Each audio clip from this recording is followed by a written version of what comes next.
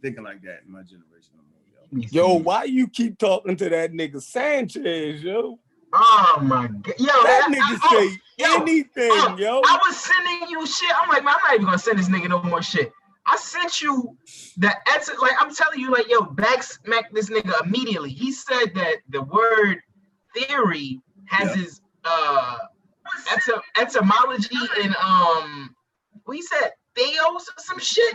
Yeah, he thought yo, they don't have no connection. I sent you. He said galaxy is gal axis. Like a girl's axis. I don't know what the yo, he be making shit up. I remember one time he was with Garfield, he was talking about the Egyptians, and he was talking about something, he was like pregnant. He was like pregnant, and then he was like making preg and net, like he was breaking that word apart like that. I don't know what he was doing or how he came to that conclusion. He just be making shit up, man. Yeah, so I never be playing with you when he put you on there with that nigga, man. That shit sad as hell. That shit disrespectful, yo. Like you can't go from debating motherfucking white motherfuckers about vaccinations to debating motherfucking Sanchez, and he just say anything. Sanchez, like yo, we live too. We live. My bad, Sanchez.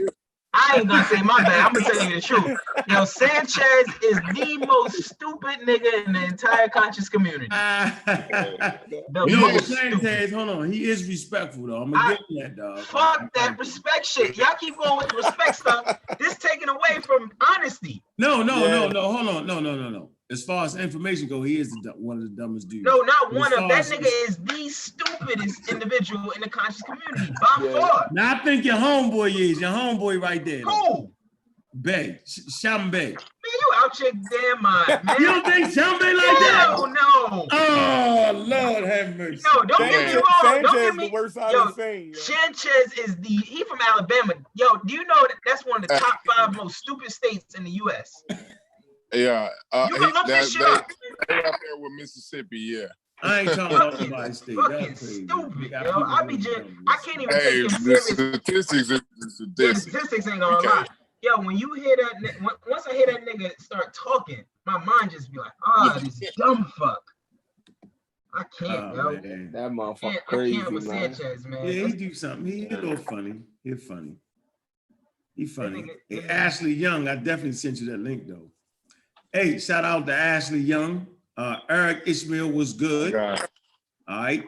Just gonna do a little something before the new year come in. I'm gonna give y'all time to go ahead. And I see you, Freetown. Real black space is blind. Force of nature, I see you.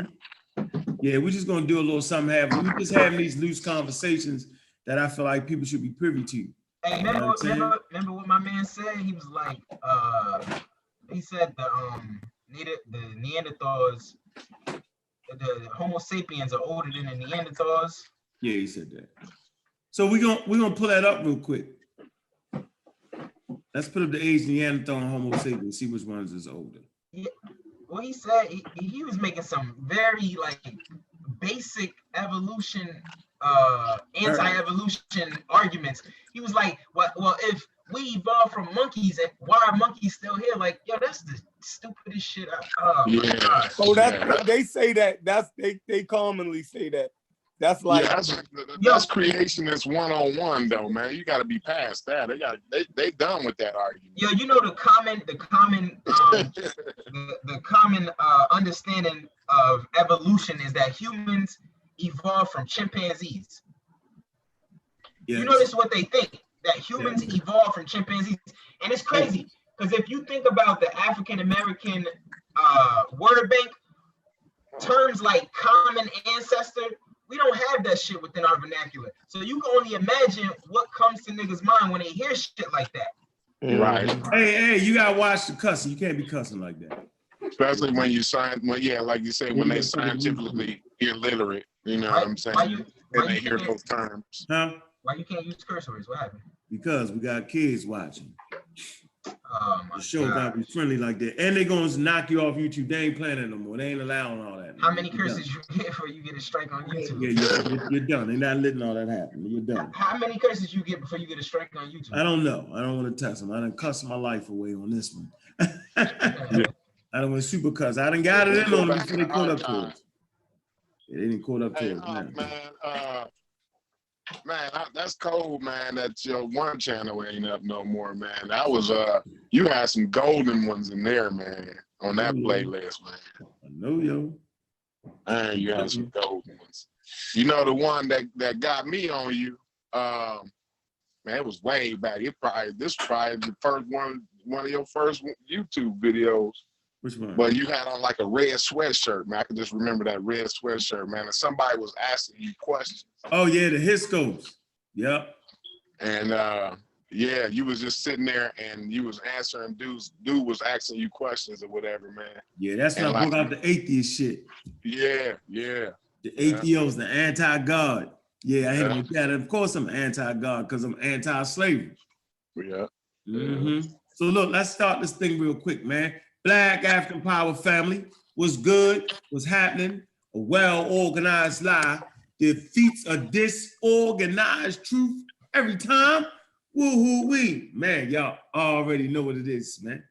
It's God killer in the house. We coming to do what we got to do. We standing tall, we standing strong. Hey, pseudo killers on deck. What's good, Chef? How you doing, bro? Pseudo killer on deck. What's up with you? Ain't nothing, chilling, you know what I mean? Ready for New Year's, you feel me? I worked all day. You know what I mean? So trying to get everybody handsome for New Year's. And I'm tired just sitting back, you know what I mean? I'm glad you're doing the show, you know what I mean? Yeah, don't lie, give us something to do for a minute. What's up, Corey? What it do, man? Pseudo killer on deck. What's up with you?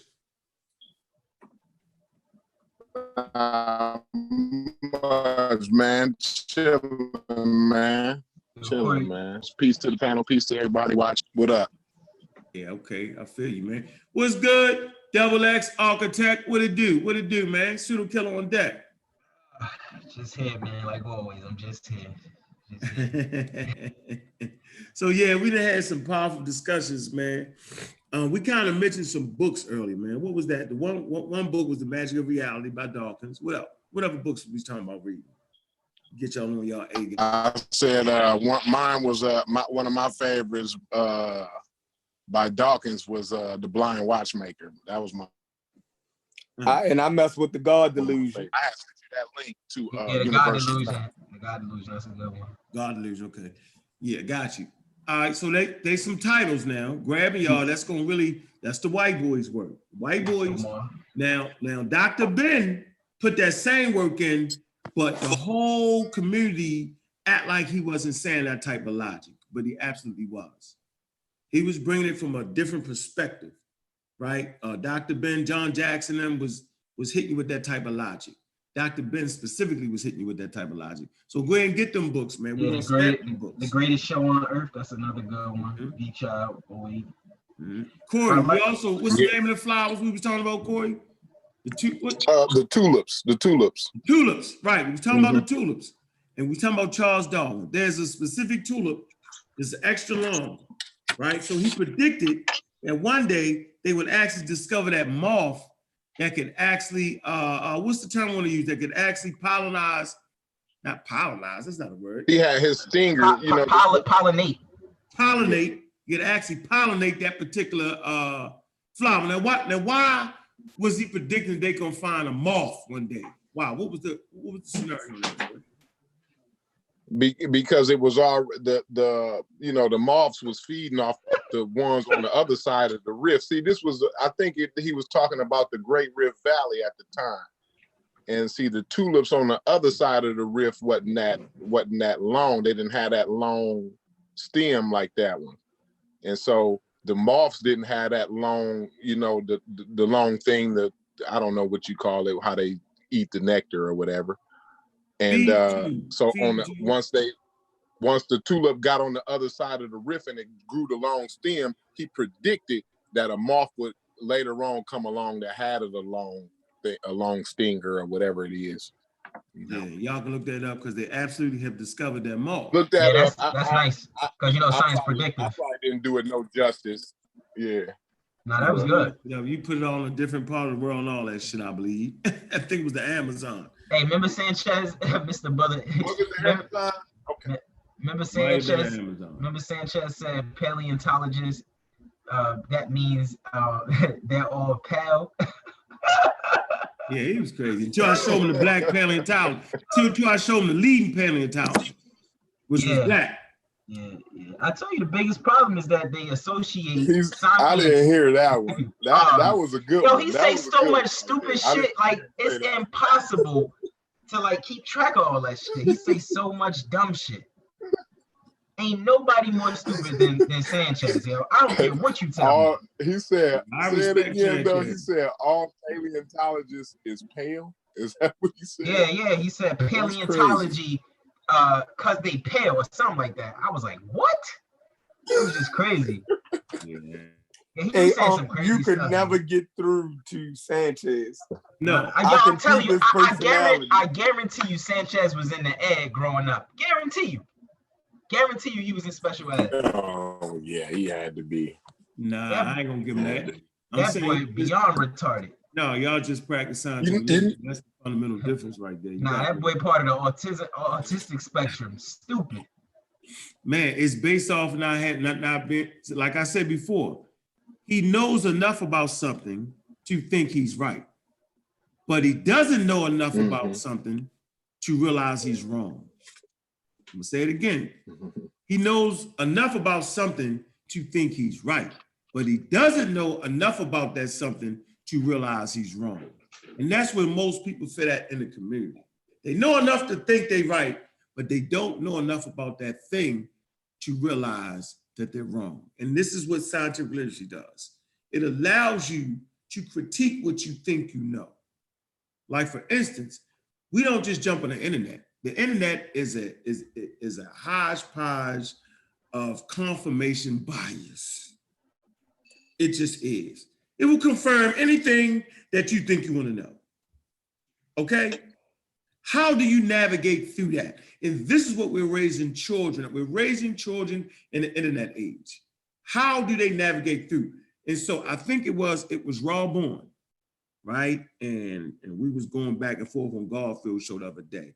He was like, you think that debate was way more important than it was. You keep saying that. Black people really wasn't. Black people vaccinate. They really not worried about that. I said, bro, I know for sure that my college-age daughter, that my 13-year-old daughter is on the internet, right? And that what they think education comes through on Facebook, Instagram. There's another one they use. It's called, I can't even think of the damn thing. Social media.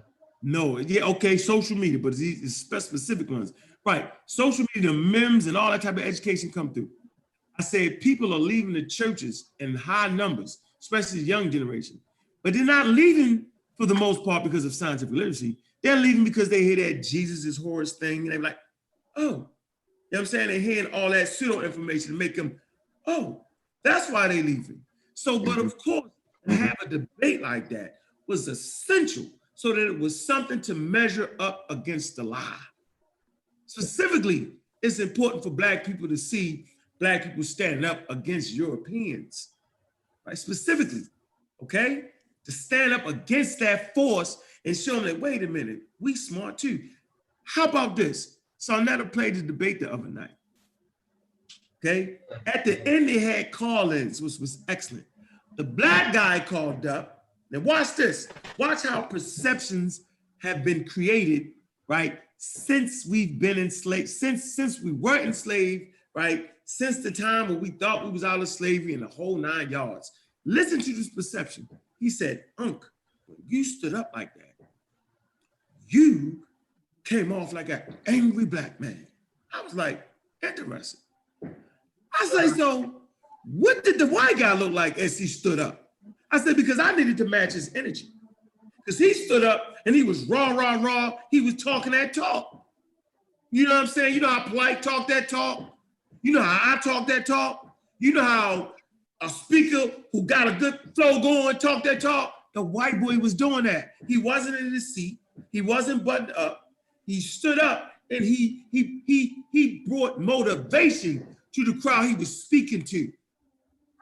If I had stayed in my damn seat and rocked it the way Assad did and rocked it the way Garfield did, we would have been dead in the water no matter what we said. I had to match his energy. But with me matching my energy, the very people that claim to be Black power, watch the perception now, they felt like that I was talking down to white people. How crazy is that? That is a psychological problem right there. That you can be in a community that they claim to be dedicated to Black people and Black issues. They claim that the white man is the devil.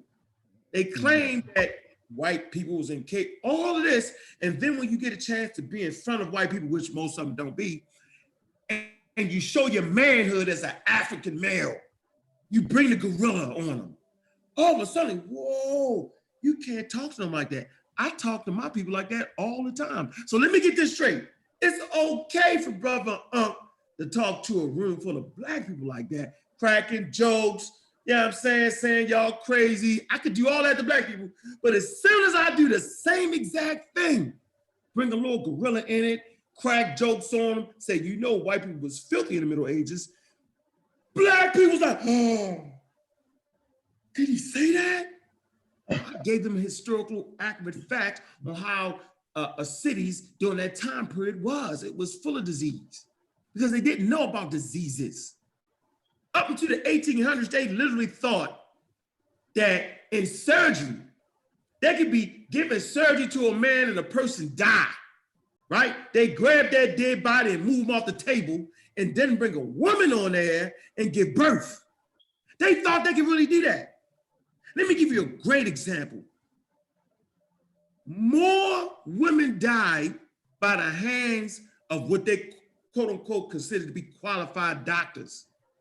Died at the hands of while they was giving birth. These women died.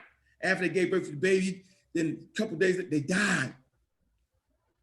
They had wet nurses, right? They was giving birth to. They didn't have all the fancy medical equipment and all that. They just did it. They wasn't dying. They was like, what is it that the doctors that's supposed to know all this are helping women give birth, and a lot of women die, but these wet nurses over here, right, a lot of women aren't dying. What is it? You know what they realized? The damn wet nurses was washing their hands. They wasn't touching dead bodies and all that. The doctors wasn't washing their hands. They was passing disease and germs to the open wounds, You know when they was giving birth? They was passing these germs over. Out of this study, they come up with the germ theory, understanding that. So they didn't even understand germs and cleanliness. Remember, before this point, they actually thought that it was bad air that was passing on disease. They didn't know that you couldn't stack up dead bodies outside the damn house. They didn't realize that you couldn't just defecate in the street. They didn't have that concept. That's why they wore the high heel shoes, because of a lot of sewage and stuff around. I kid you not, and I'm not just making this up. I'm telling you. I know that's why they wore those high heels. Right. I'm just saying they didn't have clean. It wasn't like that. And I'm not saying all European. I'm saying there was a lot of cities, and anybody will tell you that. Was it commonplace? It was a commonplace thing. They didn't have all that shit going. Like, they didn't know. Was it only Europeans that did that? Well, we don't got the written record in Africa. We wouldn't know. You know what I'm saying? But you do have some written records that say when they went to West Africa and stuff like that, they said the shit was super clean. They did say that. Like they invented soap over there. They think was a little bit different. Why? I couldn't tell you why. That's not even throwing a shot. I couldn't tell. The point I really want to make is the fact that I gave them a historical fact in front of a whole group of white people kind of freaked some Black people out. They couldn't understand. This is the mentality that we're really dealing with. I said all that to say that that's a damn crazy mentality, and we're really fighting against the mentality.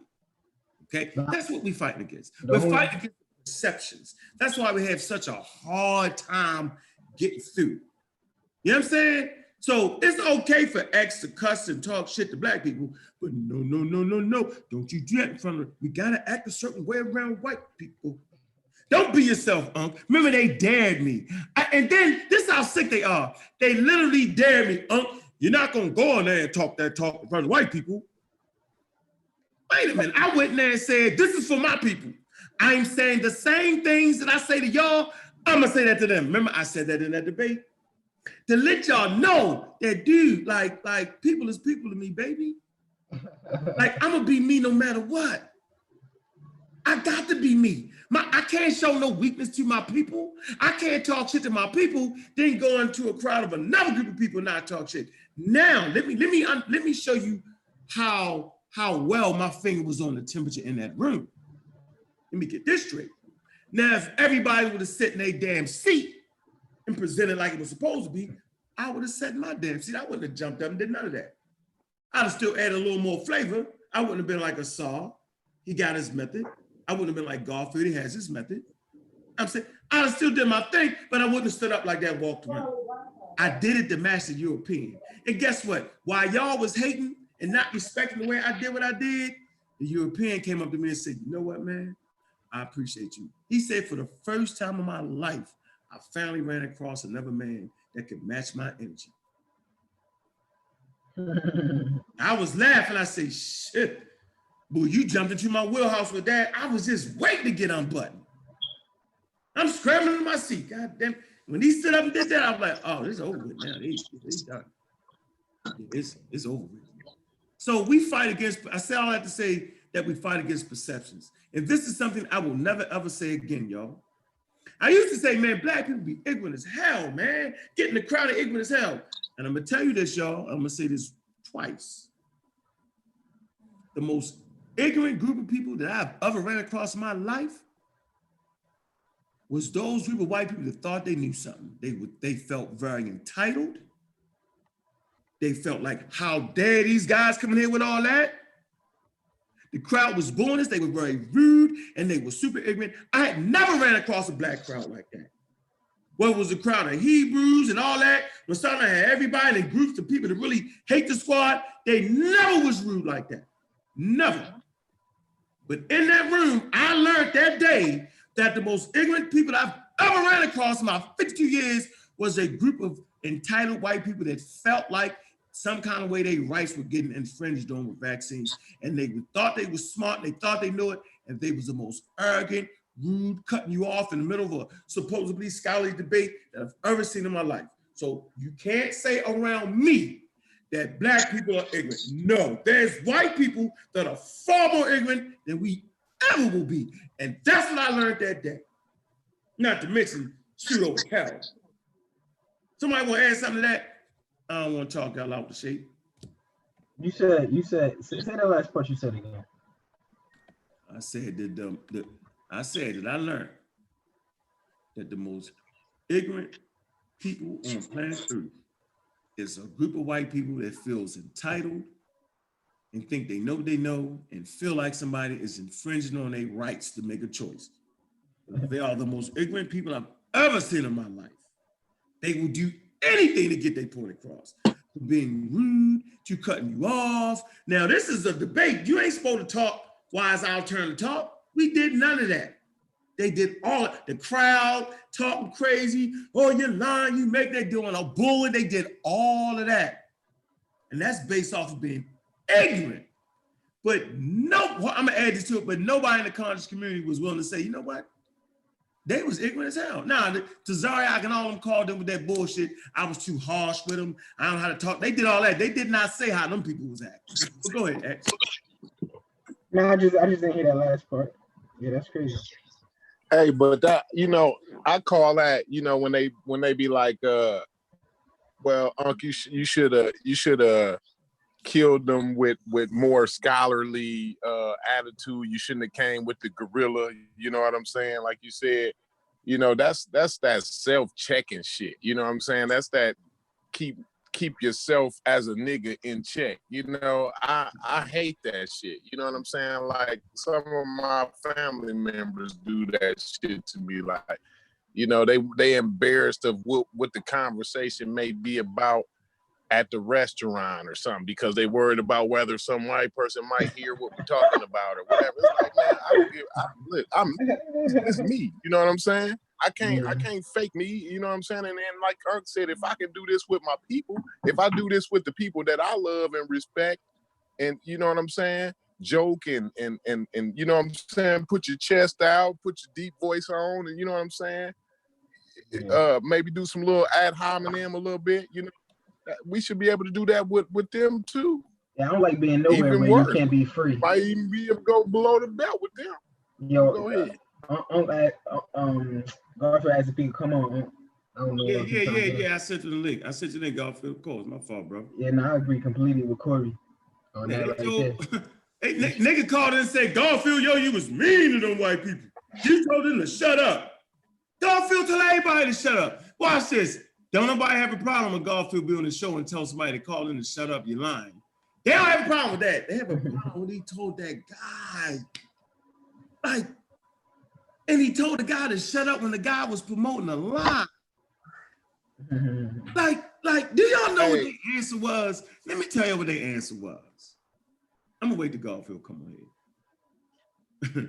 I'm gonna tell y'all what their answer was to the thing that we repeatedly asked them. Like going into this debate, let me get y'all something real quick that's funky. Going into it, right? I had to analyze. I know me personally, I like to take little pieces of things that I know your ass can't get out of, and I like to create a checkmate moment that I know you will have no answer for. Okay, and the checkmate moment was that I already know that it is nothing based off of the 300,000 years of Homo sapiens history that I know until the 1700s, right? That they ain't have nothing against the viruses. I knew it. You would have to go to West Africa, India, you know what I'm saying, and China, you know what I'm saying, and somewhere near there, to remotely come closest have something. And I knew they didn't have nothing. So going into that thing, damn, come on, I'm biased, I hit you up. So going into that thing, I knew that they didn't have nothing against that. And so when we started hitting on that heavily, it fucked them up. At the end of the day, do y'all not realize that European guy said, and I showed on the show. Yeah, once you showed that, I said, that's crazy. It's over. I said, so if not vaccine, the white boy said, I'm going to immerse my children into catching the disease. Oh my God. Yeah, that was crazy. I would have told that nigga immediately. But watch this. Listen to what he said. By him saying that, he had actually agreed to vaccinations because that's all vaccinations do. Yeah. Vaccinations does it at a safer rate. So watch this. Now watch this now. In the debate, we beat him to the point of, okay, that we just want safer vaccines. We don't want to get rid of vaccines. Because remember, the scientist said, I'm not anti-vax. So we beat him off of being anti-vax. You know what I'm saying? To now we want safer vaccines. So if you really want safer vaccines, let me get Garfield up in here. So if you wanted safer vaccines, right, then why would you agree to introducing the pathogen to our people? Because that's definitely not safe. Think about that, y'all. Let's take our time now. He's saying, I want to immerse my children in the chicken pox and different diseases so they can have lifelong immunity. But guess what, y'all? That's how vaccines work. They give you a small antidated piece of the virus, okay? Enough to cause an immune response to it, right? They do not give you the full-blown thing that would fuck you up. See, they don't do that. That's called variolation. Right, they don't do that, which is dangerous. So the first things that humans came up was very dangerous, and it was called inoculation. Right. It was very dangerous. Because I said that 1 out of every 40 people died that had that procedure done. Right. But 1 out of 7 people died that didn't have it. So they had to make the tough choice. Right. As soon as that white boy made that statement in that debate, y'all, Yeah, it was over. Over with, yo. Go ahead. What's up, Garfield? How you doing, brother? Because you don't need to talk to them white boys like that, bro. Please, Garfield, speak to the panel. I think the ancestors arose inside of me, and the spirit of Igun came alive. Oh And man. that white boy was speaking at the end, and he was bullshitting. I was so mad. I was like, "You are a liar!" And he turned around and gave. Why the white man had to bow down to the black man and give him the mic? Why you gonna give the black man the mic?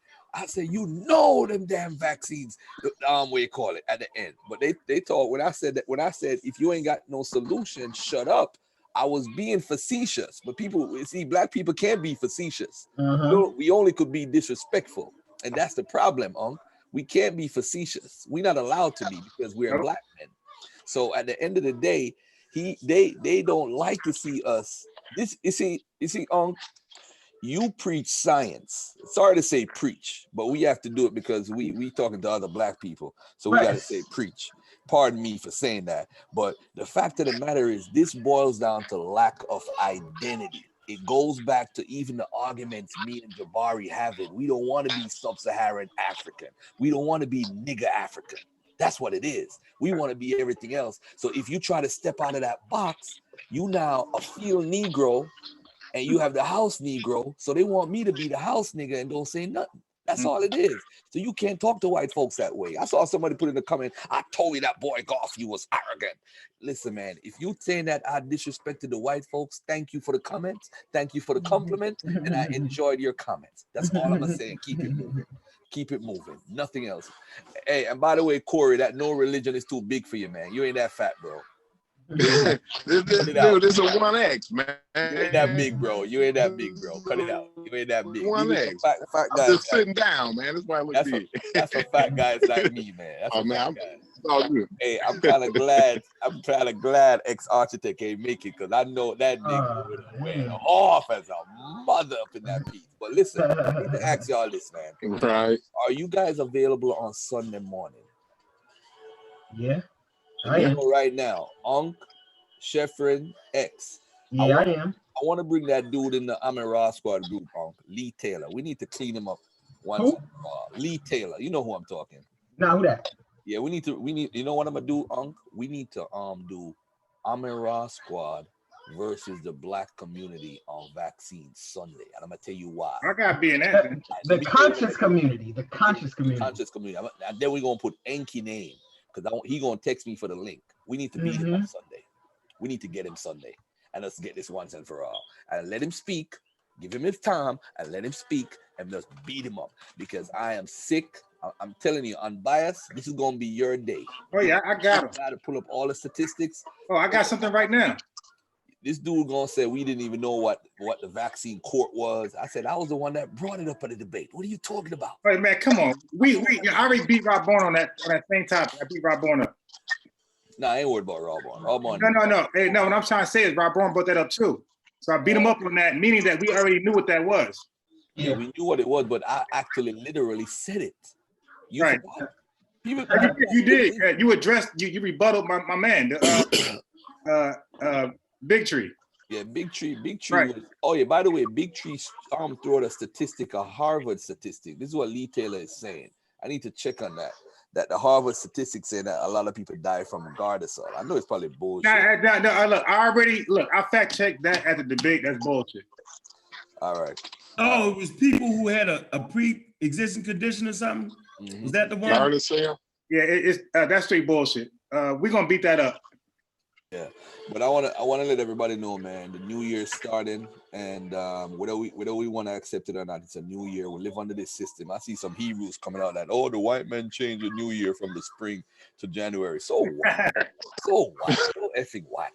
Come on, man. We gonna have some fun. Just don't be the same nigga you was last year. That's all.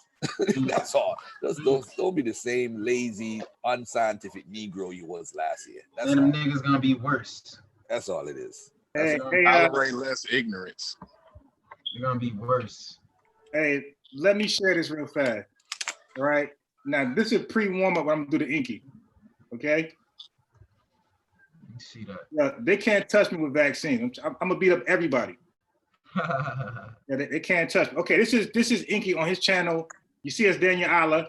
He also posted his back up with Gorilla Hebrew, and when he debated you, Garfield, and on your channel, Garfield, he did a replay of the video, and at the end of it, he put this up there. Now, he put these deaths. You see these deaths he got on here? This is funny as fuck right here. Now, this dumb nigga is pulling up stats on VAERS. Now, all this is on VAERS. You see it right here. VAERS. Now, look what I'm gonna do with this nigga. He can't. Nobody can fuck me on vaccines. Watch this right here. Watch this. I'm gonna tell you about VAERS right now. By the way, I'm biased. I realized why you was in the NOI, man. You a light skinned dude. I just realized right now why you was in That's a side note. You got that Wesley complexion, Wesley Malcolm X complexion. Bro. Hey man, look. So this is so now Minister Inky, junk scientist Inky, had pulled up some stats from the VAERS, some false, whatever he was trying to do, some misleading stats. Now, this is from the VAERS website itself, bro. You see it right here, VAERS.HHS.gov. It says VAERS is a passive reporting system, meaning it relies on individuals to send in reports of their experiences. I mean, anybody can do it. Any claim is accepted to CDC and FDA. VAERS is not designed to do what? To determine if a vaccine caused a health problem. So what stats was Inky pulling up?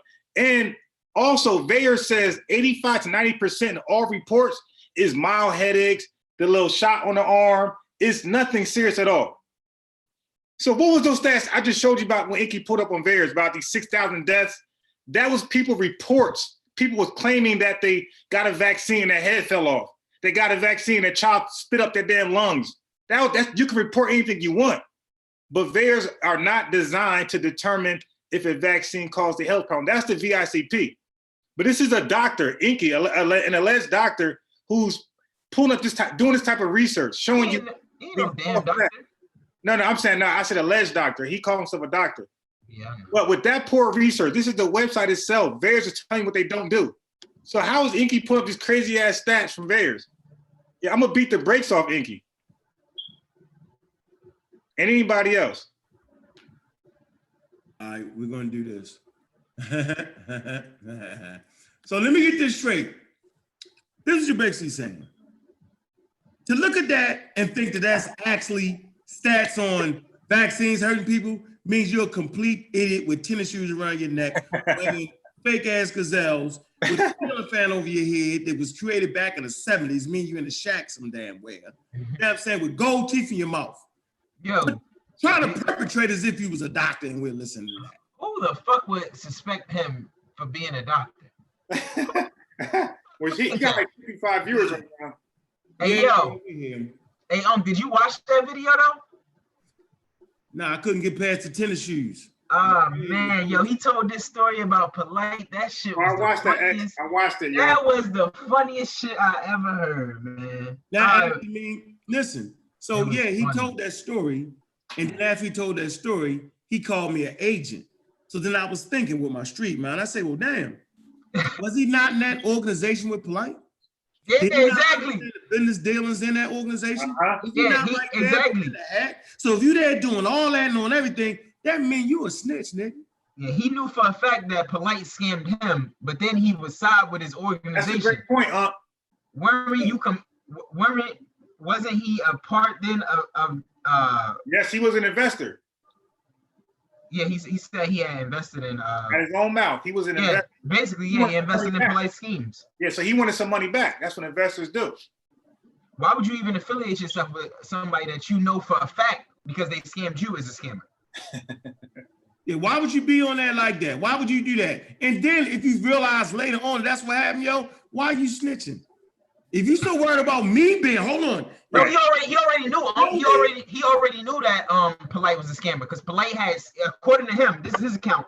Polite has scammed him out of money that he gave Polite to fund Polite's speaking ventures or whatever, right? So he scammed him out of that. He went to Polite house, and Polite landlord was like, "Damn, homie, they got you." And he's like, yo, you know what? Look, on the strength of me seeing you come here often, I'm gonna let you go in Polite House and get something so you could sell it, you know, to try to make you some money back for the money that you lost. So he said Polite, he went in Polite House, took Polite laptop that had his books and shit up there that Polite used, I guess, to make some money. And he threatened Polite. Polite called him like, hey, yo, fam, you at my house? My landlord said you at my house, got my laptop. And he like, yeah, I got your laptop. He like, yo, I'm gonna need you to get that back. And he like, yo, you know, yeah, I'm gonna give it back to you as soon as you get my money. And then police said Polite tried to get like all thug life on the phone with him and shit. I don't believe none of that shit, yo. But the point, I believe that whole story because if you know the way like attorney Shabazz tells you what the victims of Polite scamming say that he does, it lines up. He said the exact same thing. It lines up. Yo, that shit was crazy. Back to the point I'm trying to make. If you in that organization and you know that's what's going on, now in 2020, you telling us that, you're a fucking snitch. Yeah, but by the actual definition of snitch, they were in it together. Yeah. Polite got caught, Inky didn't. He trying to save himself, and he threw Polite under the bus. That's a snitch. Yeah, Doggy Diamonds had asked him like, "Yo, if he just got you, why would you go back in there?" And he like, "Well, I mean, I got my money back." Right. And it goes to show you how much concern or consideration he actually has for the individuals in the community that he claims to be trying to help. Yeah. Now, I was on Inky live stream 2 days ago, and he also believes the immune system is enough to defeat the viruses and the viruses. So he also believes that. That's why I tell niggas, yo, let me get somebody that has HIV, cut them open, cut you open, let their blood touch your blood. Let's go get you checked to see that you got HIV, and then let's see you fight it. Hey, yo, but the first thing we're gonna do is hold Inky to that VAERS. We're gonna. He needs to explain why he put those stats on VAERS. That's his go-to. Yeah, so we need that explanation first. Now he always cites pseudo sources. Yeah, that's his. No, that ain't a pseudo source. He just misrepresent the source. Yeah, horrible. Once again, he fights against the ignorant. So that's what a good pseudo do, though. A good pseudo will use a good source, but just misrepresent the source. That's what a good pseudo does. Right, that's what he do. So let me show y'all this real quick. Let me show you this. Beat the hell out of him. Let me show you this real quick. Damn. Let me get my notebook. Man, seriously. I'm messing up because we sure as hell can't get through right here. Let me share my screen with y'all real quick. I'm gonna say this again for everybody listening, ain't paying attention. If you're gonna call me an agent because I work for the government because I teach scientific literacy, you up there in the organization that you're in and you wearing a hat and you in there and you high and keying and you funding lectures, you doing all that, and now because shit ain't went right, you still snitching on them, nigga. That's what we. He was wearing that hat though, just for the record. Huh? He was definitely wearing that hat for the record. He a snitch. I call you a snitch, nigga, because none of the niggas I did dirt with will I ever say anything about it based off of the fact. Here's the rule, since y'all might not know the rule. The rule is if you benefited off of some type of action, whether it's or not, a scam. If you made money in that and did all that, yep. Just because shit went left, you don't then come out and talk about that. You let that shit go because you made money off that. Right. That's what it's really about. That's what it's about. If you're involved in something, we're not talking about somebody take your money, you ain't got shit to do with it, and you tell them that's not snitching. Yeah, I mean, you trying to get your fucking money back. Right. But if you in something and you benefiting off that thing you in, you supposed to handle that on the slide. When you see Polite, make it on site if that's the way you feel. Yeah. But don't say the police or the agent, because you just said that a little bit too much. Now you can't even go to Baltimore. Now you can't even go to DC and surround there. Now you're done with that. I dare you. I dare you put up a flyer and think that's what you're doing. Because you're not doing that. Because you did too much. You just said agent just a little bit. Let me stop. A little bit too much. And on top of that, you snitching on Polite. I don't respect it. Now he definitely did. I don't respect that. And y'all say, well, that's community. Nah. He got to keep his mouth shut and he got to deal with that. He got to deal with that because he was in on the whole thing. If it was that, he was in on it. So keep your mouth shut, bro. Well, look at this. Inky had a water that he was going to sell, right? And many people had pre-bought it, pre-purchased his water. And then something happened and nobody got the water and he kept all the money. Then he blamed his business partner for taking all the money. Then he claimed his business partner was an ex-militant person. See, he keep going to that militant shit for like a way out. No, he keeps snitching. Here y'all go. Let me show you this slide. They also snitching. Yeah, he also snitched. He snitching. He a snitch. He a known snitch. He keep doing it over and over and over again. That's a fact. You gonna talk shit about me? Go ahead with that. So here we go right here. This is how a vaccine safety continues to be monitored. Now, let me see. This is the first slide right here, right? These are the different phases that they go through with the vaccines. Okay, how a new vaccine is developed, approved, and manufactured. Okay? Before a new vaccine is ever given to people, okay, the extensive lab testing is done.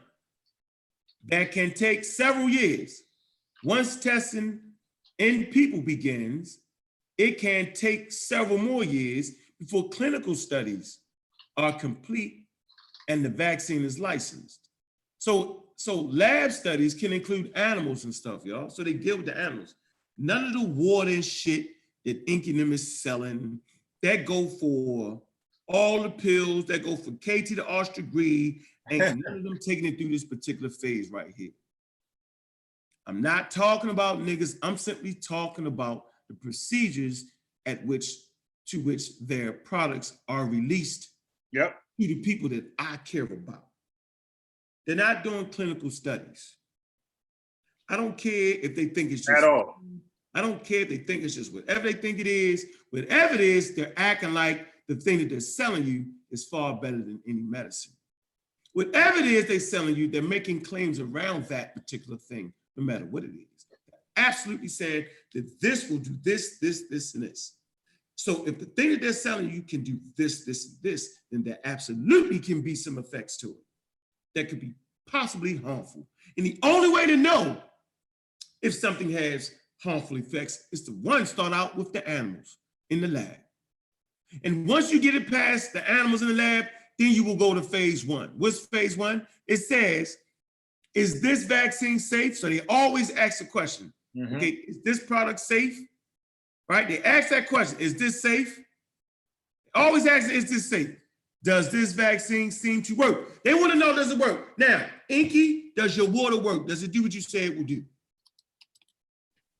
Okay? Right. That's the action right now. Let me see if I can get Sean in real quick. Yeah, somebody's waiting. Trying to see if I can get him in. Somebody left Kofi in. Yeah. I got him. Yeah, but great points, great points. This is necessary.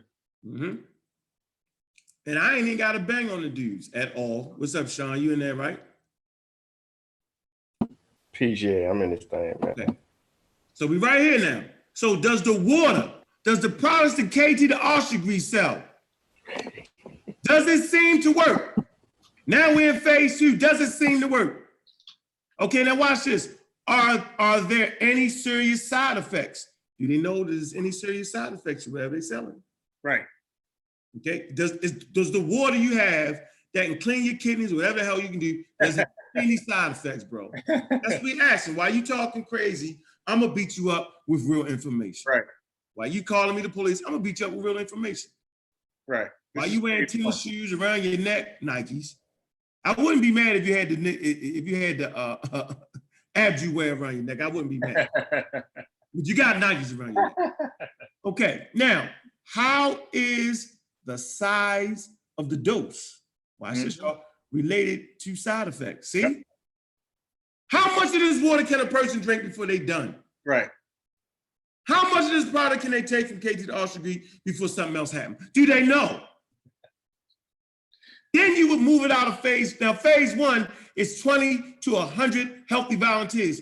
Where are the 20 to 100 healthy volunteers that you gave your products to and studied them for over 7-8 years? Yeah, all mad customers right now. You could have never did it because you need the money right now. Right. You don't care about the safety, but yet you talk about Brother Unk, you know what I'm saying, and the Amaral squad, and the Dagger squad, and Sean and everybody. Y'all talk crazy, but y'all don't really care about the safety. I care about the safety. 20 to 100 people. You move to phase 2. Phase 2 is what? Several hundred volunteers. Damn. Where are the several hundred volunteers? Sevenfold. The water that the fake doctor gave people. Where is the several hundred volunteers that KT the Austrey gave to the people? Ain't Where no phase 2. the hundreds volunteers that Dr. Sebi gave to volunteers? Where is it? We want to know. Where are these people at? What are the most common short-term side effects? Here we go again. Do we know? Does Dr. Sebi products have short-term side effects? Do we know? We know they got side effects because Sarnetta almost died from those side effects. That's how we know. How many other people have gotten side effects? Watch this. How are the volunteers? How are the volunteers doing? We don't know how they're doing because nobody volunteered. You just started to immediately sell us these products with claims based around it. This is unsafe. So why in the world would these holistic fake practitioners keep trying to bang on me talking about vaccines ain't safe? Wait a minute. Hold up, y'all. Vaccines not safe. How about your products not safe? Because we know nothing about them. Watch this. It say, how are the volunteers' immune system responding to the vaccine? Once we do that, we move on to phase 3. Watch this. Hundreds or thousands of volunteers. How do people who get the vaccine and people who do not get the vaccine compare? They kept saying in that debate over and over and over and over again that they don't have studies with people who have been vaccinated and people who have not been vaccinated. They lied because this takes place in phase 3. I'm gonna say this again. Inky, KT the Austrey, Dr. Sebi, God bless his soul, and everybody else, they act like that they have not looked at vaccinated population based and unvaccinated population. They do this in phase 3. Watch it. Now watch this. Is the vaccine safe? They constantly ask the same question. Is it safe? Is it safe? It's a running theme here, y'all. Watch this. Is the vaccine effective? They want to know, is it effective? Is that water that Inky got effective? Hell no. Watch this. What are the most common side effects? Once again, there are always going to be side effects, y'all. They're always going to be that. Yep, and everything. Shit, stop moving. Hold on. I got this shit so much. You start banging on your keyboard. The ghost of Dr. Sebi. Let me stop, yo. They get mad when I fight you when you do that. So what? I wanted to get you to the VAERS slide because that's important right there. No, I'm gonna have to redo it because it's acting crazy. I'm gonna have to stop sharing it. You started banging. I started banging on that. Hey, Sean, you want to add something real quick before I get back to you? Anybody want to add something? How about you, Dan? How about you guys? Anybody want to add? I think Sean want to talk. Go ahead, Sean. Nah, I really was just catching up with everybody, man. I don't know about Inky stuff. They don't have a lab, so nor do they have the funds to critique, tweak, and analyze their research. There's no journals. There's no. We can't track anything that they do. This is all on a whim. This is. I bet you this can work. You feel me? This is all. This is guesswork at its finest, and this is basically. Let's be real. This is a placebo. They're selling a placebo. Right. to the community. There's no independent research done on this by none of them. When they put all of this stuff together to sell to the community, there's nothing that they can bring to you with evidence to prove anything. This is all on a whim. This is the placebo effect that we're dealing with. So I got some aspirin right now that I can sell you that'll help you with your headache in a clear capsule. All you need to do is after you take it, drink you about 3 cups of water, make sure you're relaxing, and in about 15 to 20 minutes, man, you ain't even gonna feel like you got a headache. Mm-hmm. What's in the clear capsule is straight up water. So when you when you diagnose, when you sit here and digest the water with the water and you go relax, you ain't got no headache no more. Right. That's what they selling y'all, the placebo. I know Uncle's making a real good point in what he was dealing with.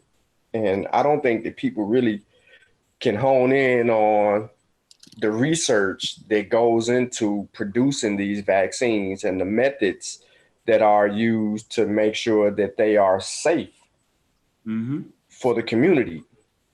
And I know you probably said it over and over, but we're going to keep on pounding the dead horse, is that the years that it takes to research these things is impeccable. So you telling me that Inky come out with a product in his white lab coat with his LeBron James around his neck, with his gazelles on from 89, his gazelle glasses. You gonna tell me that he actually been in the lab for years working on this before he brought it out to the community, and that it actually works? Nah, I ain't buying that. Not him. Never did that. None of them never did that. You want to add something to that, Garfield? Let me just say, Enki, we're gonna deal with him on Sunday, man.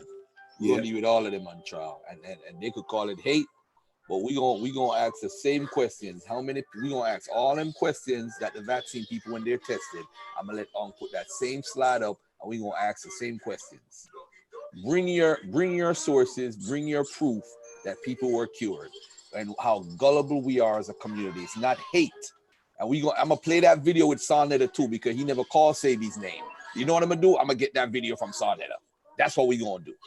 We gonna get that video. Who was Sarnetta talking about? Oh, he was talking about Sabi. Let's let the cat out the bag. Yeah. Let's let the cat out the bag. He almost died.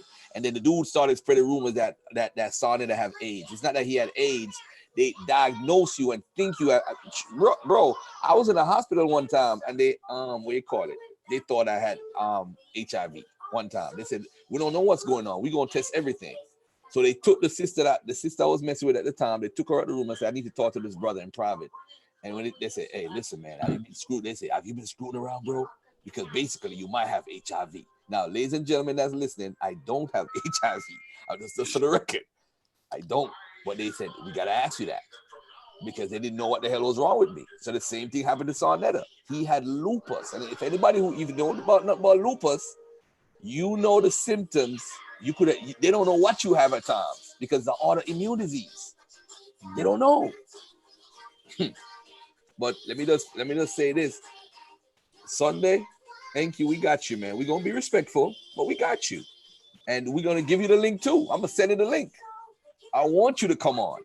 That's the purpose of putting your name in the link, because I want you to come on. We're not scared of none of your big words and photosynthesizing your head top and all that stuff, whatever you use.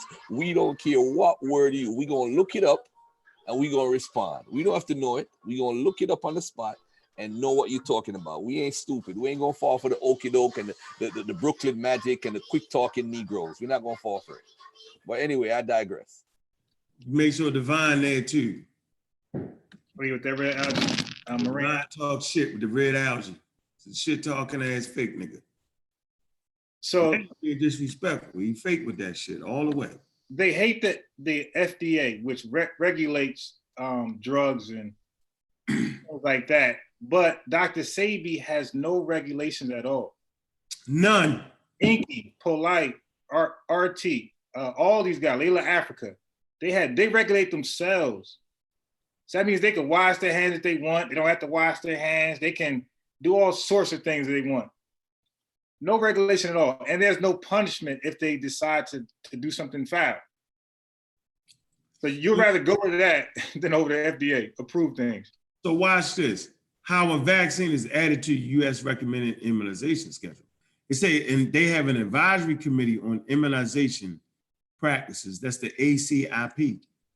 It's a group of medical and public health experts. These are experts now, members of the American Academy of Pediatrics, that's the AAP, and the American Academy of Family Pediatricians, that's the AAFP, and among some of the groups that also bring related immunization expertise to the committee. They say this group carefully reviews the available data about the vaccine from the clinical trials and other studies to develop recommendations for the vaccine use. It says that ACIP continues to monitor vaccine safety, here you go, and effectiveness data even after the vaccine's routine use and may cause, let me read this again.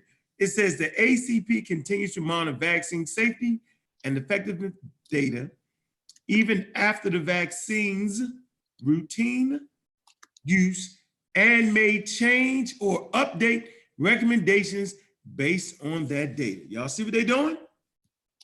They say when making recommendations, the ACP considers, here we go again, how safe is the vaccine when given to specific ages? Uh-oh, so now they divide the ages? How about if you give what Dr. Sebi got to a 50-year-old, as opposed to giving it to a person that's 20, as opposed to giving it to a person that's 15? See what I'm saying?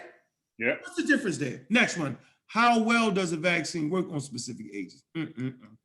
How serious is the disease the vaccine prevents? The disease might not even be serious enough to even give a person a vaccine.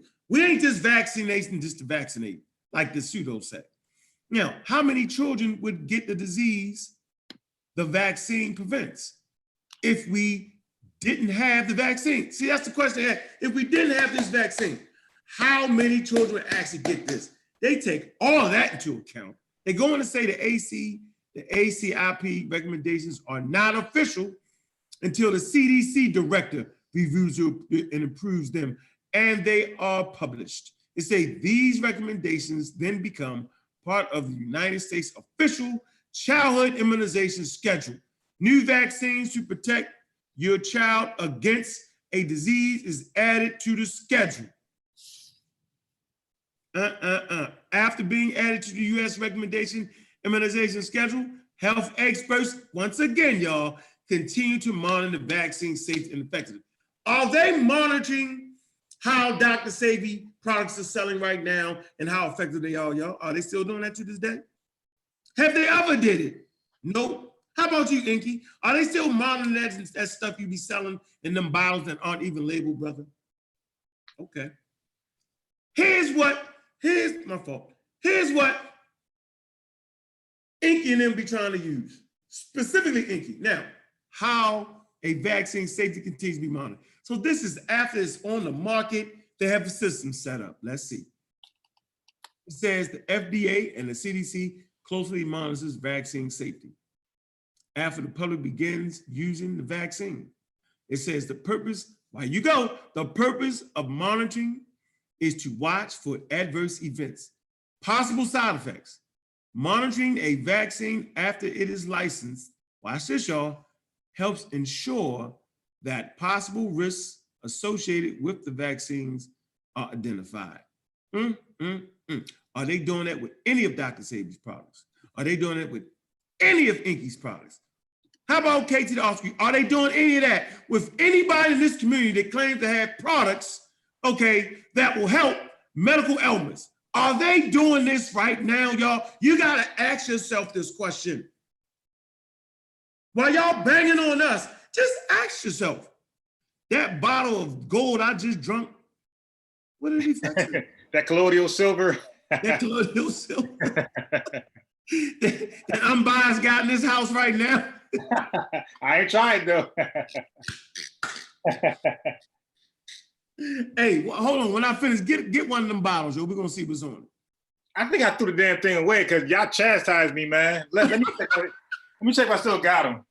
Yeah, we want to send that. We're gonna send that to study. That's what we're gonna do. Yeah, we're gonna since Inky want to talk trash, we're getting your products monitored right now, bro. Now watch this. Here we go. Vaccine Adverse Event Reporting System. VAERS. This is what the guy keep using. It's called the Vaccine Adverse Reporting System. VAERS collects and analyzes reports of adverse events that happen after vaccinations. It say anyone can submit, I'm gonna say this again, anyone can submit a report, including parents, patients, and healthcare professionals. So anybody can hand in this report. It doesn't have to be true, and it doesn't have to be right. It just has to be something that you feel. We're not gonna use that as a scientific understanding of what just happened to them. We're not gonna use this as, well, this has absolutely been pointed out to be verified and true. We're just gonna use it as a reporting system. It's a reporting system. Watch this. Vaccine Safety Data Link, VSDA, and post-licensure rapid immune safety monitoring, PRISM. That's two things right there, y'all. Two networks of healthcare organizations across the USA. VSD can analyze healthcare information from over 24 million people. See, now they got groups that actually analyze the data that's coming in. Now, PRISM can analyze healthcare information from over 190 million people. Uh-oh, scientists use these systems to actively monitor vaccine safety. So they're just taking all the data collected from the public, and all that, and they're analyzing the scientists and looking at it. You're not supposed to go publish this information and claim that, see, this is what exactly happened. For that. Yeah, that's some dumb shit. You're just dumb. Watch this. Clinical Immunization Safety Assessment Program. That's the CISA. Right. CISA is a collaboration between the CDC and 7 medical research centers. Vaccine safety experts assist the U.S. healthcare providers with complex vaccine safety questions about their patients.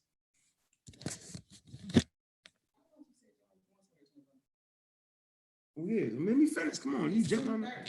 Oh, we're going to get off this then. Hold on.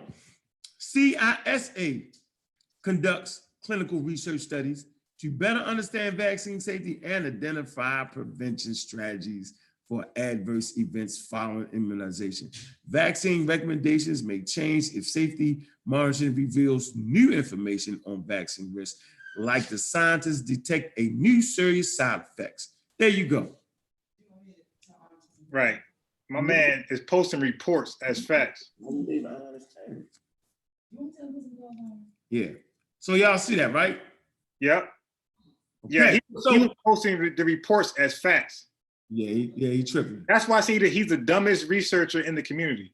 Yeah, he's not even a researcher. He's just funny. Man, what I tell you the other day, Uncle, when I text you, what I say these people don't do. You don't read. Yeah, proper research methodology. Nah, that's not what I told Unc. I told Unc that these people do not read. They don't read. Oh yeah, it definitely also that. That we already know that they ain't got good methodology. They do not read. That's the number one problem with people, is that they do not read. They don't have the patience to read. They continue to just assume and believe, but then they'll turn around and talk about the Christians, the Hebrews, the Moors, the Jews. And they don't read. Haskell read something. Haskell said, the Wikipedia article, he said, the wiki that Unc read during the Sanchez debate has made me much more accepting of the OOA. That's the Outer Africa Theory. There you go. Just read. There you go, Haskell. All you got to do is start reading, though, Haskell. You realize we're not giving you nothing crazy. Man. We're not doing that. Nah, it has to straight. Part of the learning process. Monica Lamb, what's up? Hey, it's a copy in the damn building. She's in the damn building. doing what she do, running that daggone chat. Huh. I see you, Calvin. Yo, Uncle, no, man, you still sharing. Let me unshare that. What I was gonna tell you was that I've dropped some links in the chat, in the Zoom chat. Right. Mm-hmm. Let me pull this up real quick. Why you don't put it in the chat? You know why I can't put it in the chat? Why not? Not a moderator, and neither I ain't got no range. yeah, none of us do. Yeah, all y'all lost y'all. All the dudes lost their rent. Yeah, I seen them women with. All about the women that no dudes need to have renters. Hey, but look. Spoken. Hey, Garfield gave Amber Evans a wrench, but she be all up in Inky chat. Siding with him. So all the women be pseudo as hell. No, not the women in this chat. How about that? We got the smart, intelligent women. And Kyle believes the damn way. Straight intelligent. All right, so real quick, let me get off that. I put this in the Zoom chat right here. Ensuring the safety of vaccines in the United States. There's this big old conversation that people kept on having about, during the debate. The one scientist, I think it was the scientist, right? The scientist kept elaborating to the vaccine safety, saying that there has to be a better way to administer the vaccine. He kept saying it and kept saying it. Right. But never once did I see or hear him refer to the current methods, right? And what the United States goes through to make sure that they're safer to administer. So in this PDF, it's a 2-page. It just highlights some bullet points. It says currently has the safest, most effective vaccine supply in its history. This hadn't even been updated yet. I could go in there and grab a more updated, but as of 2011, we have the safest and most effective supply in our history. Mm-hmm. And then it says the United States longstanding vaccine safety system ensures the vaccines are as safe as possible. As new information and science becomes available, this system is and will continue to be updated and improved. So how much more improving can we do if we continue to strive out to be better? And notice that all continues to say it, but the FDA regulates this stuff. So if they want to pass off any type of side effect drugs to us, they could do it through the food, the drugs. They could do it in our drinking water. They can contaminate us at any time. They regulate all of that. But yet you just left Walmart grocery shopping and you finna eat all that food at the party tonight, unless you gotta work tomorrow. But yeah, so here's the most important part of this particular PDF right here is that the clinical trials, this whole thing right here, because this is what people need to hone in on, is the highlighted phase right there. It says typically there are 3 phases of clinical trials. Vaccines that are being developed for children are first tested in adults. FDA sets guidelines for the 3 phases of clinical trials to ensure the safety of the volunteers. Phase 1, clinical trials focus on safety and include 20 to 100 healthy volunteers. In phase 1, scientists begin to learn how the size of the dose may be related to side effects. If possible, at this early stage, scientists also try to learn how effective the vaccine may be. If no serious side effects are found in phase 1, next phase 2, which involves several hundred volunteers. This phase includes studies that may provide additional information on common short-term side effects and how the size of the dose relates to immune response. In phase 3, studies, hundreds or thousands of volunteers participate. Vaccinated people are compared with people who have received a placebo. Let me rewind that back. In phase 3, studies, hundreds or thousands of volunteers participate. Now, the vaccinated people are compared with people who have received a placebo or another vaccine, so researchers can learn more about the test vaccine safety and effectiveness of identify common side effects. So now in phase 3, when they get to phase 3, they play a game. They get people a placebo or a whole nother vaccine just so they can study the behaviors in these peoples, whether it's hundreds or thousands. That's how serious it is. That's deep. And then final, the clinical trials are conducted according to the plans that the FDA reviews to ensure the highest scientific and ethical standards. The results of the clinical trials are a part of the FDA's evaluation to assess the safety and effectiveness of each vaccine.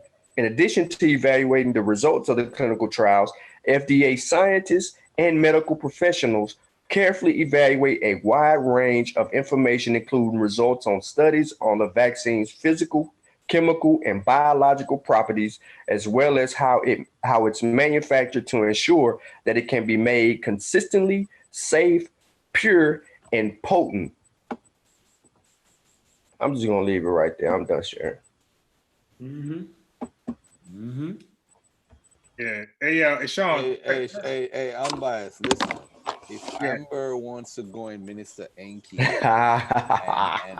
support, you see, this is another thing too. We got to stop in the new year. Everybody's not going to be us, and we can't impose how we think on everybody else. If she's on my channel and she's willing to come and learn, maybe Unc saying something, maybe Sean saying something might change her direction. But you now saying that, like, F them arrogant niggas. So we got to be easy. Not everybody's going to think the same way we do, bro. Be easy. Right. And also, be careful when you talk about the woman. If you notice me, I never bash the woman because they're going to be the ones flying out to come see your brother when I beat up Jabari. Right. If a woman, if you ever been a promoter, wherever the woman go, you're right. Girls will follow. You're right. They definitely support. So maybe that's one of the problems too, Unc. We need to get some women to come out. Yeah, they support and they definitely spend their money. I'm telling you, I told Unc, I said to Son that if you notice, Sister Monica didn't come. If Sister Monica didn't come, something's wrong. You got to plan the thing properly 3 months in advance. You can't do a wishy-washy debate and then expect, So that's how he did us. He gave us 30 days. That's not enough time for responsible people to do that. Right. They have jobs, they have careers, they have children. Yeah, definitely. They got to take care of their business. The holidays is around, and that needs to be well planned out. Tickets are higher. Like, dude, you gave people literally less than 30 days. Like, I expected just maybe New York people might come, but people that was really dealing with us, I knew they weren't gonna be able to do all that. Right. Yeah, he basically went in on y'all on that aspect, right? And that was kind of crazy, like basically like two fighters saying, and Polite was actually trying to chime in on that, saying basically y'all can't draw a crowd, and so why should anybody of repute debate y'all when y'all people won't show up? You know what I mean? Stuff like that. When I understand that's his business model, but no, he was trying to do that so he don't gotta pay us. Oh yeah, true. But that's still, the joke. But still, he know that those people came with a whole community. Right. It looked like he threw an anti-vaxxer event. You feel me? And then had y'all just debate him in the first part. That's how it was. What I'm saying? No, that's exactly what it was. Exactly. So he tried to put the onus on y'all, like bring the crowd in. No, you already locked in. I'm not dumb. See, I'm not dumb. So when I decide to cuss niggas out, you can't say I'm wrong. Yeah, but I'm not dumb. I know how y'all did it. And the fact that they was both up there saying that, I was like, I was beating them up. Get out of here. That ain't what it was. You tripping. Don't try to get me with, that's why we won't pay y'all next time. Right. And Polite uses that to say who he will debate. Yep. That's how he get out of debating certain people. You can't draw a crowd. So why would I, you know what I mean? Why would you get paid? What's the purpose? The purpose is the information. If you can draw the crowd and beat up on niggas then. Right. Because he say that's his crowd and he won't get paid for that. It's all psycho babble at the end of the day. Yeah. Okay, it's we don't want to hear all that. Stop it. We don't want to, I don't listen. I'm telling you, I do not listen to none of them. I listen to none of them at no time. And plus, then they got to break out. I don't know if he talked to y'all about it. How many, like, how do they pay y'all off for the live stream? Because a lot of people brought that. I brought it. You feel me? I know a couple other people in Baltimore who brought it. You feel me? So how do you calculate that? For the people who say, yo, I can't make it, you feel me? But I'm gonna buy the pay-per-view.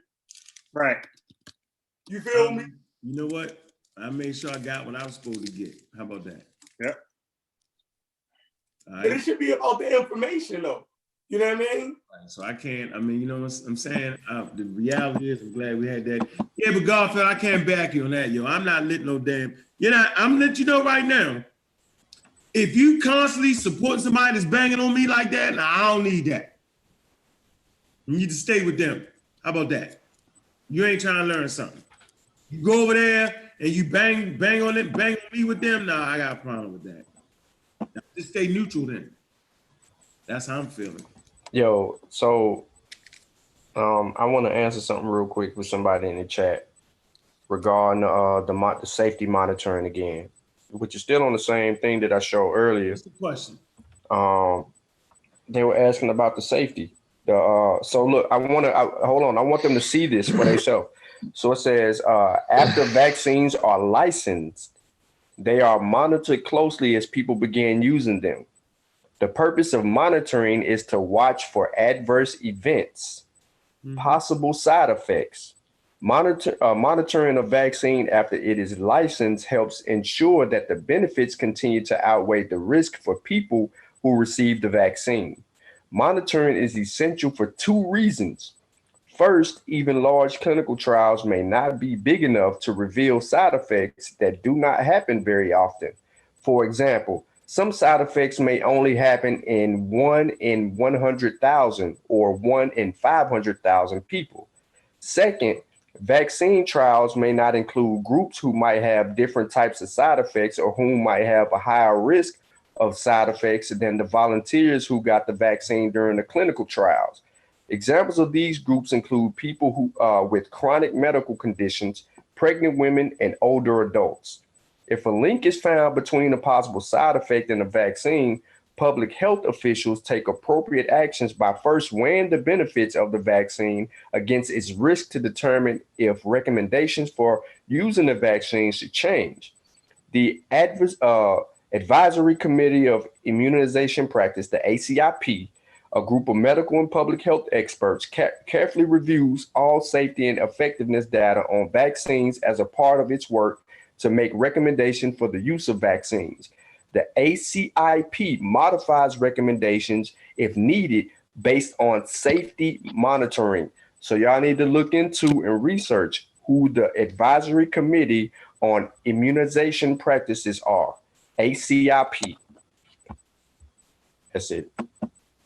So what was the question in the chat room though? They hold on, let me go back to it. Let's see if I can catch it. Might have went too fast because your people typing, yo. That's how you know somebody arguing in the chat. Oh, but it start moving fast. Yeah. Hey, but I just wanted to also add on that safety. If you go to the national security page, the U.S. national security, vaccine hesitancy made the top 10 national security threats in 2019. Yep. That's nuts right there. That's what you straight up. I can't even get back to it. That's nuts and bolts all the way.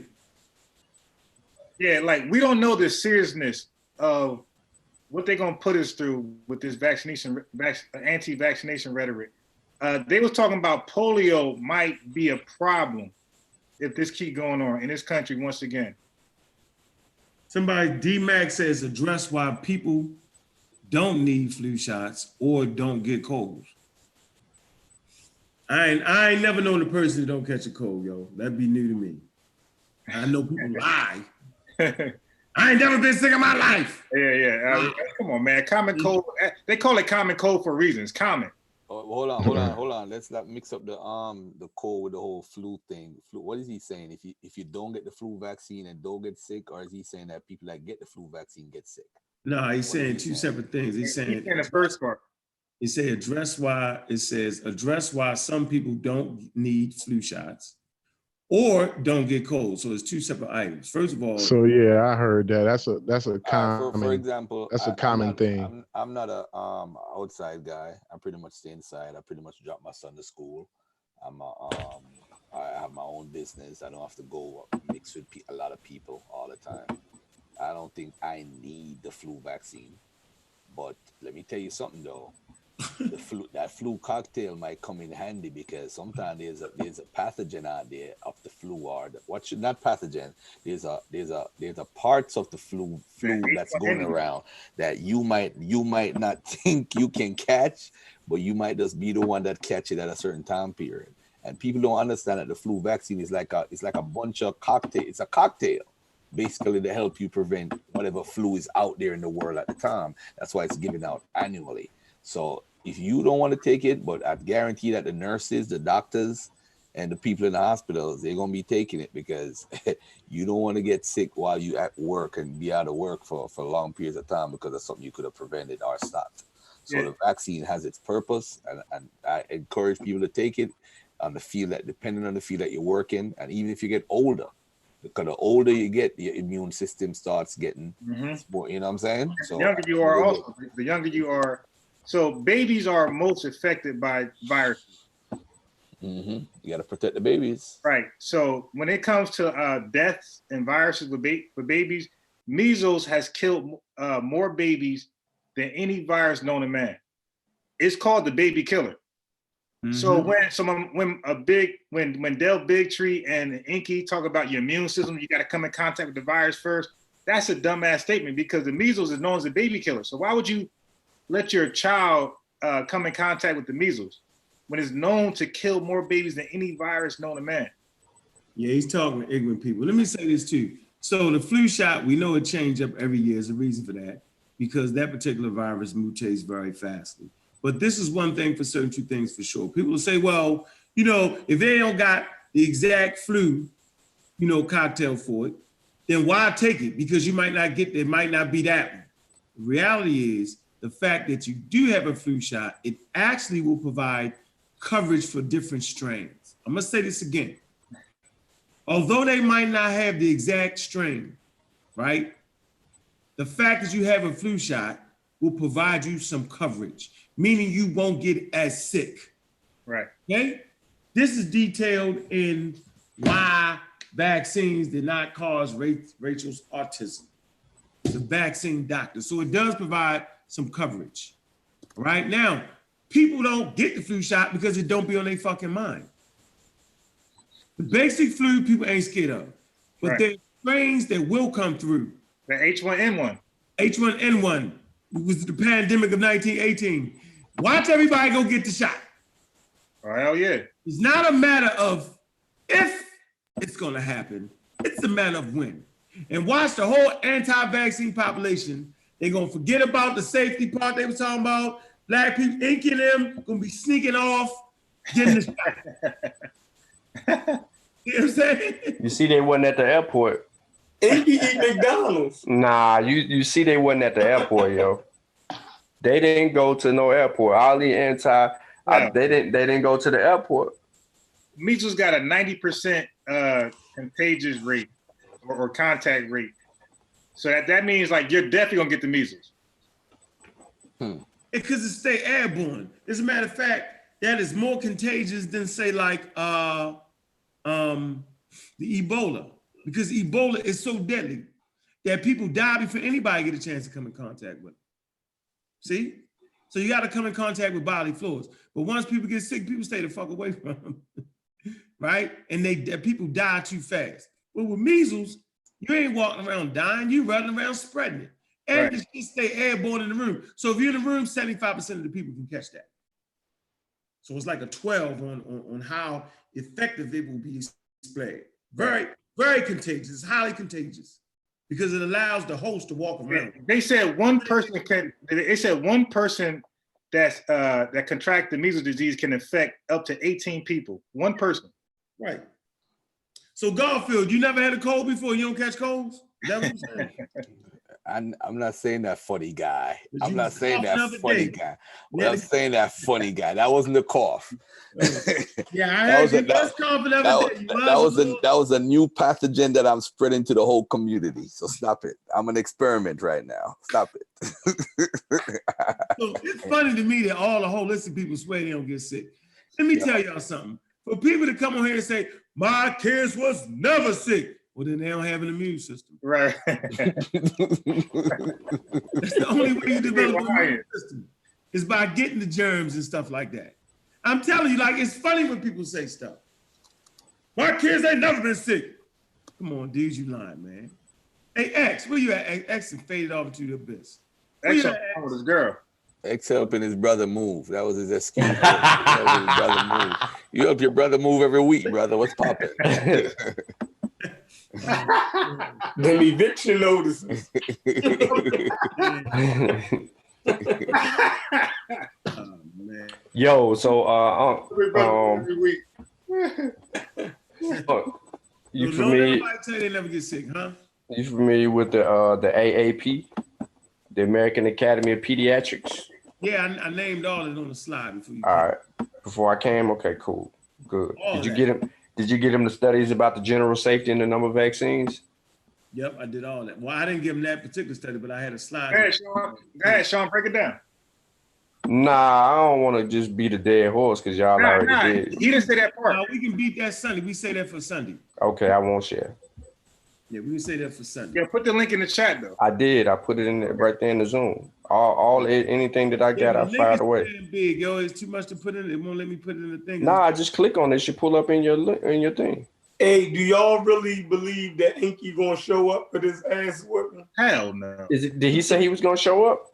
No. Every time I go live and call his name, sometimes he'll text me and say, He's right. Yeah, So, you're right, Garfield. yeah, what I'll do is I'll put the show like from 9 a.m. So it's there in the YouTube algorithm. So he'll see it and I'll send it to him. You know, whether he wants it or not, and get him in here. We need to settle this once and for all. Hey, I don't think he's gonna show up. Hey Garfield, when is this? I need to know if you're able to pull that up on. I only see one. Put it in there again. I don't see nothing. But I do need X Architect there. I definitely need X Architect there. I want X Architect there. I'm gonna put other people in the chat too. I'm gonna put Polite. If Polite wanna address him or whatever. But I mean, I don't really care about all of that. But Polite ain't gonna address him. There you go. On. See if you can click on it. I'm not even worried about that. I'm worried about the people who got cured. If we don't think it's responsible for us to give examples. With Christopher, for example, I claim I do credit repair, right? I have to show examples. I show videos. I show live stream. I took 77 things off a guy's credit in 2 weeks. I mean, I'm doing all of this to say to the community, here I am, open. Show my credit on Sonata for 2 years, what my credit score is, how it looks. You can't do nothing for this community. You could be open as you want, they're still gonna talk shit. But at the end of the day, though, you know Garfield could clean credit based on all the stuff on my timeline, up to date. Not no old 4 years ago results. We're talking about 2 weeks ago, 3 weeks ago, 3 months ago. Garfield, I asked you to fix my credit for me the other day, though. You asked me, and what happened? You laughed at me. Yeah, you're damn right. Listen. You see, first of all, you got the Brooklyn Magic too. So any dude that got the Brooklyn Magic, I don't trust y'all, man. I don't trust y'all. Hey Garfield, Sonata said he's trying to call you. We're here. Yeah. Tell Sonata, I'm about to send you an email right now, Sonata. I keep my word, brother. I'm about to send him a. Hey, I'm gonna need a Polite to address two things. One, he said he had a scientific theory. I want to know how that's possible. And two, who are you talking about? He said what? Who are you talking about? Yeah, Sonata said he had a scientific theory. You said what polite, paper he published in? You said polite, right? Yeah, Polite said he had a scientific theory. How's that possible? You're not a scientist. And then why don't you ask that when Polite come on though, yo, and start fucking with him when he's around? Save that one for Polite when he's around. Trust me, he gonna have an answer for you with them big words. Trust me in that. Well, okay. I want to know how you get around baby aborted baby fetuses. I'm gonna beat the shit out with that. Well, and then formaldehyde. Let him be here. Let him be here. Because he'll come. All right. He'll definitely come because he know he won't be. He know he won't be disrespectful when he come on. So he will come on. It's not a problem for him. Yeah, when he come on, let me at him. Hold on, time out. So you mean to tell me that you're gonna have a live for him when he come on, or you gonna do it like you did at the debate? Hey Sean, you want the controls, yo? Yeah, you gotta go. Yeah, what we doing? Yeah, give me the controls. Make me the. Sean, my face was not on the flyer. I came as a I don't care. fact checker guy. You was not there at all. I believe. You're right. Yeah, You're right. I was there. I was on janky stream trying to keep up. If anybody's not there, I'm not trying to hear nothing they talking about. Hey, man, Sean was on the stream. Come on, bro. I'm talking about at the debate representing. If you're not as uncles are not communicating. As uncle. Nah, you got to be there though. Ask him. But I do know this. I do know I fact checked Bernstein. I fact checked Jenner. Man, you were slow, yo. I was there. You slow. I do know that. I was there giving Unc information that he debunked Bernstein and the Jenner thing and other things. I ain't believing that. Those people don't care about facts, man. It's just like the little what's the dude Sanchez. Yo, that nigga say anything, yo. Like I just don't even like, hold on I don't care. My son wants to say something. Subscribe to my channel, Onyx PS. Oh yeah, I seen your video, yo. I seen his video. Convincing. Subscribe to my channel, Onyx PS. I got a new camera. Onyx PS. All right, I got you. You got what? You got what? I'm gonna start doing more videos with my camera. All right, I'm with you. What kind of camera you got? GoPro. GoPro. That's what's yo, up. hey, Unc, your son got the Brooklyn Magic, yo. Watch it. He got that Brooklyn Magic, baby. he gonna be a star. He just gotta say on his live stream, God told him, and it's a wrap. It's a wrap. Yeah. If you do that, you have. Yo, it's a wrap, man. Yeah, God said that. Yeah. Say God said it. Say what? Say something. Why wouldn't you say that? Why wouldn't you say God said that? Why not? Why not? It's a myth. What's your reason? It's a what? It's a myth. Oh wow. Why you say that? Because I don't be telling you not to believe in that. I know he's talking. Well, that's your own decision. I just want to let you know I don't put that in his head. Yeah, I never did that with my children. About science. Mm-hmm. What you think? What you think about science? That's real. Science is real, huh? Except pseudoscience. Except pseudoscience. Yeah, no pseudoscience around here. No pseudo. We ain't gonna do the pseudoscience, bro. Yeah, so make sure y'all out there, man. Give your kids a choice, man. Do not put what you think on them. You just teach them. Give them everything and let them choose. I've never told my kids what to believe and not to believe. The only thing you instill in your children is between the ages of 8 and 12. You just instill the ethics, the morality, and so forth. They're supposed to have that basic stuff in their brain by the 12 years old. They're supposed to know what's right and what's wrong. And they take that with them for the rest of their lives. So that's all you basically teach them. Nothing else. Yeah, I don't tell them you gotta believe. My daughter's the same way, all of them. I don't tell them what they can't believe or not. I just told them science, and from that point, they're basically figured it out for themselves. They'll start saying that's kind of dumb. That's just a little key out there for y'all, man. Don't be, because if you push it on your kids, they'll go away from it. They always do that. It's crazy. It's the darndest thing. You tell them to go left, they'll go right. Man, okay, I'm about to say, I was about to. What? Nah, this is dude on Garfield post, man. He won't shut up. He just keep coming. Or Lee Taylor or the other dude? Yeah, what's the other guy? The other Lee guy. Taylor, man. I need Lee Taylor. Lee Taylor scared. The Kambata. No, he's not. He came on before, but he was being disrespectful. So we had to chop him off. Right, but that's what he do when he's scared. That's what I mean. He's scared. He gonna come on here, and when he know he defeated, he gonna start talking crazy so we can kick him back off. Yo, that's crazy. Yeah, that'd be crazy. That'd be dope. Sunday.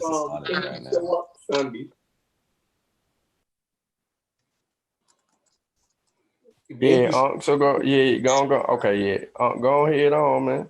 You can log in from your phone, You about to go celebrate the new year, man. You better hurry up, get out the house.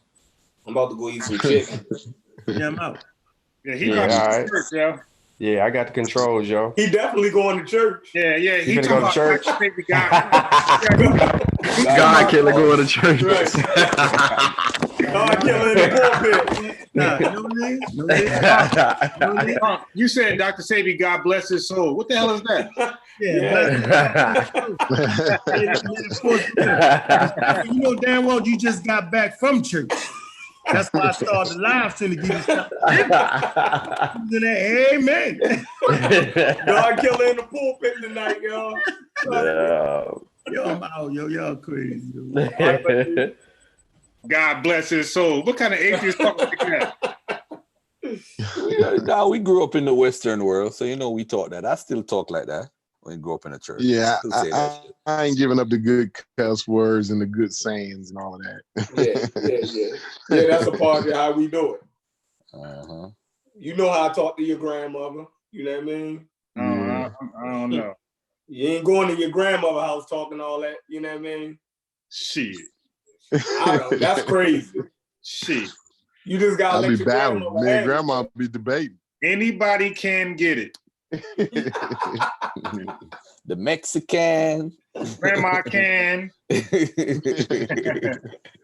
we can't even talk back to my grandmother. Like, really? That's nah, like, it's just tripping. So whatever she say, that's what it is. You feel me? One of my uncles been to smack the taste out your mouth. You know? That shit real. But yeah, that'd be dope if Inky show up on Sunday. Him and Polite. He watching right now though. Oh, he is? Yeah, he watching. I'm sure he watching. He ain't nothing else on, yo. I don't think he want to get back on the internet after he watched that Dougie Diamonds interview. Yeah, that was bad. Yo, Man. he looked crazy, yo. With that thing walking around and all that stuff. I'm gonna call Doggy Diamond and see if I could play his video because Doggy is very funny about that. Very funny about using his videos. Yo, yeah, he want his views. What made Joe put those big ass red Nikes around his neck? Them LeBrons, yo. Yeah, he's always doing like dumb stuff. Like, maybe he had maybe he had the wrong kind of syrup, yo. You know what I'm saying? Maybe he had some lean or something. Like, is that like somewhere in New York where people do that? Hell no.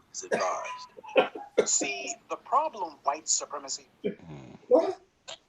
That was Garfield. I don't know what Garfield was. I'm checking out the ADOS, all these ADOS people warring with each other. This is funny. I'm gonna do a show about it probably Friday.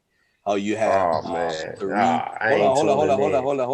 I ain't heard from the ADOS. No, hold on a second. Tariq versus Yvette Carnell, and how Yvette Carnell dragged Tariq, and how the Black Authority now is dragging the ADOS movement. Listen, I'm gonna say something to everybody right now.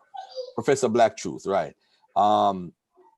We say I am for the ADOS getting reparations, right? But it seems like we bang on Sarnetta and we say that why everybody got to be debating, right? It's causing division.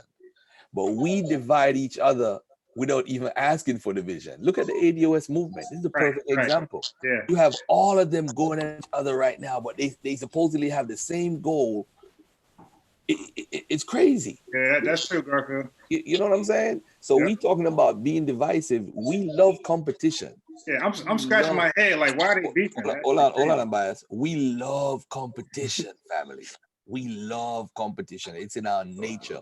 Sarnetta got to go against this guy's channel, or Sheffrin got to go against Baltimore beef. You know what I'm saying? Unbiased versus Raw Bond, the God body stories. You know what I'm saying? These are the God body stories. Oh yeah. Oh. It's definitely entertaining. You feel we tune in for it, so we do it, man. We just got to be more respectful. That's all, man. That's all. And Sunday, I'm going to be very respectful, but I'm definitely asking all these brothers and sisters, I would love to take your product, but I want to know, has it been tested? Who is the guinea pigs for it, pretty much? And what is your research in the past 10 years? Oh, my product works, man. You could ask this client down here. I'll give you her number now. Testimonials. That ain't going to work, buddy. This ain't credit. This is people's lives. We need to take our lives serious. Those are the type of questions that a pseudo will say that you hate. Those is hater questions to a pseudo. You know what I'm saying?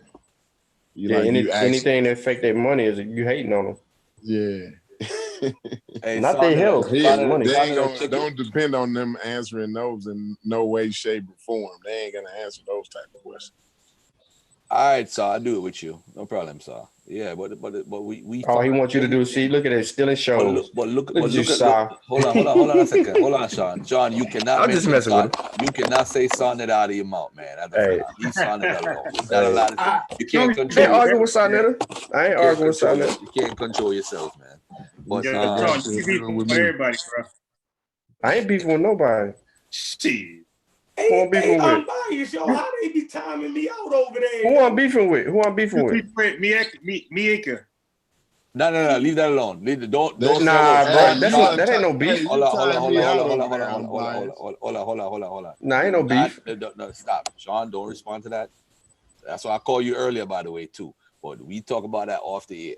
Man, don't call me about that. Because I ain't saying nothing wrong. Hey, Stephen, yo, Max Bird got an issue with you, bro. Hey, Sonetta, you got to talk to Max Bird.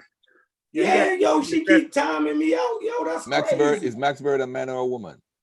I think she is a female, right? The female? I thought it was. I don't. It was crazy. She kept timing me out, and I was telling her, I hope Sonetta, I hope you listen. Like, yo, some people like Patreon, yo. Like, yo, we should be able to talk in the chat, yo. That's crazy, yo. Like Patreon. Hey, I'm biased. We getting feedback. I'm biased. What you doing? Oh, my bad.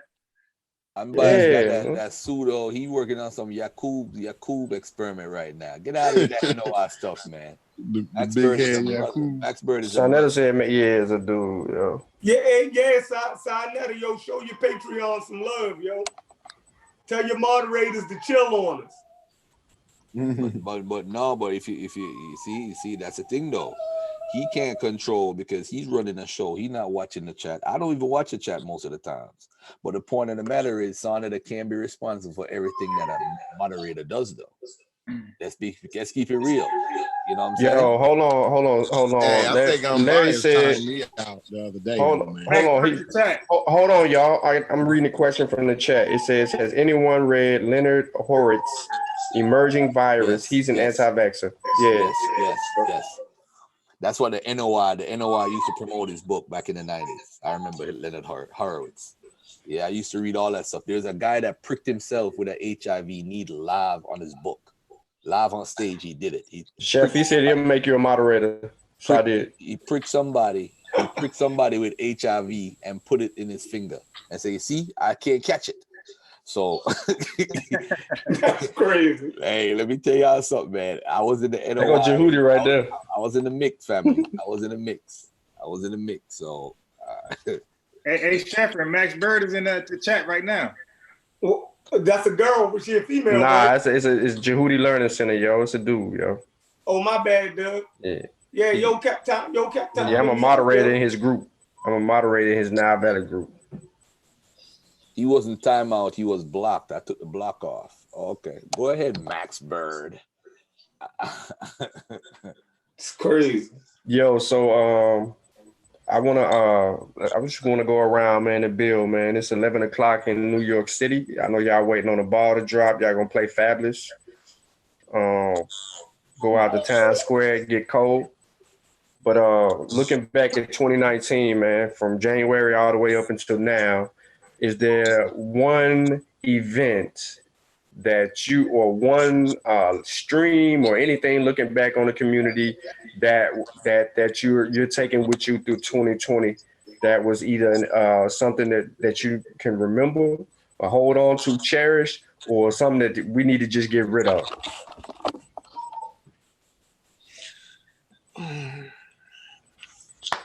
Go, Chef, you can answer. Well,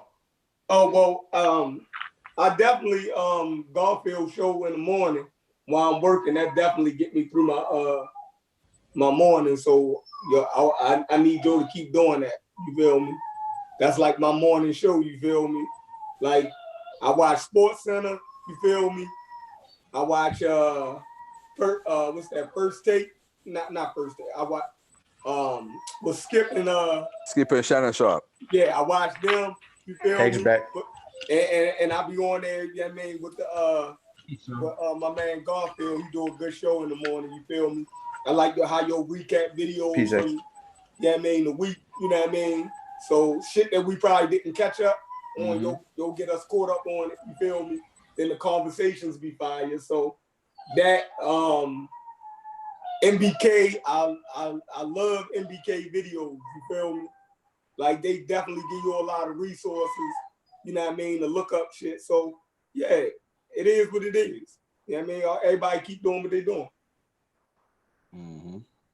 X, you up, bro? I know you've been quiet for a minute. Handle your business. What you talking to me, Sean? Yeah. I put a question out there. I was like, looking back 2019, the whole year, is there anything that you want to take into 2020 or anything you want to leave back in 2020 that has taken place in the community? Let me think about that. All right. And Garfield book gotta come out. Man, what? Coming out March 1st. We supposed to be seeing 6 books released next year. Yeah. Speaking about books, Asar Imhotep is gonna be on Wednesday morning. I think he's probably gonna be on around 10 o'clock. We're gonna do a big time interview promoting this book. I'm gonna be supporting it live. I'm gonna buy a copy live. And I think I'm not putting out I'm gonna tell y'all this right now. I'm putting out the book to make money. Let me just be upfront. There's too much information and research that I went into this book. And as a matter of fact, seeing that I'm on the air right now, I'm gonna just give y'all like the book chapters and everything of what the book is about and how it's pretty deep. All right. And hold on 1 second, family. Let me find this file right here. Hold on 1 second here. All right. So the first chapter is basically who were the ancient Israelites, current scholarship, archaeology, anthropology, genetics, linguistics, and history. We're going to be talking about the foundational myths and different stuff. But anyway, chapter 2 is no Exodus, no religion. Chapter 3 is the conquest by Joshua, fact or fiction. Chapter 4 is history of the 12 tribes. Chapter 5 is Passover and its origins, Elephantine and the Greek connection to Passover. All right. Chapter 6 was Yahweh and Edomite God. Because you know they love to say like, oh, they're Edomites and all that stuff. So I lay out the scholarship showing that it's actually connected to Esau, who they hate, which is like the ultimate dagger. Chapter 7, the lost tribes have been found. Chapter 8 is going to be about Deuteronomy 28. Chapter 9 is going to be about Hezekiah, Sennacherib, Taharka, and the lost tribes of Judah. Chapter 10, we're going to deal with false prophecies. Chapter 11 is Ethiopia is not Ethiopia. Chapter 12 is going to be 70 AD and 1 million Jews exiled to West Africa. The same stuff we was arguing about this week. Chapter 13 is the Jewish academies and synagogues. We're going to go into that and show who the Jews were from the 2nd century all the way to the 15th century, right? And Jews in West Africa is chapter 14. Chapter 15, the Exodus movement and the origins of the Black Hebrew Israelites. Chapter 15 is Africanisms versus Hebrewisms.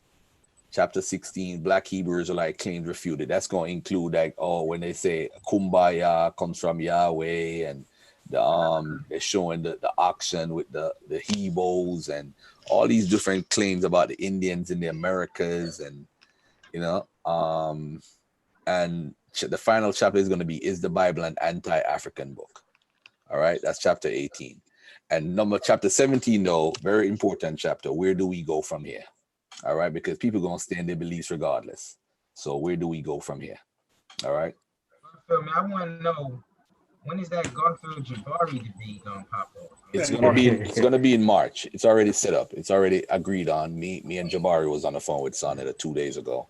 We just need to zero in on the topic properly, because the topic is vague right now. It's basically is ancient Egypt the source to Christianity?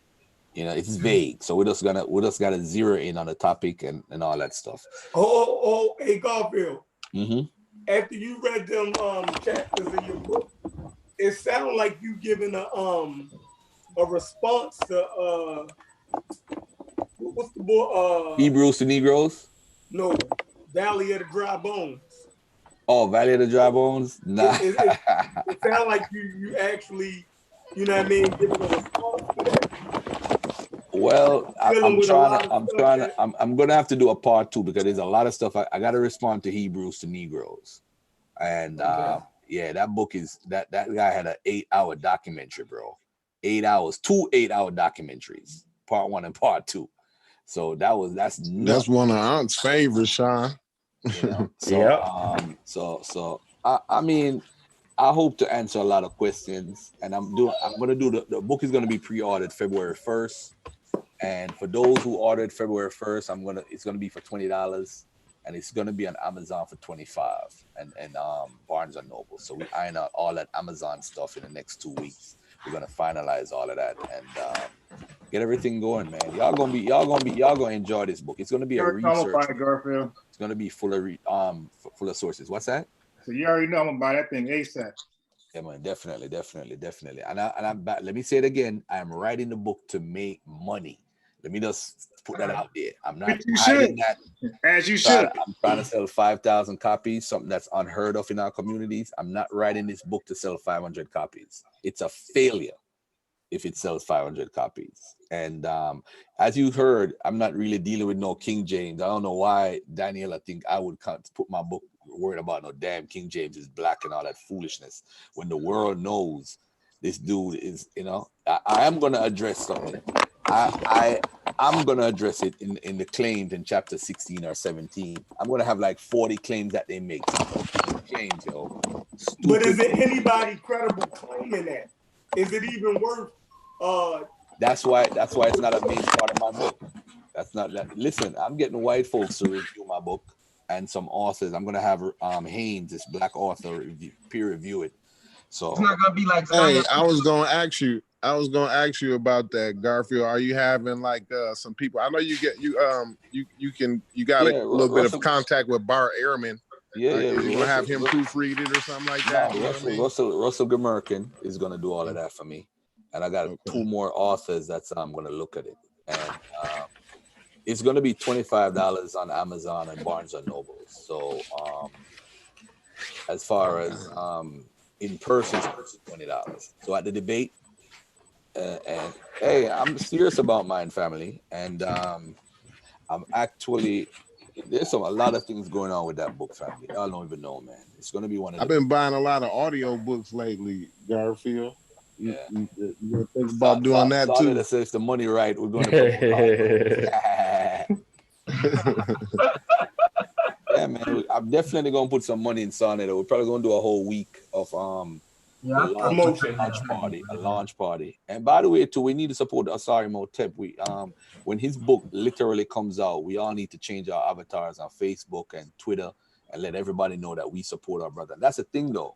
We talk about people not supporting us, but if we don't support our own, supposedly our people in our crew, why should people support us? Why he ain't got Asar's book on his avatar? Why those little things count when you're promoting a book? Because I want to see when my book comes out, I want everybody to have it on their avatar. And the name is going to be wonderful because Black Hebrew Israelites, Misconception and Misinformation by the Black Hebrew Israelites, Volume 1. And it's going to be at the bottom, a gift to the conscious community. That's what we put at the bottom, a gift to the conscious community. That's what I'm going to write. So we got to support our own. All these people in the chat, 122, if y'all ain't buy Asar's book just for GP alone, that $25, come on, you're not supporting us. The same thing Sonnet are talking about y'all coming out to support. I'm not going to count this debate because it was too short of a promotional time and it's Christmas time. A lot of people complain about going on vacation with their family. They already spent up that money already and gifts for their family and whatever. So it was kind of a bad timing. But let's see for the March debate, because I know I'm gonna have at least probably 200-300 people up in that piece. There ain't nobody gonna outnumber me. It ain't gonna happen. Just hard book, sir. For the record, I just want to say this real quick for the record. That Garfield made me do some research earlier today, and he didn't even want the dang results. That's all I'm gonna say. No. I need that. I'm gonna use that in the debate, so I don't even need it to do that publicly anyway. Hey, Garfield. I need that with Jabbar. Which Sahara book are you speaking about? The one that he has on now, Illusion Volume 2. I even know about it. Pre-order it. You could pre-order it. Okay. Let me say this also. The damn, Shawnee, let me skip my thought. But yeah, but 2020, remember there's a lot of things that goes on in somebody's thinking. What I got over here? One of the things that we have in our thinking is that we think everybody's gonna buy the book except us. Right. No, you support it first. Once a month, we should order from Abjuwear, even if it's a $20 slippers. We should all buy something once a month. Support the store, man. Support the store. Yeah, I actually have chapter 1 of Asar's book. Oh, you got the pre-order, right? Yeah, because I when he initially began to start writing a book, I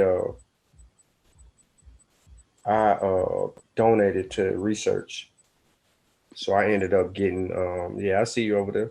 But I gotta send Sutek this book right now too. I gotta do it while I'm live on the air, man. That's it. Yeah. You got some work right there. And you know what? Because I teased you. I teased you. And hold on, I'm biased. I teased you about not having nobody in the squad work, and then look what he got. He didn't turn around and got 2 people work. 2? What? Are you serious? Yo, Magi was for the conscious community. Mine got to be for the conscious community too, because that book killed Shaka, by the way, too, man. Shit murdered Shaka. You know, people say buy black all the time. It's just a way to rile up the crowd, but people don't buy black. Nah, we fronting. Oh, I don't know if that link went in the chat. I ain't got the link to put in the chat, yo. Yeah, but one of the women got to do a CK. And by the way, too, I'm going on all the Hebrew channels and promote my book. I'm going on all the damn channels. I'm going across the line. Jawu's new book is gonna be for students. It's a grammar book, yo. It's gonna be technical. Juju CK, grab that off of Saw page. Put it in the chat. Never mind. I'm gonna give it to you, and you can put it up. Son is calling me right now. What's up? Yeah, put him on. He trying to go live. Hey, but to answer your question, Sean, though, for 2020.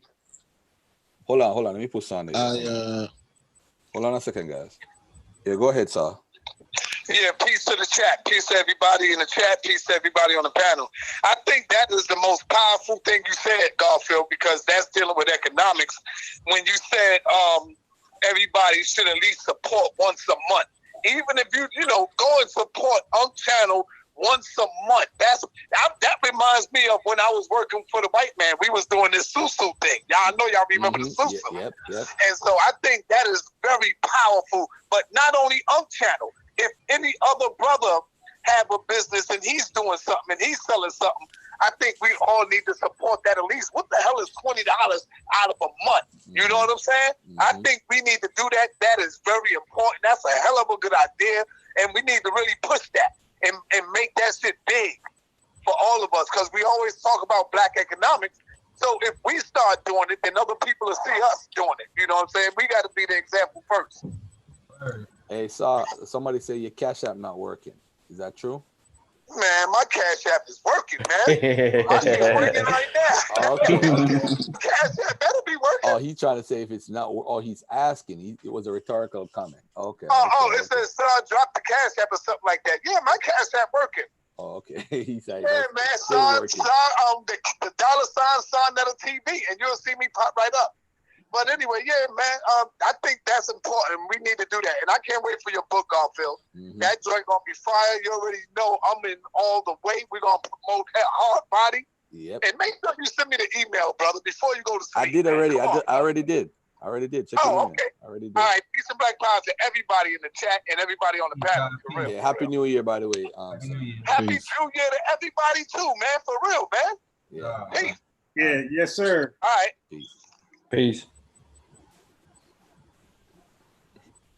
All right, hold on. I've been a Patreon subscriber. And everybody support the Dagger Squad YouTube if you haven't subscribed yet. And then on top of it, if you have a topic you want me to touch on, send me an email at daggersquad1 so we could talk about it. We're gonna have a variety show in the morning, man. I'm gonna change up a lot in the mornings. We're gonna get it. It's gonna be multicultural and very pluralistic. Hey, Double X. What up? You watching the screen? Hey, the white man had What that say right there? Michael Bradley. I told you I had that, bro. And Sean, look at this, Sean. That's that NOI stuff, man. That's the heritage. That's that NOI stuff, man. See that, Sean? Yeah, you know who wrote the foreword to it though? Dr. John Henry Clark did. But it's a little skeptical work though. I got the one with John Henry Clark wrote the foreword to what? The Iceman? Yeah, the Iceman. Why he put his signature on that? He was dealing with the information he had at the time, yo. Oh, okay. Was he wrong? And what he said, because he ain't had nothing to do with the rest of the work that the white man wrote about the white man. I never read the book. Oh, okay. I'm going off of Unc where Unc told me I should try it. Can I tell you this though, that a lot of these white folks that put out books, they made a lot of money based off of the black community though. Yep. Of course. Black people love to believe in fiction, yo. It's just like with Unbiased. Come back here, Unbiased. What's his name again? The dude that's beefing with Wesley Muhammad, the white boy. Paul Guthrie. Paul Guthrie. And Paul Guthrie wrote his book. Paul Guthrie book sold out in the black community, man. Now he coming at the NOI. The NOI made that dude a millionaire. All right, I got that book too. Oh, I'm gonna show you. The Making of the White Man. I got it somewhere. It's probably in my storage, man. Hey, Garfield, you interviewed him though. Yeah. Hell yeah. He had to. Cause we love competition. We love drama. That's what we love. We love that shit. Who love? Yeah, so Corey wanted to answer that question, yo. Go ahead, ready? Corey. Go ahead. Oh yeah. About the 2020. Yeah, I just wanted to say that it's a lot of information being challenged that hadn't been challenged in the past, and I just want to keep bringing that into 2020. He got because it. it's teasing out a lot of the the misinformation. So I like that, and I want to keep that momentum going. All right. Yeah, and the morning money show. I do listen to that every morning. Garfield get up early like me, so you know what I'm saying. I appreciate that, Garfield. All right. I'm gonna start blocking everybody though. I'm gonna come down to like 50 listeners a day, because we ain't gonna have no bad. Ain't nobody no bad credit gonna be listening to my show. I tell y'all that right now. That's dead. That's okay. I see that. I see you, Sean. Hey man, y'all make sure y'all get this, man. Support. It's the conscious community's first Pan-African journal.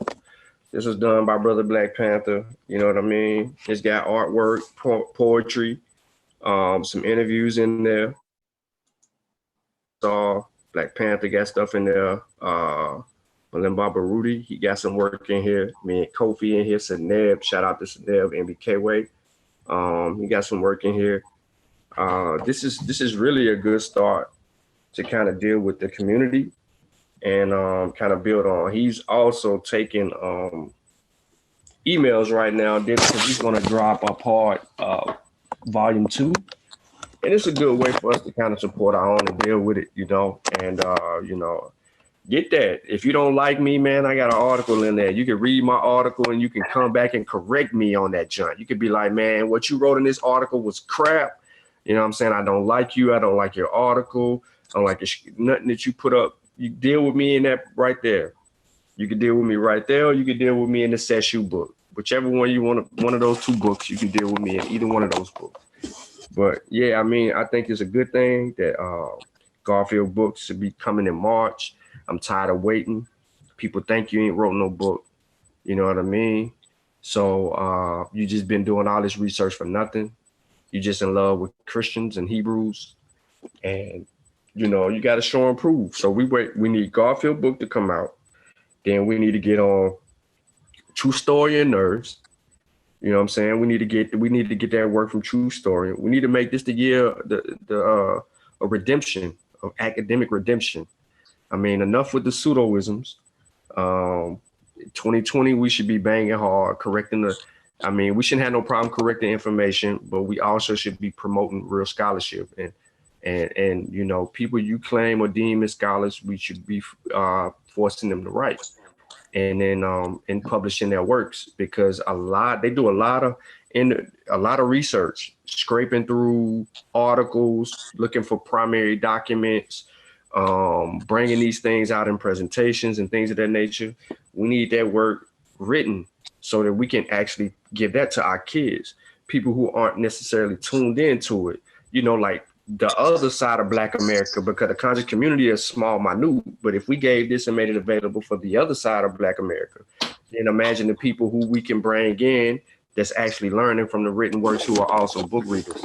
And then, maybe we can get Sonetta to do like a book drive or a real book event where he can get these people on the show, and he can have these people on these shows and, promoting their books, promoting their works, promoting the scholarship. And, we support and do what we need to do, and then kind of correct those things. But we got to be the ones that make some of the changes that we want to see happen in the community. Maybe one day we get, Double X to come out with something, yo. We get him to present some work, yo. We need to push him to do that, because, he act crazy, but he actually got a good little mind behind him, man. So we can just teach him how to use PowerPoint. Then he can go all the way in on us, man. You know what I'm saying? I can't use a PowerPoint. I know you can, yo. I'm teasing you. Yeah. I've been chilling for a minute. I ain't been throwing shots at nobody. Yeah, you've been chilling. Yeah. I'm the only one with a polite book. I wouldn't give that shit away. I'm the only one guy with a polite book. Hey, yo, no. Hold on. Real quick. Go to the back of the book. He got bibliography. I'm curious. Let me see. Open that up. I want to see the citations. Thank you. Excellent. I should have got X started. That book's so crispy. I done gassed X up, yo. Yeah, you saw Zion Lex book? Nah, man. Garfield tore that thing up, man. I said, I ain't buying that book. Garbage. Nah, it ain't got no. It ain't got shit, right? No footnotes? Nah. No footnotes? Nah. What's the name of the book? Introduction to the Tax Lien and Tax Deed Workbook. Whose book is that? Whose book is that? He published it himself too? Polite. Yeah, he published himself. Yeah. Published himself, yeah. Well, first of all, I do want to say congratulations to him for actually publishing his own work. That's a step.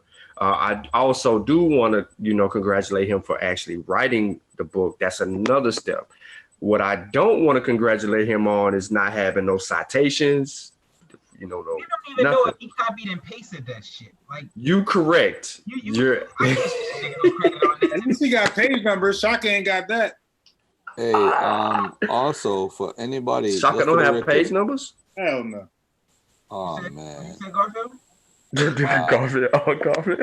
If anybody in New Jersey looking to get into real estate, I'm actually going to be at a seminar at the Wyndham Ramada Plaza by Wyndham, Newark International Airport on the 11th. I think you should come out. There's like $50,000 towards becoming a homeowner grants. There's a sister there that I'm working with. She invited me to speak. Right now, Black folks are taking over Newark, family. They have the mayor in their ears, and they have programs for Black people to own homes. Taking over where? Newark, man. They're taking over the real estate. They're investing. They're doing a lot of things over there. Oh, in Newark? Yeah, man. So, So the 11th, I'm going to be there. I'm one of the guest speakers, of course. Your brother. Where at Garfield? People actually pay me to come and speak about credit nationwide. Matter of fact, there's a HUD tour that I'm going to be on to go nationwide. So all of that while I'm finishing up promoting my book. And shout out to Polite, because Polite gonna help me promote my book too. So shout out to Polite. He gonna help me promote my book, and hopefully I get to go on Tariq Nasheed and all these different platforms and promote my book. People who I don't have gripe with. So to get my book out, man. I'm telling you, my goal is 5,000 copies. If I do that, y'all see a book every time, 5-6 months, y'all see a book. I guarantee. Guarantee y'all see a book every 5-6 months. I'm gonna have more books than Dr. York when I'm done. Oh shit. You want 5,000? You said? Yeah, 5,000. 5,000 copies. Mm-hmm. $5,020. I feel them though. Right. Yeah, I feel you on that. Word. Hey, I'm gonna say peace to everybody on the panel and peace to everybody in the chat. I gotta get out of here. Yeah, we know you do, bro. We know you do. One more book, Alex. We know you got to move. Oh, dark. Everybody is Gary Webb. Oh, all right. See you. Y'all love all y'all. Be safe, man. Happy New Year. Hey, you too, man. Take care. All right. What's the name of that book? Sutek wanted from me again. The Arab book. The Arab book. What's the name of that book again? Nah, I wanted the book. What's the name of the book? What's the name of the book? It's on my laptop. Islam. It's on my MacBook. Nah, the Islam book. What's the name of it? Hold on. Arab something. Hold on, let me get it. Let me get my iPad real quick. It's on my timeline, I think. When that Joker was yeah, because you put the video up. You put the video up of that whoever that dude was talking. Yeah.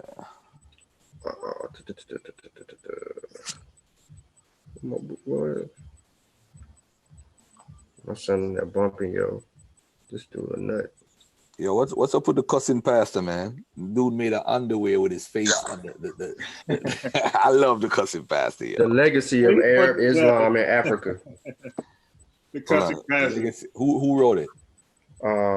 John Albella Azuma. John, how you spell it? John. L-A-L-E-M. L-A. Bella. L-A what? L-A-L-E, like you know, ginger ale. A-L-E. Right. M. And then Bella, B-I-L-L-A-H. And then Azuma. Azuma with an H? Yeah. I know I got this. A-Z-U-M-A-H. What's the name of the book? Say it again. What's the name of the book? The Legacy of Arab Islam in Africa.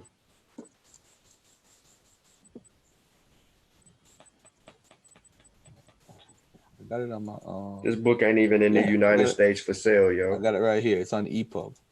Yeah, I know I have it, but it's on my MacBook. So I'm gonna put it on my Mac right now, and then I'm gonna transfer it because I got Calibre. I'm gonna do it right now and just mail it to Sutek and then tell Sutek to send it to you. I ain't feel like emailing you that tonight. I'm the one who wanted the book. All right, hold on then. I got it right now. You know who put me onto this book? Who?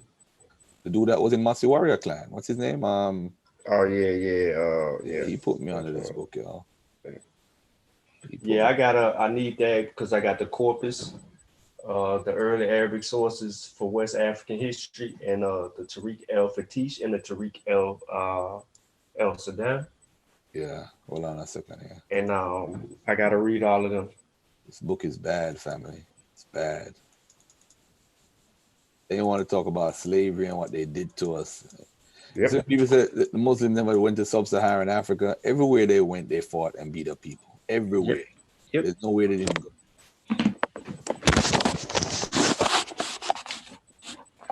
Yeah, so people be, yeah, that's the book right there. That'll be the first book I try to read on the computer. The Tariq el-Fatish, yo, the Timbuktu Chronicles. So I'm gonna actually get into this, all the way into this, and I'm reading it with all the primary sources. Because you can't halfway crooked. You can't halfway crooked. And now these books, and then the Tariq el-Sudan, which is getting delivered like tomorrow, but yeah, and hold on a second. Which one you have? You have the Tariq al-Fatash. Isn't that the one that they said was fake? yeah, he said be careful about which Fatash you get because there's a numerous amounts of them. So I went and copped the one. There's another one. I got this one, but I'm gonna compare this one to what he said because, you know, I still got the information on what he said there because I need to know that. But this one, you know, you're just dealing with the Askias, so I'm gonna find out. I'm gonna find out. I'm gonna read it anyway. I'm gonna read that. But you know, the Moors, they like to go here. You remember when he beat up Lord Abba? Lord Abba was claiming that he was quoting something from this book that wasn't in the book at all. Crazy. Yeah. So I'm gonna go there, and then Tariq el-Sudan. That whole book ain't got nothing but primary sources in it. And Black Arabia. I ain't getting into that. You good on that? I'm cool right here. This is West African stuff.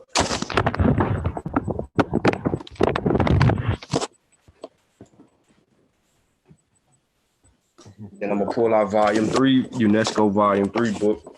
So hold on, I'm converting to PDF right now as we speak. Hold on, where's PDF? PDF. Garfield, who is computer illiterate, is converting books from EPUB to PDF. You know how major that is, family? Oh man, I need a cookie for that.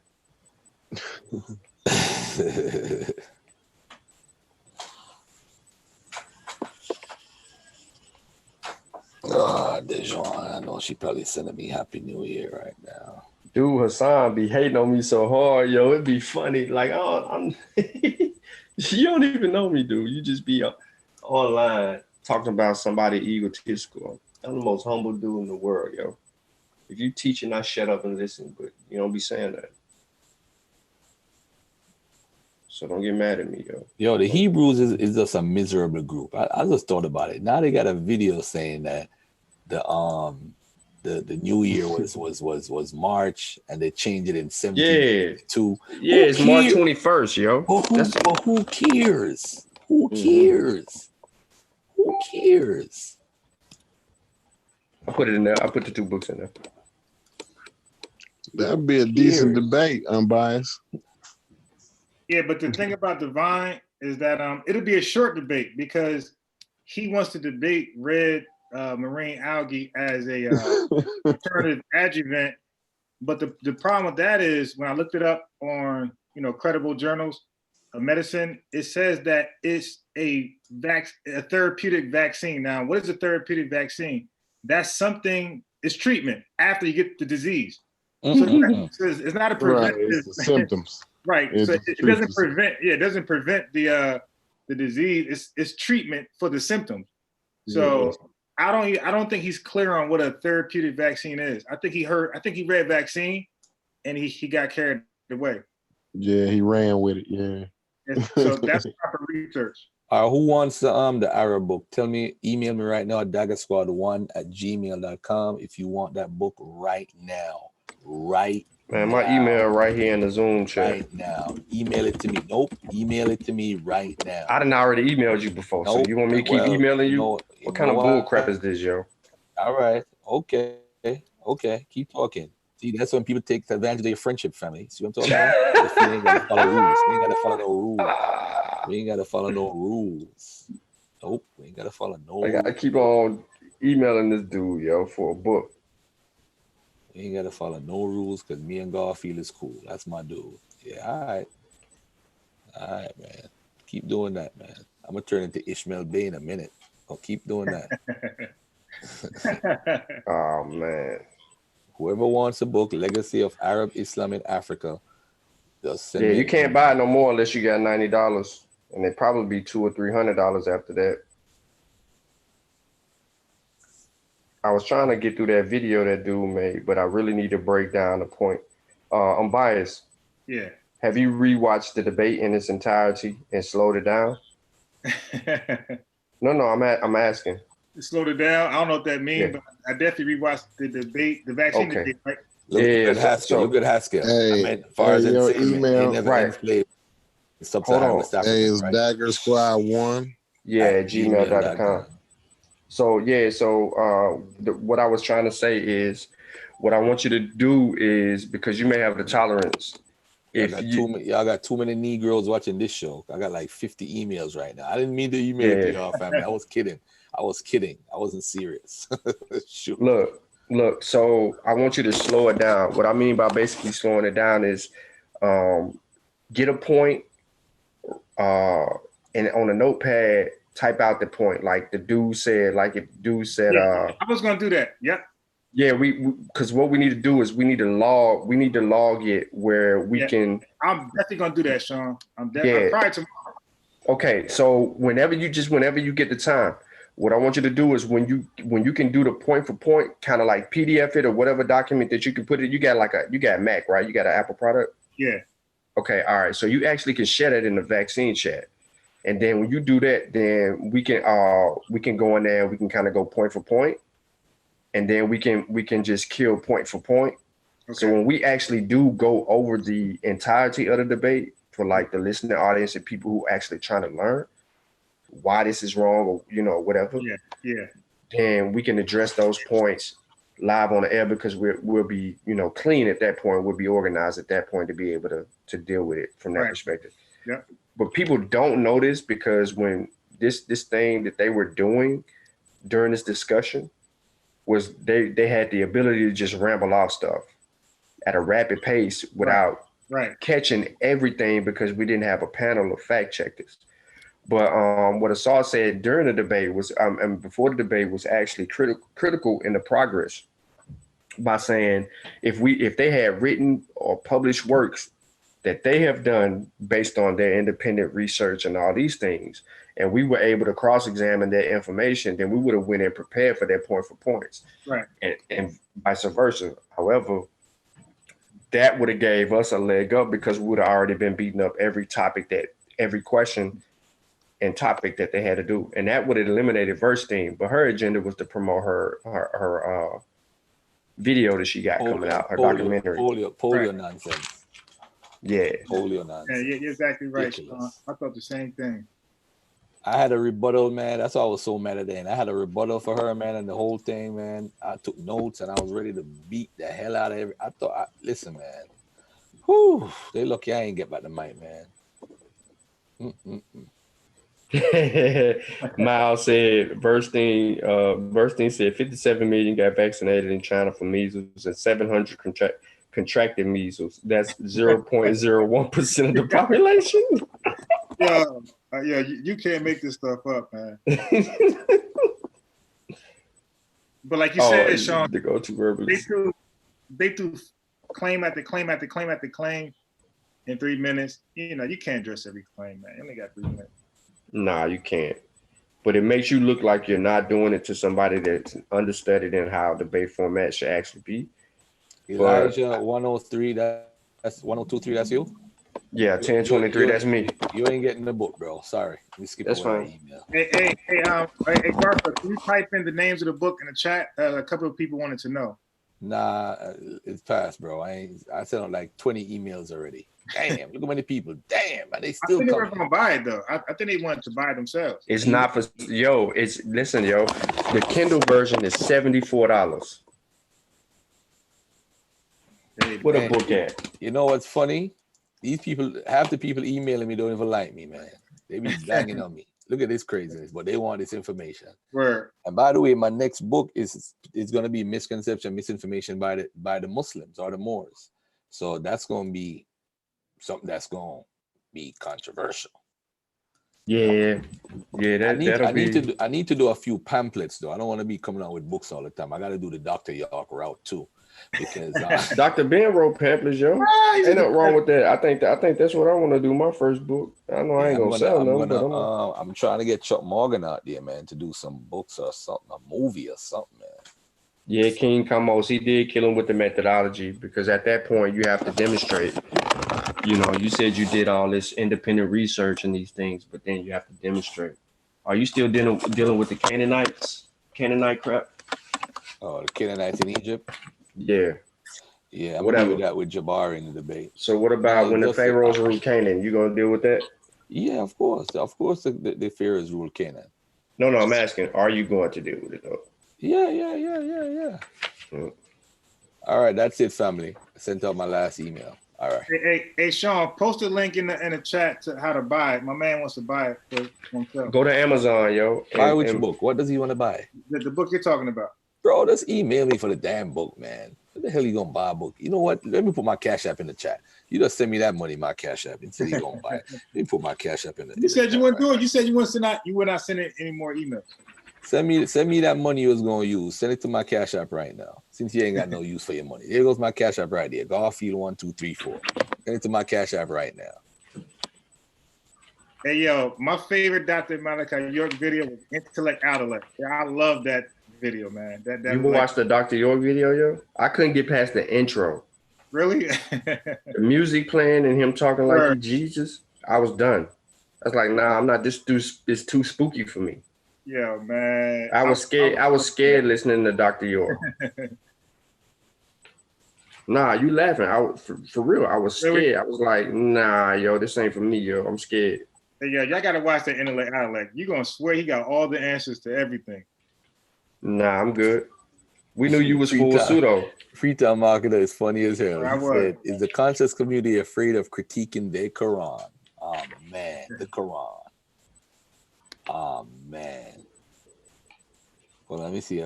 Hotep said he write about the Canaanites. You can find Egyptian artifacts up there where they was at, yo. Look at the excavations in Jaffa. You'll find Ramesses II. You'll see his name written in stone up there, entryway, from when they were ruling.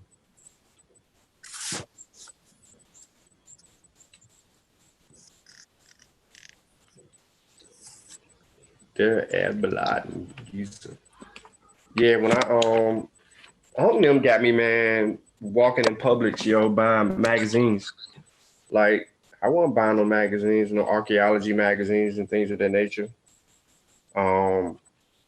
One magazine I'm missing is my one on DNA, yo. I gotta find that. That was the one. Where is that at? It's somewhere. I gotta find that. But this one right here, this archaeology magazine right here was pretty good too. The emblems of the Egyptian afterlife, the Dutch Golden Age shipwreck. Yep, sacrificial rites in Iron Age Spain. People don't talk about that. That's what's on the cover, yo. Yep. Yeah, go on there. This right here can inspire your interest in buying a book or something about the said subject. So most people are afraid to read, yo. I'm telling you. I was afraid to read. Yeah, I gotta get your Unc dipped off too fast, man. Because Unc told me that inoculation was from Africa. I have not came across that. What you mean? He gave you the source on inoculation when he talks about grateful. I mean useful. That's his name. Okay, yeah, I gotta look at that. Because when I was researching, they was giving the credit to I think China. And nah, China. No, other people had their own method of inoculation. Inoculation was not. It surprised them when they had slaves who were familiar with inoculations, but there was nobody in West Africa that was dealing with China. They were already familiar with inoculations in West Africa. When they came to the Americas, they were familiar with inoculations. That's the point. So the point stands on that. Not only inoculations with the smallpox situation, but like poisonous snake bites and other things. Those are facts.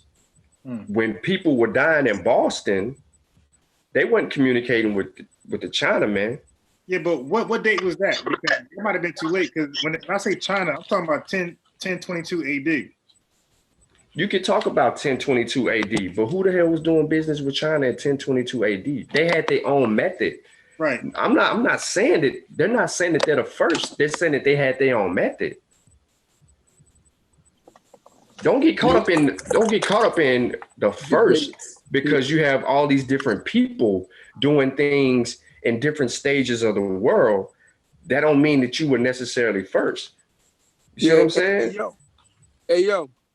Yeah, go ahead, Chef. Hey, unbiased. It's equivalent to saying China had it, but China was closed off to the world.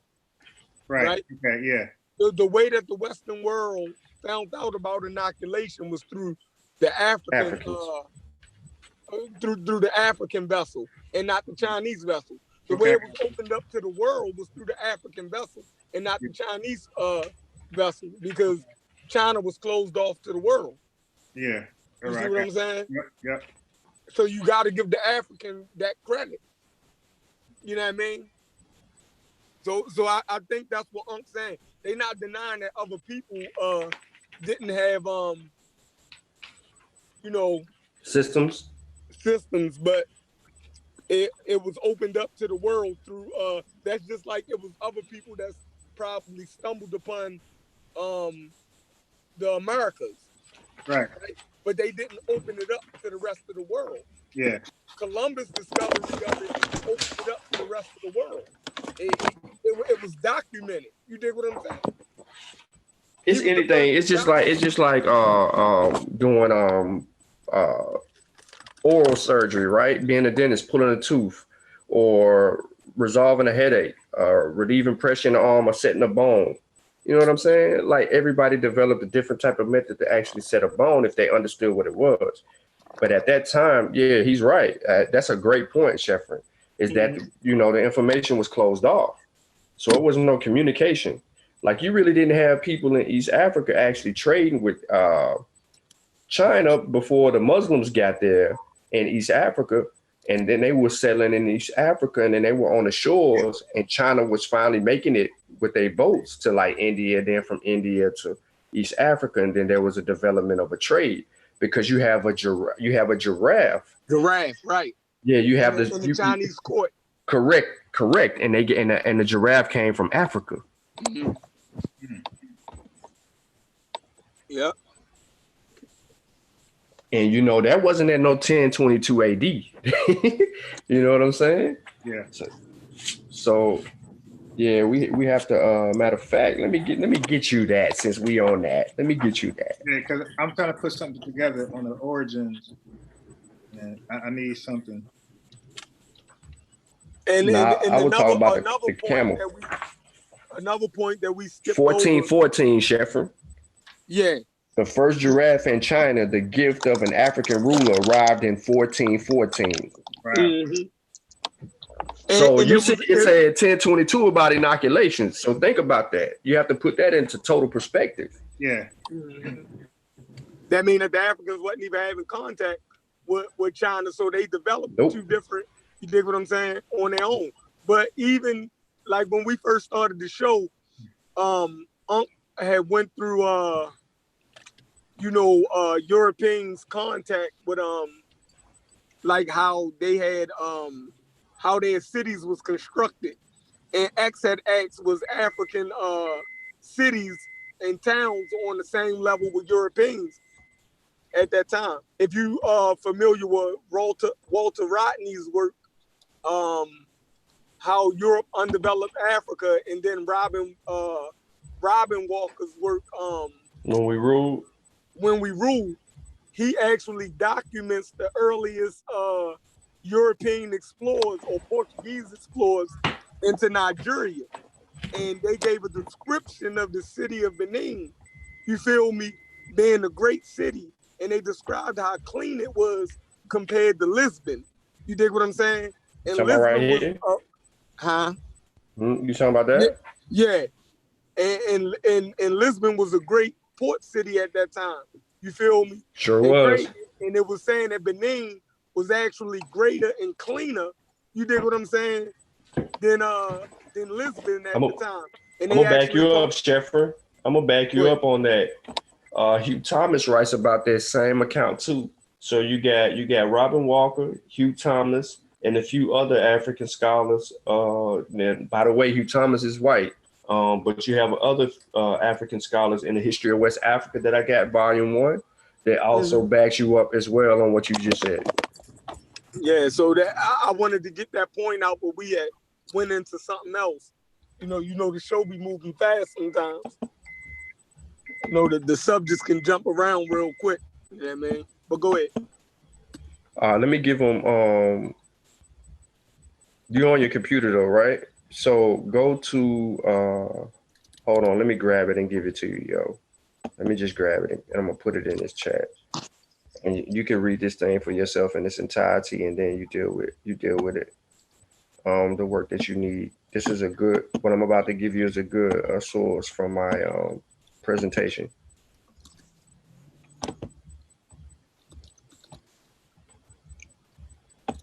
Yeah, there's more information too, but that one right there help you. You got it? You see it? Yeah. In the Zoom? Mm-hmm. talking That's about for unbiased. right? You see it? Yeah, that's for unbiased right there. You see it? How an African slave in Boston helped save generations from smallpox. Okay. Yeah.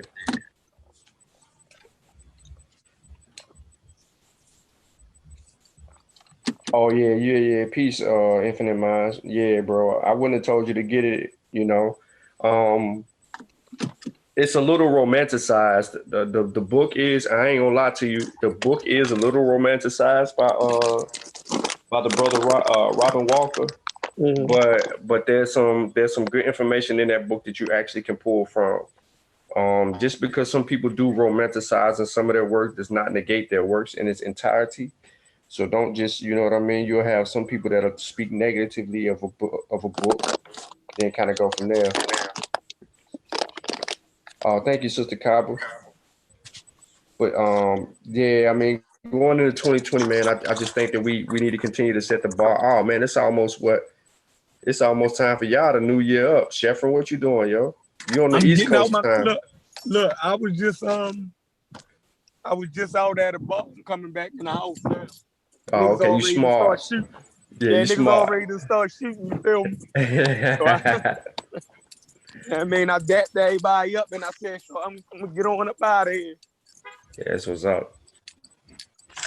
Yeah, I'm on the East Coast too. It's damn there.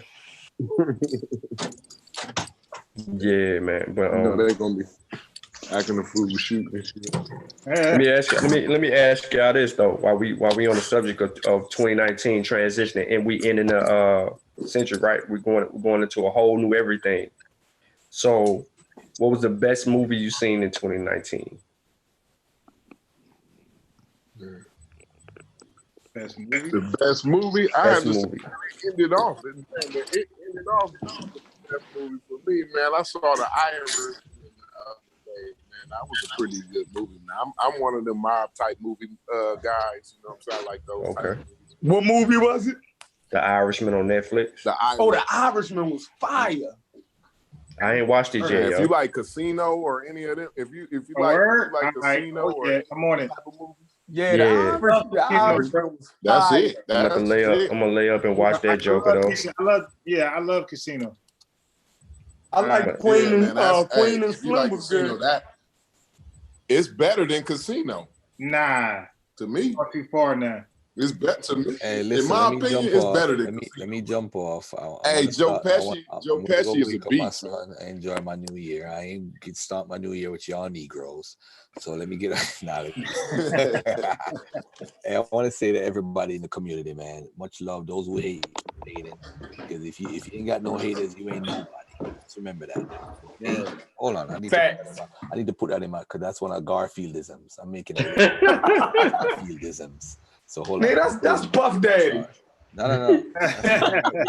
Right there. Word. Ain't got no haters. You ain't nobody. All right. And I want to say to everybody out there, support our little community that we have, 100, 200 people, whatever that watches us live every day, 300 people sometimes live, and thousands of people. It counts, because at the end of the day, you got people in London, because I'm going to London next year, right? I got to go see my uncle, plus I'm going to be promoting my book. I'm going to London, and I'm going to Jamaica. I'm going to be promoting my book. The Rasta's going to be mad when I say Ethiopia, they ain't Ethiopia. They're going to be mad when they read that chapter, but it is what it is. All right? So everybody do what you're supposed to do as a human being. Remember your family first. And do what you're supposed to do. We got to support our own 100%. All right? Yeah, we got to do that, family. Happy New Year to everybody. Happy New Year. Yeah, and let's start being respectful to one another. We still could get in on people, but let's be more respectful, especially to the women. You know what I'm saying? I see a lot of brothers calling women bitches in the chats and doing all of that stuff. We need to kill all of that noise, man. Without the woman, we wouldn't be here, man. Ain't no man making no man. You know what I'm saying? And the dude did send $2 to my Cash App for the book, by the way, too. He's short, yo. You ain't want to send that $70. He's short 68. Nah, he sent you $2, yo. You want to send that $70, but all right, man. But peace and love, man. I respect the females, man. Call me a simp. He laughed. He laughed when he sent them $2. Yeah, it's all good. Hold on, let me accept it too. Did they send it to me? Let me see if I got it. Take it back. Let me see what Hey, Garfield, I better be the first nigga credit you fixing in 2020. Better be, boy. Better be, man. Because I'm gonna talk about your credit. I'm definitely putting you on blast. Oh yeah, I want you to put my shit up. I'm gonna be like, I never see no shit like this in my life, family. Look at this nigga shit. Look at this nigga shit. We gonna do it live on the air, yo. Credit is 110. But you can't come back from that because 110. Yo, by the way, the dude's credit that I fixed with the 77 items got deleted. Yo, I don't think anybody got more negatives than that dude right there, man. There ain't nobody got more. Nah. Yo, I got to get. And 71 of that was student loans. So, hey, if you ain't got no haters, they already start shooting. Man, my score dropped like what 40-something points this year. Oh, stop.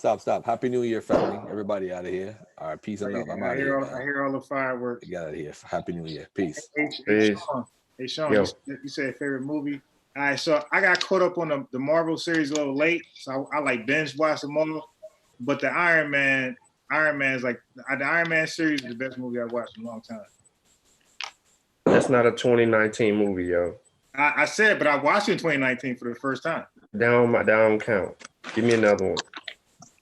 Oh, well, I don't really watch movies like that, so I couldn't even tell you. What was that? 21 Bridges? Yeah, they're letting that thing ride right there. Oh yeah, they wild out there.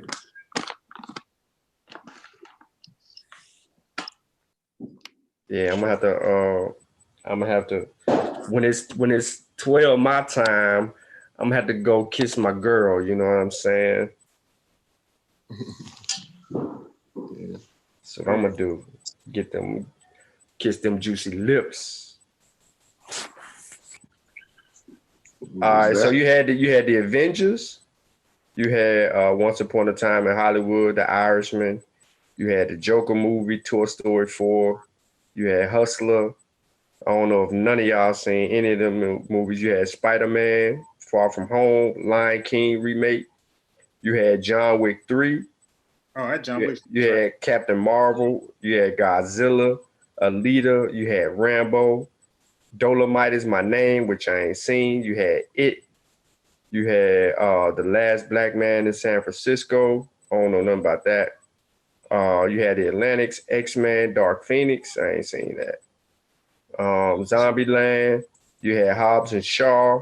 You had Ready or Not. You had Will Smith's Gemini Man. You had Pikachu, Aladdin, Abominable Snowman Dude. You had the Lego Movie, Shazam, Magnificent, whatever that is. You had Pets 2. You had Men in Black 2. Men in Black International. You had Crawl, Pet Cemetery, Scary Stories, Good Boys, Annabelle Comes Home, The Curse of La Llorona. You had The Kid and the Kingdom, or whatever that is. You had The Two Popes. You had The Addams Family, Angry Bird 2, Long Shot, Honeyland. Let me see. They all sound trash. Yeah, but somebody saw something that was dope. What Men Want, Isn't It Romantic? You had Fighting with the Family. You had The Hustle. You had the Art of Self-Defense, Stubber, Murder Mystery, Jigsaw, Medea Family Funeral. You had Little, the movie where the shorty was her and Taraji, not Taraji P. Henson, but her and the old girl changed positions. You had Yesterday. You had that one movie that I think is, man, I can't think of that movie. Wonder Park, Missing Link. I took her to the movie to see that, man. It was good. The Brother and the Old Girl, man. Not Queen and Slim, yo. Hold on, I don't want to yell at y'all.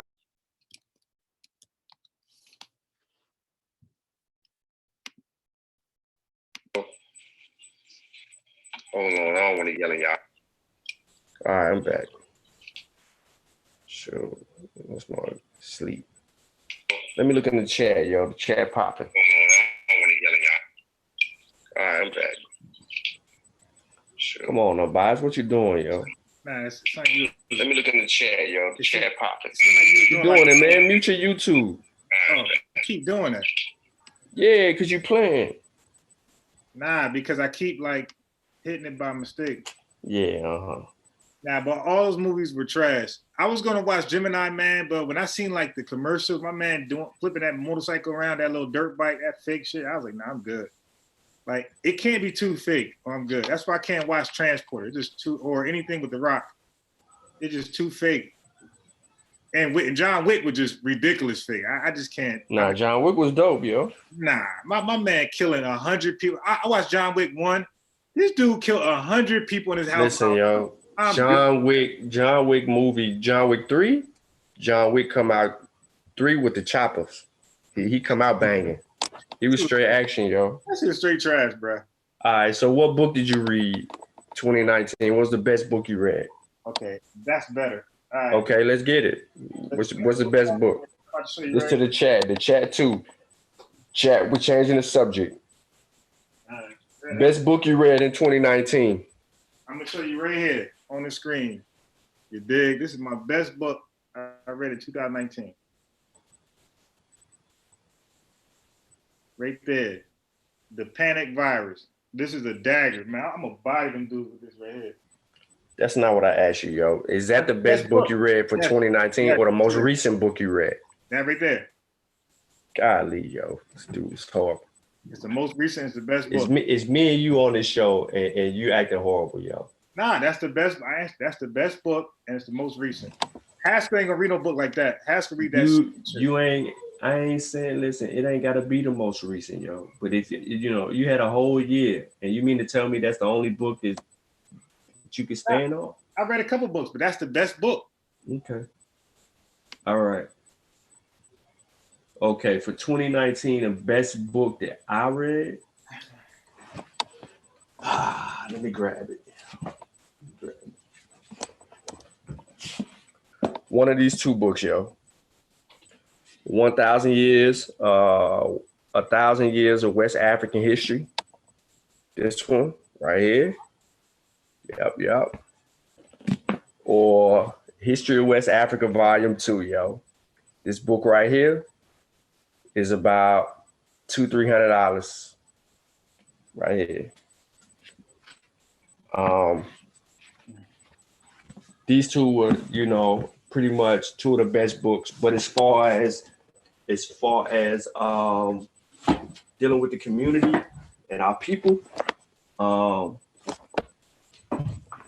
this was the best book. This was the best book by the Shamsu Hiru research team. Contribution to the meaning of contribution to the debate on the meaning of the place named Kemet, written by the Shamsu Hiru research team. This was science.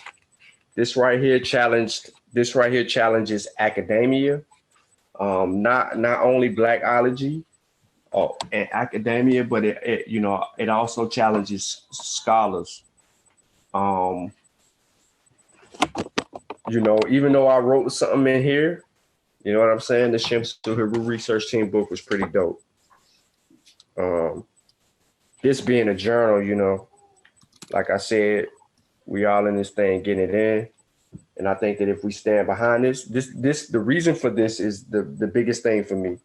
This was actually done by Brother Ben, Black Panther, because people only seeing one side of the community. He think, people deem us hotepers and deem us all kind of weird names and stuff like that. They don't even understand who we are. And he did this to show that this journal will be an African-centered journal from Africans from all around the diaspora, scholarly covering their scholastic experiences. He says it's time to show the world that the quote, unquote, conscious community is not full of pseudoscience, conspiracy theories, and unverified claims. No longer will we accept the derogatory phrases and bastardization of African phrases like hotep or hotepers. The scholars of the community must shine and teach. It's time you learn who some of these great minds are. This is a coming out party for the conscious community scholars. This is history being made. It's correct. When he put this out right here, this was history being made because, you know, it's challenging all the blackology claims, the pseudo conspiracy claims, and it's putting us back in the forefront because this community was built on scholarship. It wasn't built on assumptions, pseudoscience, metaphysics, and all of that. The earliest authors and writers dealt with real stuff, even though some of their sources might be outdated and some of the information may be misconstrued. We're able to know that now because we went in there and we found the loopholes by continuing to advance their works, and we're able to address it and deal with it from that perspective. Also, I mean, I know I threw up 2 history books as the best books of 2019, but I do want to say that this was a pretty good book too. This was a pretty good book right here. We Are African People. This was a recommendation by Brother True Historian. This right here was good in here, man. This was good. This was a good book. I'm not going to slide it. I did a lot of reading in 2019, 2018, 2017, 2016. I did a lot more reading, bro, when I tore my ACL. That was in 2015, I think.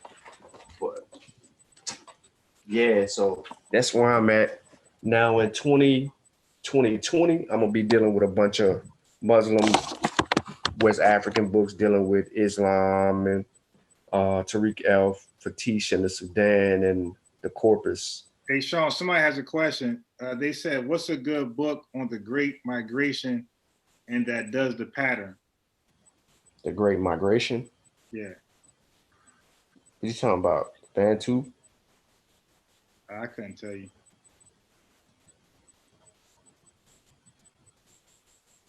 I don't know. Re-ask that for me. All right. Hey, Osiris, restate your question. Like, try to be more specific. But yeah, I read African Times a few years ago. There's some information in Alpha Me. You said African Times. There's some information in African Times that we need to kind of like update and respect Baba Taka and Ife Kilimanjaro wholeheartedly. Yeah, it's just some stuff in there we need to correct. He's talking about Africa in general, he said. On migrations? Yeah. Nah, I mean, just get the general history of Africa, volume 1 through 8. If you get those books first, and then that'll give you a generalization of Africa as a whole, as it will walk you through different phases of history. Then you can transcend into other works or other areas of works and deal with the other areas of works that you want to deal with. Huh? All right. I'll type the name in. But yeah, Alpha Male was talking about this book right here. Yeah, red. Yep, this book's red. It's red. Yep. 1,014 page book. Man. Oh, I do it big, yo. I got a bunch of 1,000-page books. Man. I'm not intimidated by those books. I used to look at a book and be like intimidated, but then I started reading the books and I was like, yeah. Then those 200-page books was going like in a few days. I was like, nah, this is too fast. But I'm gonna tell you one of the most powerful books, small books that I read was this one right here. The Yoruba of Southwestern Nigeria. This small little book by William Bascom, this small little book right here will send you researching and researching and researching. It was a good one too. It's a good book. He said, put what in the chat? The name of the book that you recommended from Africa, the migration. Oh yeah, UNESCO series. Yeah, volume 1 through 8. I made a mistake. That Panic Virus was not my best book. That was like my second. I forgot. Yeah, Chavis. I did a lot of reading on chemistry. That's my favorite books. And then The Big Bang. So I have The Big Bang by Simon Singh right here. I have Stephen Hawking's The History of Time. You know, pseudos can't do this right here. I have Neil deGrasse Tyson, The Origins of Life. I got Lisa Randall, and you see the, you know, you see it, Dark Matter and Dinosaurs. I got many more I ain't just go grab. But the chemistry books are the best books that I bought in 2019. So when you pseudos come at me, you better have some knowledge in chemistry. I'm gonna dust you off.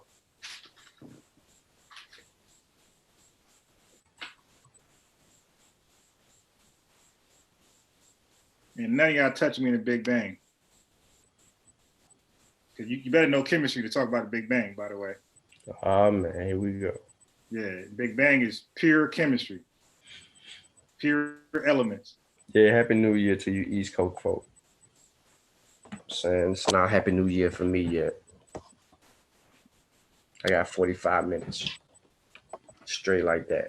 So that's why I love when people ask about the ingredients and the vaccines, because you're dealing with my territory, and that's chemistry. So I love beating the hell out y'all. Did you go see the movie Us? Nah, what's that about? The black people that got that had twins of themselves. Oh nah, yeah, I don't really mess with scary movies like that. Oh, you a punk? Yeah, I just be having like weird dreams. I don't mess with that type of stuff. You scared of your dreams? Yeah, man, I can't. You know, dreams you can't control. I don't like dreaming about that stuff. What, you gonna wake up paranoid? Yeah, man. Or I be, you know, it's just weird. I don't like dreams because they be seeming real as hell. You be waking up crying? Nah, I just be, at the time, your heart be pumping and everything. I'm good. Like, I go to bed to ID channel, right? And those stories be in my dream, man. I had to stop doing that. Yeah, so I can't mess with like scary movies at all. Zero.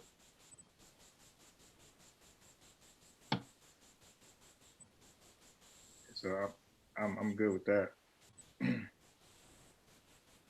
But like you said, going back, Polite's not going to go on the Dagger Squad, and neither is. Yeah, Polite will join the Dagger Squad show, yo. I don't know. I guarantee, because I've been on this. Intimidated. He ain't intimidated by going on there, yo. Nah, he's intimidated. I'm gonna tell you why. No, he's not. He came on here with Ned and Ned was on here the last week, yo. No, I ain't gonna let you just say that, dude. Like, listen, he could be a lot of things, but I'm not gonna say that he's going to fear going on to the Dagger Squad show. What he will do, and I'm going to tell you what he'll do, is he will join the panel, but he's not going to be full pseudo. He will only be full pseudo on his channel or Sonetta's platform or Doggy Diamonds and everywhere else that he could be full pseudo, because there's nobody that's going to challenge him. Yeah, but listen, when he's around no, listen to me. When he's around he changes his perspective. Go ahead. All right. When he came on Unc's Real Black Atheist, he came on because it wasn't about him. It was about Ned and Ned and what he was talking about. So it had nothing to do with Polite. So he doesn't mind coming on a platform that is not about him. Let that subject be vaccinations. He ain't coming on there. Because I'm going to ask my man about baby fetuses. All right. I'm going to ask my man about formaldehyde. What's his problem with that? And the other crazy stuff he said on his own channel. See, I'm going to bring up what they already said. I'm not going to talk about new things. And Minister Inky, I'm going to ask him about VAERS. Like, what's his problem with VAERS and why did he quote reports as facts from VAERS? All right. So they're not coming on this, man. First of all, their little flunkies are in here already, and they're going back reporting to them what we gonna say. They ain't coming on. Who's the flunkies? I don't see none of their flunkies. Nah, you know they ain't gonna talk. They ain't gonna talk. Listen, yo, you tripping. All right. Polite is not intimidated by none of that, yo. Well, I'm hoping like hell. He lives for moments like that. He lives for moments like that. When you try to challenge him, he'll talk his way out of it. Nah, he's not going. Listen, what he's not going to do is he's not going to stay on topic with what you want him to stay on topic about. Listen, I don't mind him ranting. I don't go down rabbit holes. I tell Uncle all the time. I don't do rabbit holes. I'll let you rant, and once you get done, I'm going to bring you right back to formaldehyde. You dig? And we're gonna test his chemistry because Hillman and Inky is a biochemist, so we'll see. He gonna out-talk you, yo. He don't care nothing about none of that. You can know you can't out-talk me because I'm disciplined. Once you get done, he's a can of oil slick, yo. You mighty confident. Yeah, I'm gonna bring you right back to former. Yeah, we gonna see. Yeah, you mighty confident. Well, Rob Bourne called up and tried to get me. What happened to him? Hey, look, I ain't talking about Rob Bourne. Stay on topic. We talking about Polite. Haskell tried to call him and get me on Dagger Squad. What happened to him? Killed him. I don't know nothing about Haskell. Haskell getting his own way. Haskell ain't qualified. Don't give me that. Nah. We listen. Quit talking about everybody else. We talking about Polite. Yeah, Polite's not tough at all. All right. He's not. Yeah, I used to be a super fan of Polite. Matter of fact, my IG name is. You still are. Well, my IG name is Too Smart for Broke. His is Too Smart to Be Broke, something like that. So I used to be a huge follower. Yeah, I know what he still are following. It's not gonna work. Your IG name ain't changed. Yeah, it's gonna. Well, I'm definitely too smart for broke, so that's never gonna change. I can't believe you dudes, man. You dudes follow Polite, yo. Yeah, well, first of all, buying books, buying his books, and to be completely objective, you got to know what they're saying. You got to know what they're saying, and I go there for that reason. I see Polite vaccination video. I'm gonna destroy him, and the sources he used. Yeah, I fact checked those sources. It's over. You fact checked his sources. Yes, he used a high school dropout for medicine. You fact check Polite sources. Well, yeah, I do that. What's his sources that he used, yo? Give me a source that Polite used. Well, I gotta go to my video that I rebutted him like last year, but you gotta go to the video. Yeah, I gotta go to my video. You keep giving me excuses. Bro, I could play my video right here. And I could show his weak little source. I do know who he sourced. Bro, it's all timestamp. All right, so I want to do something real quick that ain't got nothing to do with none of these dudes. And I'm only egging you on about Polite. I really don't care. But I just feel like you gonna nut up. That's just how I feel, you know what I'm saying? Well, actually, you don't know me. You're not on the phone with me, Ah, man, yo. Why I gotta be on the phone call, yo? Why I gotta be on the phone call? You gotta be on the phone call. But it's a reason my uncle called me. Well, hold on. First of all, there's a reason. Don't call everybody, yo. No, wait, no. Okay, the difference is me and Unc, y'all talk about, I don't know what y'all talk about. When he talks to me, I school him on chemistry. So Unc learn, he knows a lot, but he's updated a lot too. Now you can hate all you want, and that's your issue. I ain't hating on you. I ain't all you want. But when I talk to Unc, listen, I don't talk to Unc just wreck this shit. When I talk to Unc, it's all about education. It's all about what did you learn, what did I learn, and we spit that fire. That's it. And listen. Unc, you East Coast, right? Yeah. You East Coast. So it's a new year for you. So in this new year, I don't want you chicken shitting or pussyfooting around when this man get on this link and he apply that pressure to you. That's all I'm saying, yo. I don't want you nutting up in 2020. There's no history of me doing that, but there's history of you doing that. Nah, ain't no history of me doing nothing. Yeah, Sarnetta. Yeah, he was here today. He was very quiet. I already talked to Sarnetta 2 days ago. Well, I don't know about that. I know you was quiet. Of course you don't, because when I hit up Garfield was when Garfield was doing his interview with Sarnetta. There ain't no ill feel. I mean, we might cuss each other out, but you know, I feel how I feel based on how I feel. Yes, with that, you know what I mean? He feel how he feel because he just defended himself. He think he under attack. All right. Well, the thing about me, I stay in my lane. Okay. And my lane is vaccinations and Big Bang. All right. I like the way you just try to change the topic, though. You know what I'm saying? That was cute. I'm going back, but the topic was me. You said I was freezing up or whatever. Nah, there's no history of that at all. Mm-hmm. See no that? History at all. Yeah, no history of that. All right, so look, man, let me deal with this real quick. So I was supposed to do this for Eric and them earlier. I don't know if Eric's still in the chat. I'm finna do it for Eric. I'm finna do it for you right now because you might watch it later. So let me deal with this right here. Everybody, if you don't know what you're looking at, I'm finna explain it to you. And then I'm gonna tell y'all what we were talking about. You know what this is? I don't see it. You can't see my screen? Oh, what's that? Chinese stars? What's that? Nah, these ain't Chinese stars. These are Toureg crosses. Are you familiar with the Toureg cross? Nah. Right. The Toureg cross has nothing to do with a religion, yo. And I'm finna show you why. So, I want y'all to peep game about the Touaregs. The Touaregs live in one of the most inhospitable areas of the planet, the central part of the Sahara. Their whole existence, difficult and precarious, is dominated by an overriding concern to protect and defend themselves from hostile supernatural forces that inhabit the surrounding environment. The jinn, which is the evil spirits from the terrible goal, to the ifrit, no less cruel, intending traps to travelers and gain a protection of beneficial genies. It's how they live. It's what they believe. The same typical turban, the lithum, if you're familiar with the Toureg turbans, that completely covers the face of the Toureg except the eyes, has the primary function of protecting the gates of the soul, the mouth and the nostrils from the jinn. But the main instruments of protection are the amulets and talismans. Every Toureg, man or woman, old or young, has an amulet or a talisman.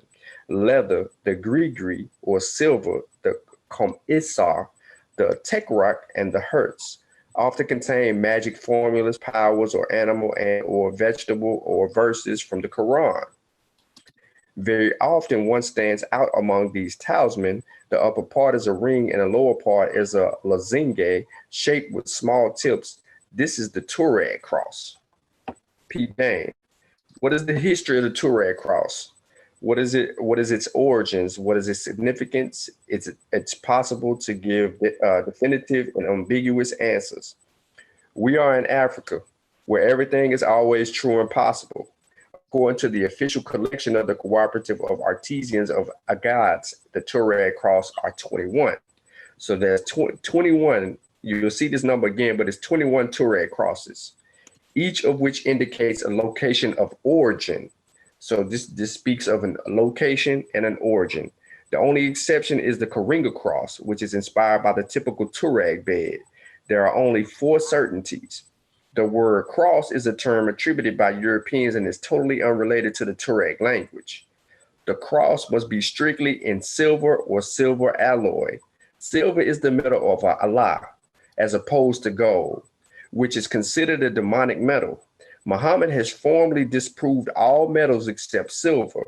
Rings, seals, amulets made of gold, copper, or iron are prohibited in the Muslim tradition. Is that still true? Unbiased. Say that again. Silver is the metal for Allah, and gold is prohibited. Is that still true in Muslim tradition? I'm not. Right. Yeah, no, yes, it is. And then in Orthodox Islam. All right. The archetype, the first, the true, the progenitor of all Toureg crosses is the cross of the Agades, but also those of the Ifrane. The Tahu, the Zenda, and the Gal are considered exenies, that means truly, real, authentic, or original. All other crosses derive from these 5. Toureg crosses was passed down from father to son with the words, I give you the 4 corners of the world, because one cannot know where one will die. Now, peep this. About the meaning of the Toureg crosses, there are several theories.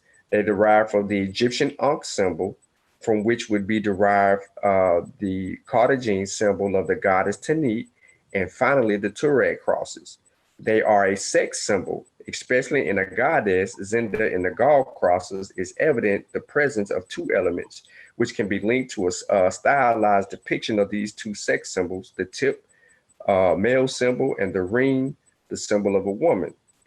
There are talismans that protect from the evil eye in the form of several types of crosses, and in the decoration of almost all types appears in the presence of a triangular elements that constitute the representation, more stylized or appropriate eye. They derive from the Southern Cross. There's an undeniable resemblance between the position of the 4 stars on the Southern Cross, 3 of the first magnitude and the 4th, and the bottom part of the diamond shape, a goddess cross. So y'all learned a little bit about this Toureg cross. Now, give me a second. I'm gonna go into the horizon history of West Africa, and I want to tell y'all how tricked out these people are, the Toureg. Hey, Sean, they wanted a link on that. And my man said you mentioned 2 books on African migration. He didn't get the names. 1,000 Years of West African History and a History of West Africa, Volume 1 and Volume 2. So you have 1,000 years of West African history, and then you have a history of West Africa, Volume 1 and Volume 2.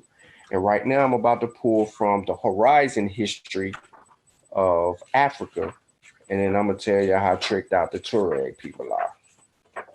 Or not only the Toureg, but the because you know it's 2 different sets of Toureg. You got the North Africans over there, close to Libya and all of that, running routes and all that. They act as taxi cabs, as Danny called them, in the Sahel or the Sahara. And then you have the ones in West Africa. So let me get to, hold on a second. Page 99 of this book. I'm reading from the again the history or the horizon history of West Africa. All right, let me find my place.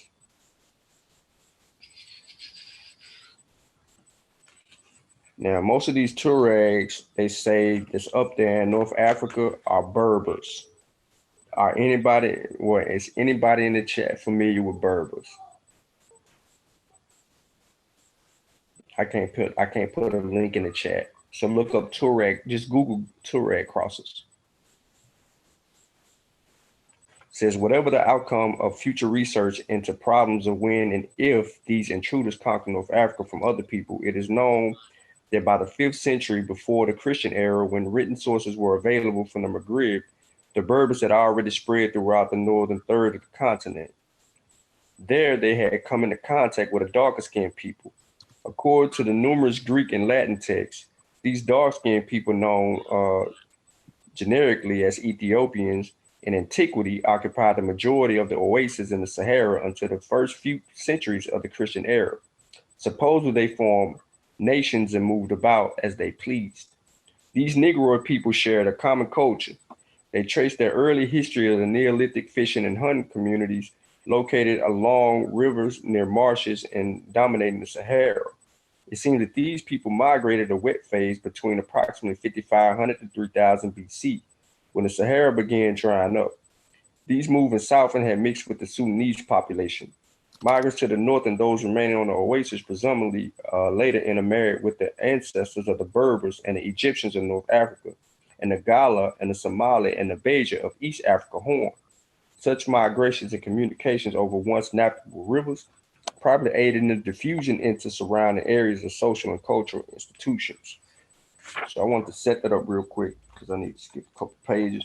I want to tell y'all about the North African Berbers, who are also the Toureg. These people, because of who they dealt with in trade, first, let me just continue. Just as some Sahara mixed with the Berbers, so did other peoples. For antiquity, listen to who they dealt with. In antiquity, they dealt with the Phoenicians, Greeks, Egyptians, Persians, Romans, Vandals, and Byzantines controlled parts of the Maghreb. Yet, despite these contexts, the Berbers remained aloof from external controls and influences. Long distances and difficulty of the terrain limited communications and restricted the number of permanent settlers who come to the Maghreb. Although oxen and horses crossed the Sahara during the first millennium BC, the desert ceased to be an impenetrable barrier in the Maghreb only after the 2nd century AD. Then the use of camels became widespread. The stereotype prejudices that classical writers developed about the North Africans tended to heighten Berber isolation even more. Many authors viewed them scornfully as uncivilized, violent, and passionate people who lacked subtlety. Although some Greek and Latin literary sources at times portrayed them as courageous, sober, and persevering, most writers reproached them for essentiality, apparent cruelty, turbulence, laziness, love of raid and pillaging, and double standard of truth. Since the Berbers lived out in the pale of the classical civilization, the Greeks and Romans considered them barbarians. from which the name Berber evolved to designate the light-skinned inhabitants of North Africa. The Arabs later called the area of inhabited Barbary. Alternatively, the area was known by the Greeks named Libya after the Libu Berbers. Barbary entered within written history about 1100 BC. The first foreign settlers were made Phoenicians from the city-state Tyre in present-day Lebanon, who were drawn west by the prospects of gaining access to silver, copper, and tin, and lead in the Iberian Peninsula. In the latest quarter of the century BC, the Middle Easterners found a Carthage, what they call Kart Hadesh, or a new city. And within 3 centuries, this tiny settlement had grown into a city-state asserted an independence from Tyre and organized the Phoenician colonies in the Western Mediterranean into a powerful Punic Empire leadership. Now, without boring y'all to death, these so-called Berbers, who would later be infused into Toureg, took on the customs and the traditions of everybody that they had trade with. They believed in Jesus. If Yahweh was around, no. Listen to me. Jesus, if Yahweh was around, Allah, all the deities from Kemet, they even believed in the Serapis stuff. Wow. If they came into contact with you during the trades, they would take on your god. Wow. Because it was a trade going on, they had to have some likeness to you to help you across the Sahara, or to trade with you, or to take you to where you can make trade. These people were very crazy. So your God didn't matter to them. They would accept your God. Now, originally, before they did all this infusing of these gods and settling on all these different deities, they practiced what every other African would practice, with some disrespectful people called animists, what some people call nature worship, and things of that nature. They would take on the traditional systems and cultures in Africa. They did do that for a while. But when it was time to get to that money, or it was time for them to raid, they were doing it in different names. And you know, we have to be real careful with how we looking at that North African sect. Now, since we don't really just dig into the North Africans, or we get into those Touaregs, or we don't get into the Berbers and deal with their history like that, we tend to make a lot of mistakes when we deal with these other areas of study. So let me ask you this. So how did they adopt all those gods without being consumed in any one religion? Because they didn't care. Well, that's what we got to do over here. Well, they didn't care. They had an agenda. The agenda that they actually had was to control trade, because they were sitting on some of the main trade routes. If you go and you look at North Africa today, and you go look at North African trade routes, let me see if I can pull that up for the people.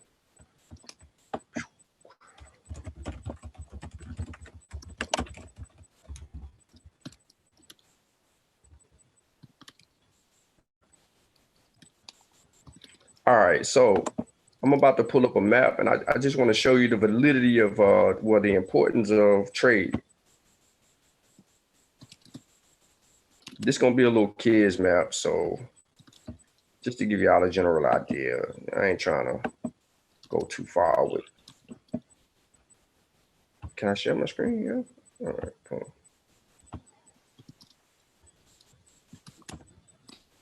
All right, so I know people can see the screen, but I'm gonna try to see if I can make this bigger. I just went on a little kid site, yo. Sometimes some of us learn at a different grade level. All right, so I want y'all to look at this, if you could look at it. If not, I'll just try to capture something else. Can you see that though, Unbiased? Yep. All right, so over here we got West Africa, right? And we're talking about, you know, some things right there. But what I'm referring to are places that are along here. North Africa, very small, well, starting about right over here and coming through all the way over here. Very small, right? Notice the different, all these little lines you see right here were trade routes. This is the Sahara right here. Maybe this ain't working. That map ain't helping us.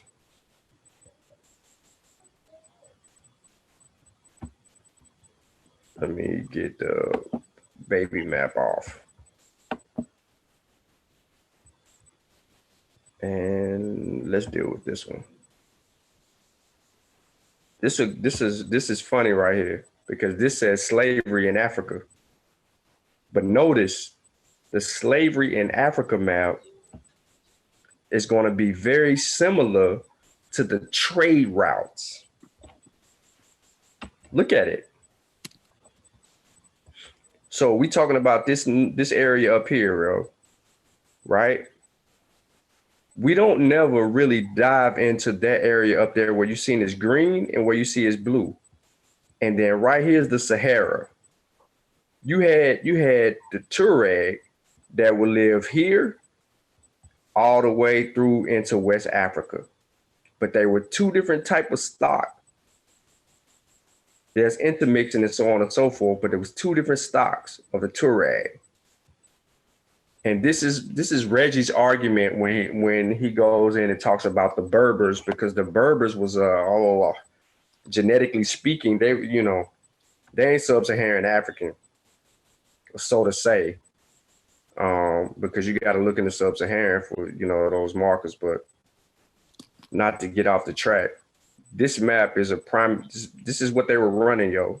So to my point, when you deal with the taxi cab people, as Danny calls them, they're controlling these routes. They wanted all this real estate, yo. You can't go into Morocco. You can't come through into Algiers. You can't go to Libya. You can't deal with the Greeks and the Romans and all of them without coming in contact with the Toureg or the North African Berber. They wanted it, so they accepted your God. They ain't care. They accepted it. All God's on us.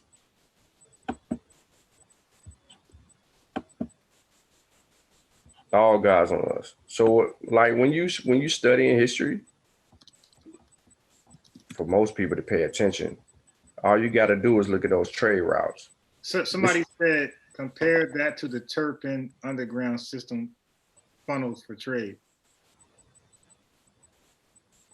Y'all talking about the taxi cab.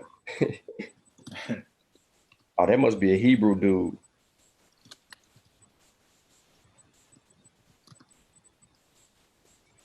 Hold on. You said somebody said what now?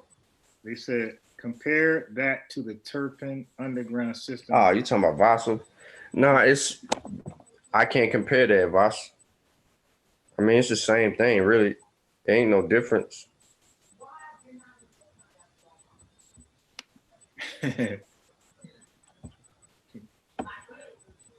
Trade is trade.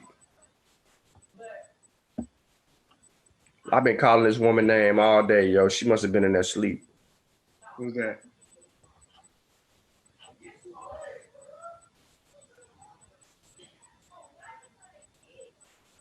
Oh, nah, she talking to my sons. But nah, yo, so this was just vital, because look. Nah, this ain't good. This ain't good at all. It ain't good. Let me find y'all a better map, yo.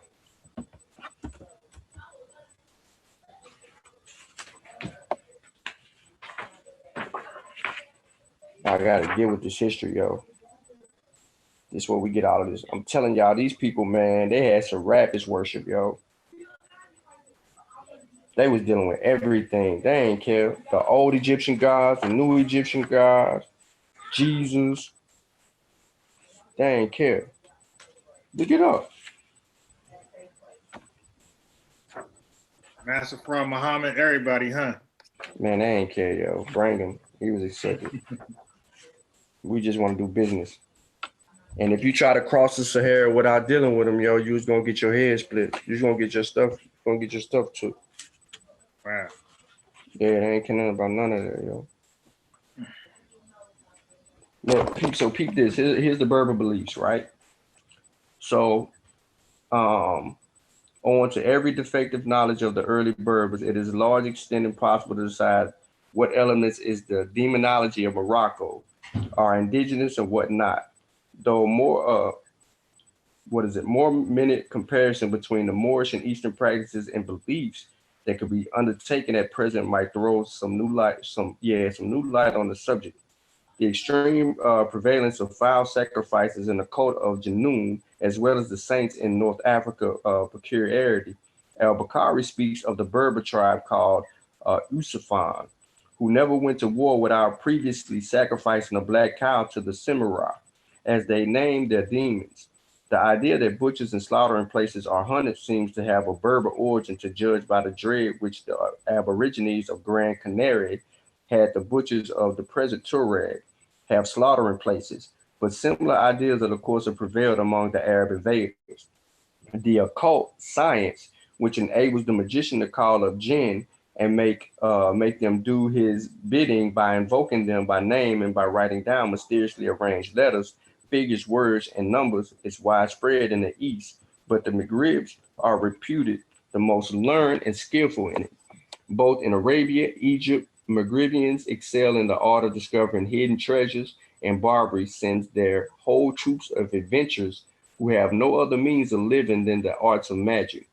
Now, thus the jinn cult of the West has also influence of the East, and not only been influenced by Kluzinger observed in his book in Upper Egypt that the names of the jinn summoned generally sound unlike Arabic, and may afford the philologists not uninteresting hints regarding the origin of this science. In Morocco, some names of jinn are expressly said to be Sudanese, and it is notable that their chief magicians who practice their art by the instrumentality of the jinnin come from Sus, the southernmost part of Morocco, where the Negro influence is considerable. The jinn are usually invisible, but they are capable of assuming various shapes. They may appear in the shape of a human being, sometimes the stature of men, and sometimes the size of enormous and gigantic. In the Arabian Nights, they are often represented as appearing, first of all, in a monstrous, undefined shape, like an enormous pillar, and is only gradually assuming a human shape. These people crazy, yo. That's what they believe. There you have it, your Berbers. Get you one.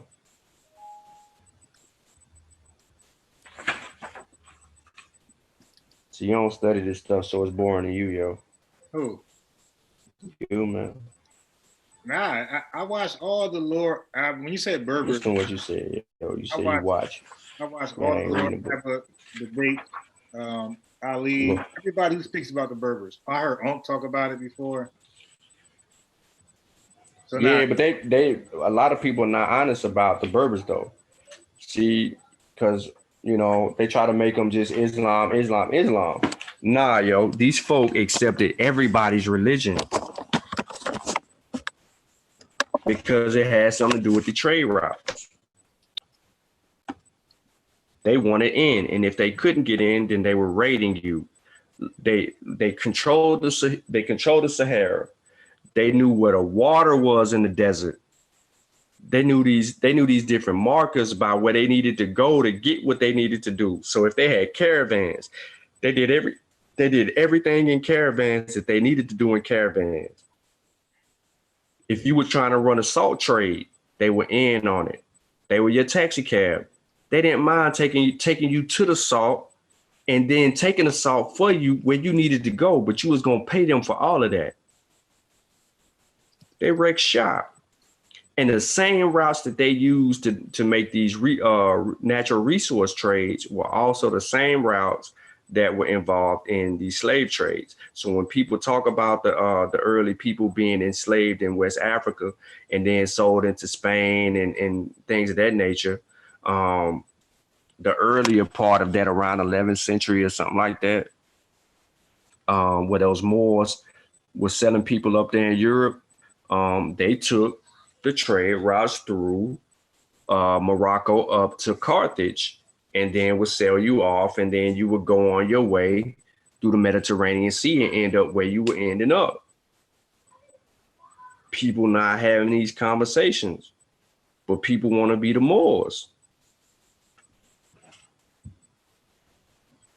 So it's kind of crazy, yo. And then for everybody in Central Time Zone, you got 11 minutes, yo, before you can feel like the people on the East Coast. And where's your boy Sanchez at, yo? Why are we on different time zone? My brother Sanchez, man, my man pseudo as hell, man. Okay, yeah. Hold on, let me answer CK question real quick. The Toureg dealt with anything that had to do with trade, okay? Whether it was gold, salt, whether it was spices, whether it was humans, whether it was any natural resource, they were in on it. It was kind of like, and I wouldn't, it was kind of like, if we wanted to know where the Jews was located at, maybe we should be talking to the Toureg, because they controlled the Sahara. So they should be very familiar with Jewish presence somewhere, because the Jews would have had to meet the Toureg to get from A to B. We should be able to talk to the Toureg or the Berbers, the Berber stock, or the West African stock, the Sub-Saharan stock, either one of them. We should be able to have these conversations with the Toureg and find out exactly where the Jews was, where did they set up shops? Because along these trade routes, we should get answers.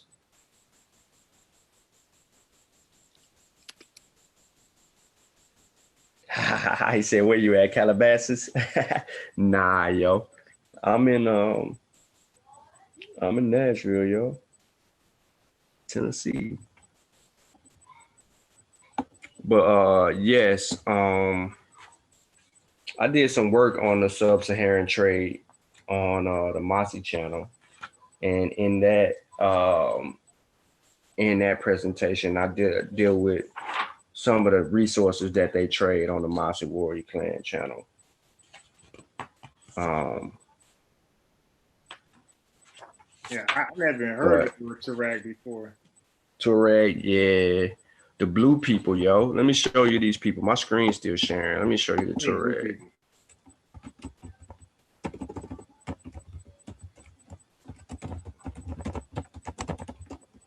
I spelled that name wrong. But I mean the blue people right there, yo. You see that picture? You see that picture? You see them in the blue? You see them in the blue? Yeah. Yeah, they rock that blue. Now they rock a lot of colors, yo. But they rock that blue. Look at the faces on them, though. See what I'm saying? Look at the faces. Yeah, they look like us. Are you sure? Yeah. Are you sure they look like us? Not that chick with the lipstick, but the rest of them, yeah. Yeah. You got to get into look at the Toureg crossover there. You got to, hold on. Let me go back up. You finna start? Nah, let's see, images. All of them don't look like us, though. You could tell the difference because you know, like I said, you got the Toureg, you got Toureg in West Africa, and you got them up there in North Africa, Libya and all of that. Look at this dude, yo. He's selling his crosses. Where it go? I skipped him. There you go. The dude look like you, boss. Look like you, I'm biased. Can't see. There you go. It's cleared up. You look like you. Still can't see. Damn, yo. Hold on. You a non-seeing dude, yo. Nah, you got to click it. It's small on our screen. Let me do it right here. Okay, I got you. Small on the screen still, right? Nah, that dude's straight white. Nah, man, it's Toureg. North Africa, yo. They look different. Nah, that dude ain't African. That dude white. Nah, man, he African. What is he? That ain't the same dude. What is he? Yeah, nah, he's black. That nigga right there, nah. That's the convert right there. Nah, man, you Toureg. We got to be real careful. They say we the converts. We the converts. We the convert Toureg. That's what they say. Look at him. He look like you? Nah. He's a white boy. They ain't even white boys. That's where genetics come in at, yo. Trick us out of our spot. Oh yeah, let me answer this question for you real quick. Look, you see, look. I ain't even have to put it in all the way, yo. I had to put it all the way in the search engine, yo. The Toureg, the blue people, yo. Now that boy white. Him? Yeah. Aladdin. What about him? Yeah, now he Arabic. What about him? Okay, he might be a little Indian. Nah, these people were African, yo. Nah, I ain't buying that. They're in Africa. All right, start right there. Sorry, the dude right there, all the way to the right. Him? He ain't. If he's African, I'm good. You African, yo. You tripping? Nah, I'm not accepting that at all.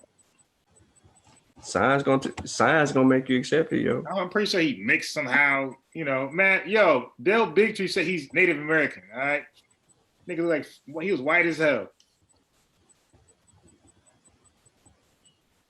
I don't know nothing about that, yo. That dude was lying. The one said his mom was Indian. Yeah, he was lying, yo.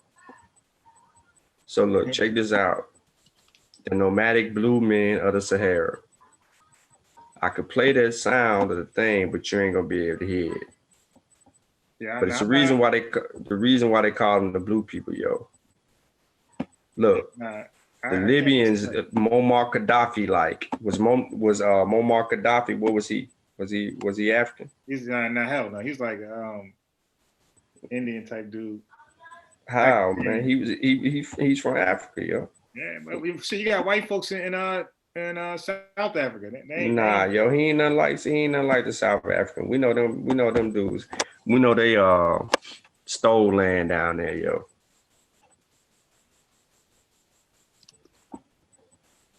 The Toureg, man, you gotta know the Toureg, yo.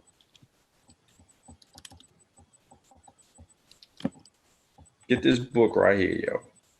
PDF it if you can. Don't buy it.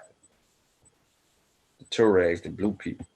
This book right here. See, it's got a PDF. I ain't telling you to get it. I'm talking to my West Africans. I'm talking to my West Africans. You right, yo. Look, Ogumbala, yeah, he like, yeah, look at you. Nah, yo, gotta be careful, yo. Look, you gotta get the blue people, yo. This dude African, yo. He African. How you gonna take his Africanness away from him, yo? They all were not African. Or they were mixed white folks or something like that. He said Steve Nash African. Nah, I'm not accepting nobody that look like that. That white boy is African. Let me move my book real quick. I gotta get my lips ready. Look at that. The Toureg in Mali and Niger and other countries in West Africa are one of many people in the world today who do not have their own state, but are forced to live as minorities in 5 different states. They are Berbers of Semitic race, like their kinsmen in Morocco and northern Algeria. The present monograph contains a brief description of the social structure and the daily life of the Toureg, as well as an account of their history with special emphasis on the period after independence. Today, Persecution of the Touaregs in Mali and Niger have led them to rebel against the ruling black people of the two countries. Told you. It is the situation that has prompted me to write that the present, listen, the Berbers. How you skip past that? I ain't skipping past it. The ruling black people. The ruling black people. See that? Yeah, but it's black Toureg too, yo. That's what I'm trying to tell you. In West Africa, you got black Toureg too. And even the ones that are really black, that look black like you think black, they ain't even black. They ain't sub-Saharan black, bruh. The Toureg are listen, they are the most confusing people ever. This is why you can't just look at the skin tone and be like, oh yeah, they black. Nah, even the black people ain't black, yo.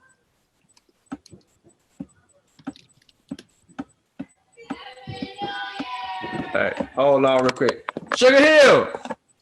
Oh, let me not scream in your ear, yo.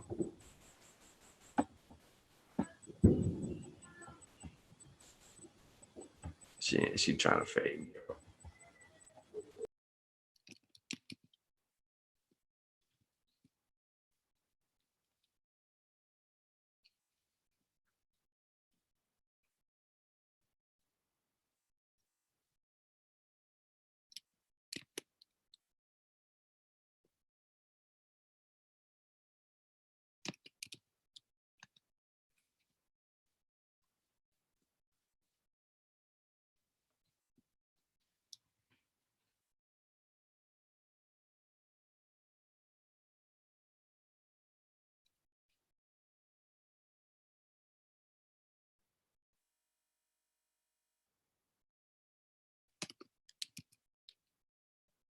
All right, yo, we back. Listen, man, look, too many Danes and Europeans in general, the Touaregs are not an unknown concept. They are often viewed in a romantic light as the people who are the lords of the western part of the Sahara, as a people that has managed to an extraordinary extent to endure the hardship of some of the world's most inhospitable places. As people of warriors, because Toureg, that's all it means. Toureg means warrior, whose men appear the incredible swiftness on their camels to join battle with an intruding enemy and disappear just as quickly when the fight is over. Or they are seen stalking towards you in a dignified manner, veiled and clad in their draped indigo-colored garments, proudly conscious that this is their land and that no stranger can survive here without their assistance. And they stand on that. They don't think that you can make it through the Sahara without them. Because of the blue color which the indigo dye clothes leave on their skin, they have long been known as the blue people. Many novels and films about the desert life have used them as a romantic setting. We owe our knowledge of them mainly to French, who conquered their territory with great difficulty at the end of the 19th century, and who have retained until today a special respect for this people who offered them such worthy resistance. At least this sentimental level of the Touaregs of the day must be characterized as a so-called fourth world people. They do not have their own state, but live as minorities in half a dozen countries with all the attendant problems of the situation. They have in fact long been registered as a fourth world people by the organization that deal with such people on a par with Eskimos, Native Americans, Australian Aboriginals, Kurds, etc. Today, there are more Touaregs than ever, and all the people is 1.2 million people thanks to the rapid population growth common to third world countries. Few fourth world people are represented in the parliaments of the countries they live in, nor do these people as rule enjoy local self-government. Let's go on. We're dealing with the Toureg. Yeah, I can't believe y'all don't know the Toureg, yo. Look what it say right here. As for the remainder of the 8.3 million inhabitants of the Niger, approximately half of the Hassas, most Hassas live in adjacent or remotely related to Arabic and ancient Egyptians, and all three belong to the Hamitic-Semitic family of language. I hate that word. It's just pseudo. The Touaregs are Muslims, and so is the majority of the black population in the region. However, there's a significant number of animists among the latter. So when I mentioned earlier, when I was talking about them still being this so-called animist, which I think is a disrespectful word, and Muslim, I ain't lying to y'all. But they also were Christians. They also were whatever they wanted to be. They intermingled with all your gods. And they keep saying that for centuries they must be talking specifically about the people in West Africa, because they ain't dealing with Libya where they at. Look, here you go right here, but I can't change it. Map of the countries of the Berbers. Look at the Berber countries. Libya on there, Algeria on there, the tip of Niger, Chad, Mali, Mauritania, Morocco. They all through there. Tanzania, Sinai. They even trying to put some in Egypt, which is fine. They can put them there. They can put the Toureg wherever you want. You gotta come see the Toureg, yo. Welcome to West Africa. Structure of the Toureg. I ain't gonna get into all that, yo. Like I said, man, put in the thing, download the book, read the book. It's free. Free book. You know what I mean? Live on Unc Show, yo. I done helped y'all get a free dang on book. Thank me later. You're supposed to do that. People ain't gonna read it though, yo. That's why I don't like recommending books. People don't read it. Yeah, they don't read, but that's why you're here. You're here to go over it, give a crash course. Man, you in the chair arguing over flat earth, yo. Nah, I'm not. We was pointing out a flat earther. Who the flat earther? Pascal? Nah, easy bands. Hold up, time out. So, Eric, you arguing with this dude? Now, I don't debate flat earth at all. Nah. They talking about the Moors. Toureg, listen, the Toureg are more than just Moors, yo. They don't even call themselves Moors. They all over the place. How could they be Moors, yo?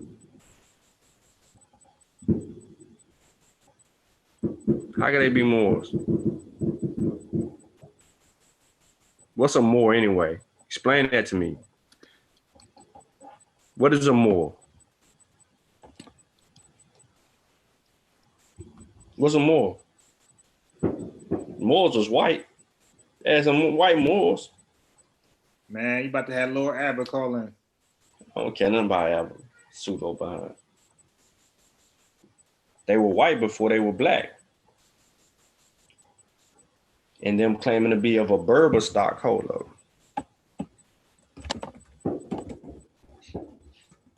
Boy. Nobody care about the new year, huh? Y'all supposed to be partying at the club and all that, yo. I care about all that, man.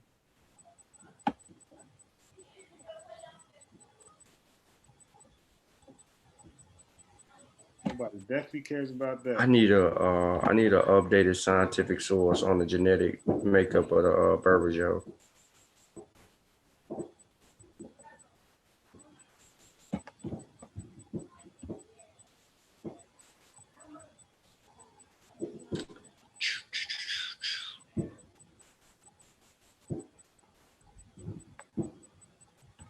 When I hear the word Moor, I'm gonna tell you what I hear. I hear servant to the white man. That's what I hear. Ancient genomes from North Africa, evidence of prehistoric migrations to the Maghreb from both the Levant and Europe. The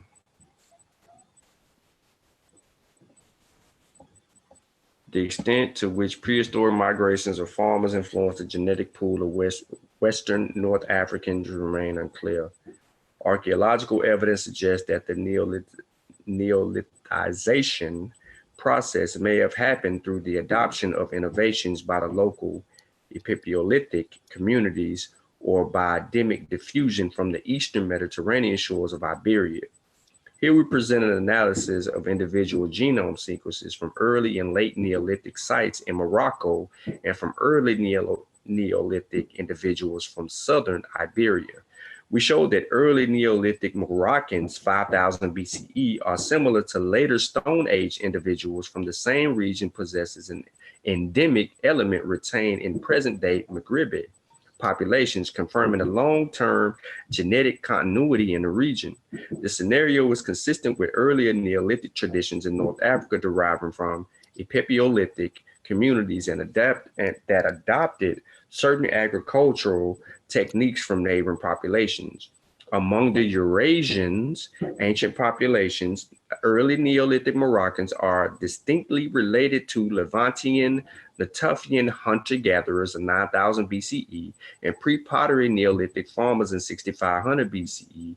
Late Neolithic 3000 BCE, Moroccans in contrast share an Iberian component supporting theories of trans-Gibraltar gene flow and indicating that Neolithization of North Africa involved both the movement of ideas and people.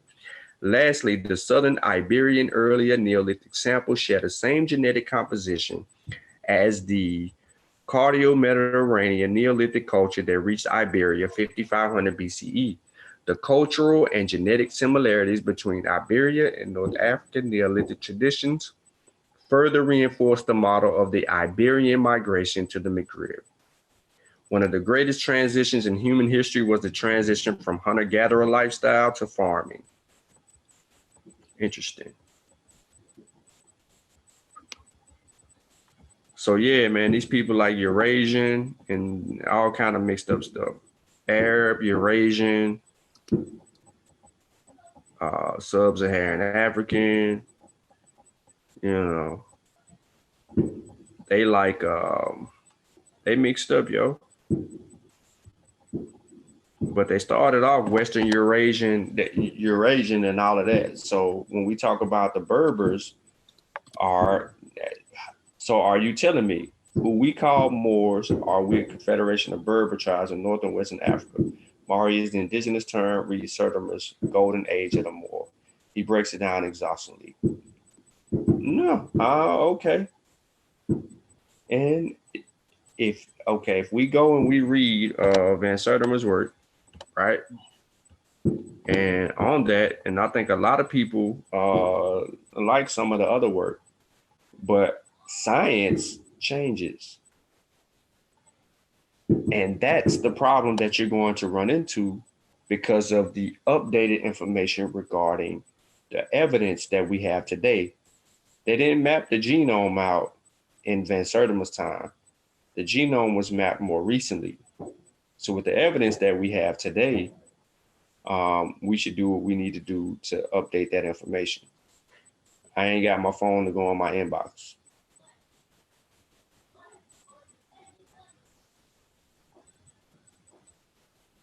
Yeah, they shooting fireworks in the background, yo. Man, it sound like Iraq or whatever. Where you live at, bro? Nah, I'm not near people. I'm not near no gangs. I ain't near the city. I ain't in there. I'm in the burbs, yo. It's fireworks. It's a lake.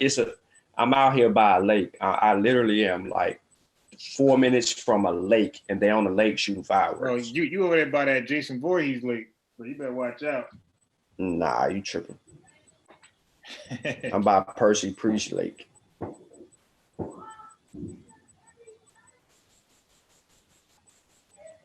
Yeah, I'm by the Percy Priest Lake, yo. I'm out here where they got the right to carry their gun, or these white people will shoot.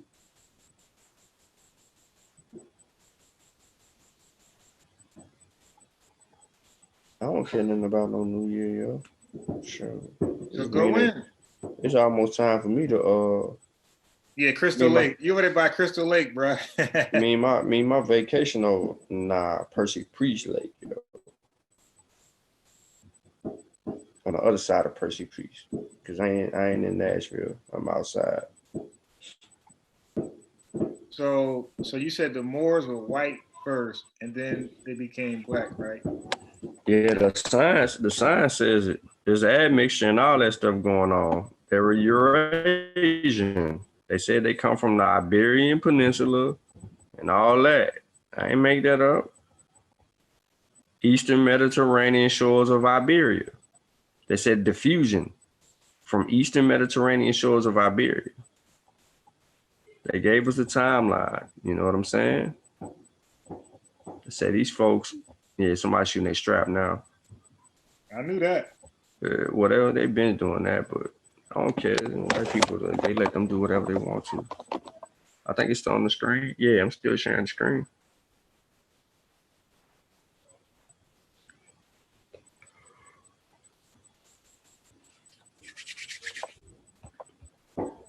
Y'all, hold up. Let me let y'all get that source. So just type in ancient genomes from North Africa, evidence prehistory migrations to the Maghreb from both the Levant and Europe. I'm on the north, and you got more shooting than we got over here. I mean, I'm in the south where our guns is, we can strap up. Monkey models and human brain disorders. Yo, check that out.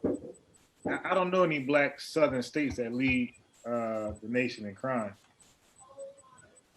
Nah, man, all the white people commit crime where I'm at. It's always northern black states.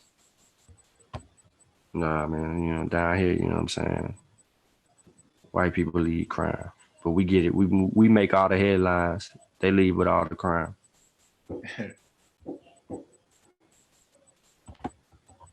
Yeah, so plus, yeah, so 3 miles from my crib though, there's a fireworks stand, and they open for New Year's and the 4th of July. So they really only open like maybe 2 or 3 times a year, and they sell out of their fireworks every time. So they came in and loaded it up.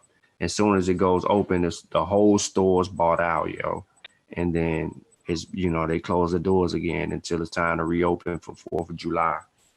And a lot of the ammunition that they use, they go out there on the lake, yo, and pop them on the lake. All right, so let's go back. Oldest DNA from Africa offers clues to mysterious ancient culture. So y'all can pull it up and deal with it yourself. But this talks about something we already went over. They even calling these the sea people? It says about 15,000 years ago, is the oldest known cemetery in the world. People were buried their dead, sitting position, beasts and animal horns deep in the cave in what is now Morocco. These people were also found with small, sophisticated stone arrows and points. The 20th century archaeologists assumed that they were an advanced European culture that had migrated across the Mediterranean Sea to North Africa. But now their ancient DNA, the oldest ever obtained from Africans, shows that these people had no European ancestry. Instead, they were related to both Middle Easterners and sub-Saharan Africans, suggesting that more people were migrating in and out of North Africa than previously believed. These findings really exciting, says the evolutionary geneticist Sarah Teshkoff of the University of Pennsylvania, who was not part of the work. One big surprise was from the DNA, she says, is that it shows that North Africa has been an important crossroads for a lot longer than people think.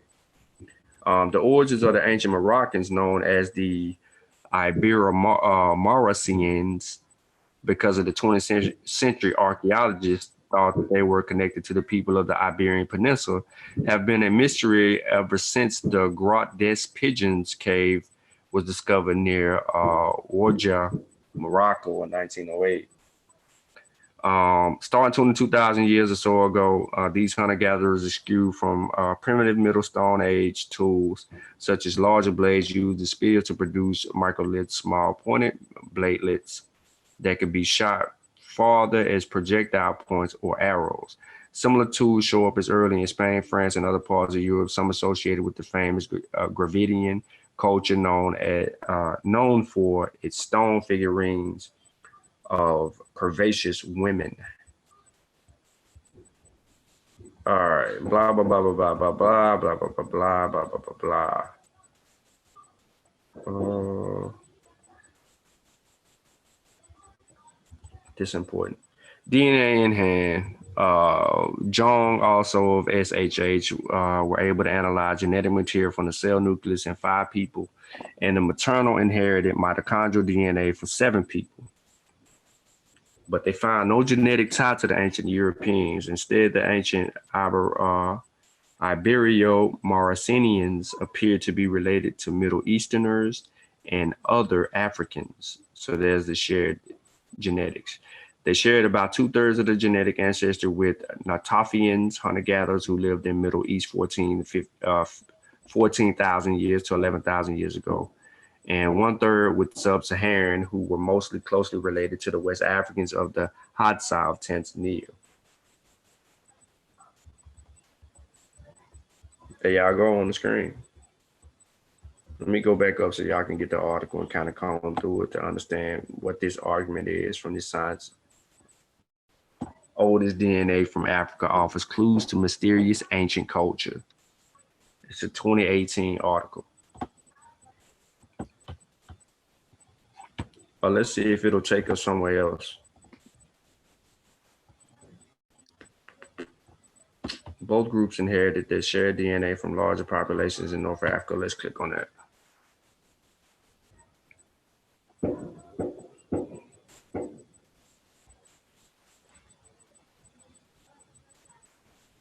Late show 42. Peace out, brother.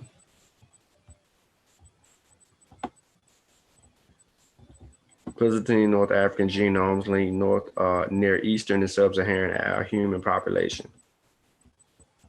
They running the Europeans out of it. I still think they got some of that Iberian in them. Black people don't like to live in no mountains, yo. The general view is that Eurasian mostly descend from a single group of humans that dispersed outside of Sub-Saharan Africa around 50 to 100,000 years ago. Excuse me. Present-day North Africans share a majority of their ancestry with present-day Near Easterners, but do not with Sub-Saharan Africans. To investigate this conundrum, there was a sequence high-quality DNA obtained from bone samples of 7 individuals from Toureg in eastern Morocco, dating to the later Stone Age, 15,000 years ago. Yeah, we up on that. So the abstract says North Africa is a key region for understanding human history, but the genetic history of its people is largely unknown. We present genomic data from 7 15,000-year-old modern humans attributed to the Ibero-Mauritian culture from Morocco. We found a genetic affinity with early Holocene Near Easterns, best represented by the Levantine Natufians, suggesting a pre-agricultural connection between Africa and the Near East. We do not find evidence for the gene flow from Paleolithic Europeans to late Pleistocene North Africans. The Toureg individuals derive 1/3 of the ancestors from Sub-Saharan Africans, best approximated by a mixture of genetic components preserved in present-day West and East Africans. Thus, we provide direct evidence for genetic interactions between modern humans across Africa, Eurasia, and the Pleistocene. So you can't rule them out.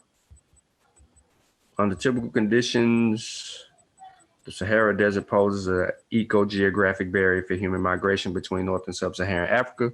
Sub-Saharan is the home to the most deeply divergent genetic lineages among present-day humans. And the general view is that all Eurasians mostly descend from a single group of humans that dispersed outside of Sub-Saharan Africa around 50 to 100,000 years ago before present. This group likely represents only a small fraction of genetic diversity within Africa, most closely related to the Holocene East African group. Present-day North Africans share a majority of their ancestry with present-day Near Easterners, but not with Sub-Saharan Africans. Thus, from a genetic perspective, present-day North Africa is largely a part of Eurasia.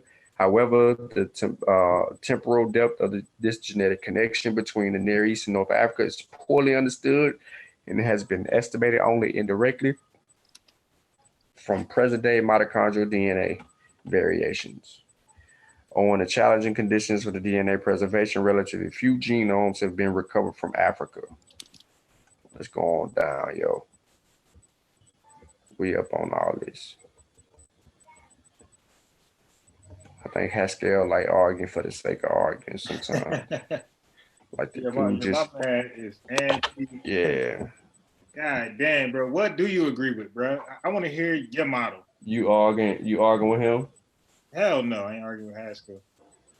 Listen to what he says. According to science, there was no Sahara from 5 to 15,000 years ago. Sahara is a new name, yo. That's like a Arab name, Sahara. You know what that means? Do you know what Sahara means? Haskell?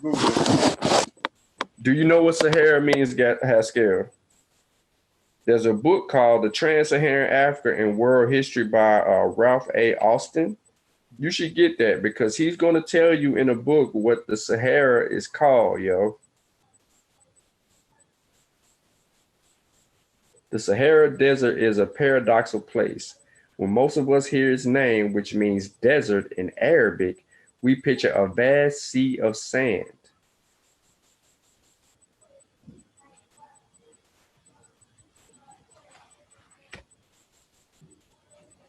Let me do this. Let me stop sharing the article right here. I told you you'd be arguing, yo.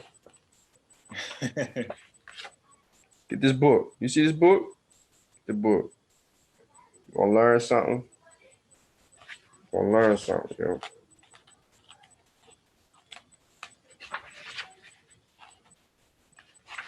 Playing with me, yo. Don't need no Google, yo. You got a lot of Googlers out there, man. Haskell's one of them. And Easy Band's another Googler. Just be Googling, yo, just trying to argue. Look at all these trade routes, though. I should have pulled this out on you earlier. Look at the trade routes. That's good work right there. Can you see that? Can you see that? These folk. We can't really, it's not that clear.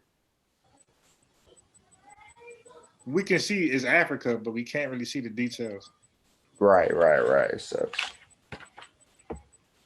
I can tell you right now, though, that's that map that I just showed is the caravan trade in trans-Saharan Africa from 800 to 1900th century CE, not BCE, CE. So they open up more roads, well, more parts to the Sahara. This right here is a receipt for slaves. It's written in Arabic. It's a copy of a primary source, yo, for a receipt for slave trade. And what book is that? Trans-Saharan Africa, the world history, yo.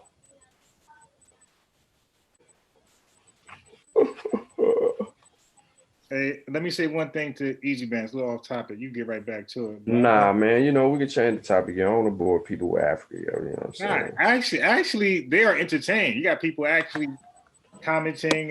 Yeah, they actually like it. You know, nobody really dropped off. I've been watching them. Everybody been here, so people has been entertained. But real fast to Easy Bands. First of all, you own no books on Big Bang, all right? You own zero. Y'all here Googling. Then you're mentioning terms you have no idea what they mean. So I asked you a question. I asked you, why did you mention matter and antimatter? Now I'm going to body you in a minute.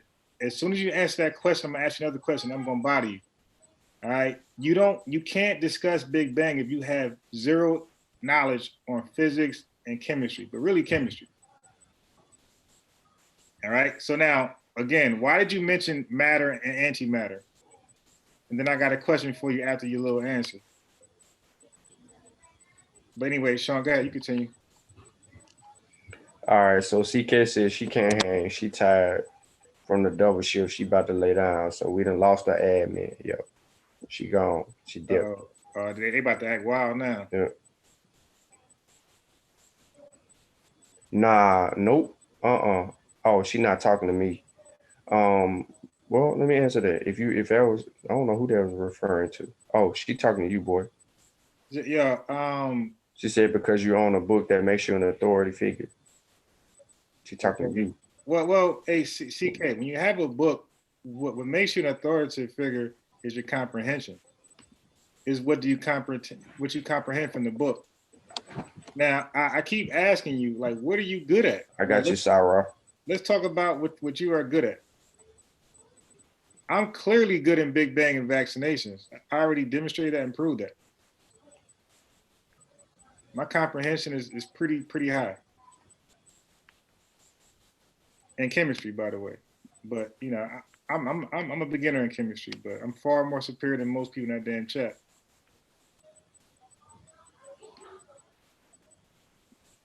I'm putting a book in there, Sarah. Yeah, when I say a book, though, I usually give it to you. If you're my friend on Facebook, if you're my Facebook friend, you could just click on in my library. In my photo album, and then in my photo album, I have a photo album listed as books, and it has all the books that I have.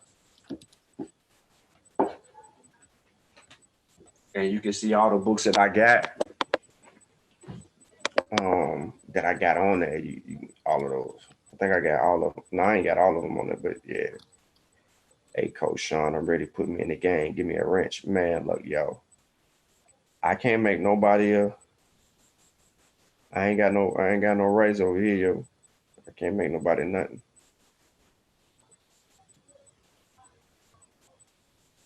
He said he never knew that. Yeah, all my books, I put my books on in a photo album on Facebook. If you're my friend, you can see it. I do that for a reason because people be asking me about books all the time. So I just made a photo album. Yeah, and people get mad when they don't have books. And they mad that we have books. Yeah, and I actually read the books that I put on there. The books I have not read, I'll tell you if I have not read them. And I haven't read the last 9 books that are She's pseudo as hell. Nah, bro, don't call her pseudo, yo. You believe in immunization overload. Don't call her pseudo, yo. Nah, she was pseudo. You can ask Uncle on that. That was a 3-way conversation. She believed in vaccine overload. I had to teach her. Oh man, here y'all go. Y'all finna. All right, bro. Now it's nothing. That don't make her pseudo, yo. That just means she was just. Wait, hold on. No, bro, hold. That's pseudoscience. Science says opposite. Science says you can have 1,000 vaccinations. Matter of fact, science says there's no such thing as a limit of vaccinations. So if you give it a limit, you're pseudo. Okay, so let me say it again. That does not make her pseudo. That just means that she wasn't up to date on the information. Or she could just be wrong. Yeah, just because people argue all the time. Just because you're wrong don't make you pseudo, though. But if you keep arguing when you're wrong? No, you know what makes you pseudo is when you teach misinformation and you continue to teach. She wasn't teaching people, but she didn't. I never heard her say that. So she was having a conversation between y'all and I can play it. Oh, it's recorded. I don't need you to play it, brother. Yeah, that's not what I'm trying to get you to catch the point. She's not walking around teaching people this. If she was coming on doing presentations and skewing misinformation after she's been corrected, that's pseudo. That's deliberately teaching people misinformation.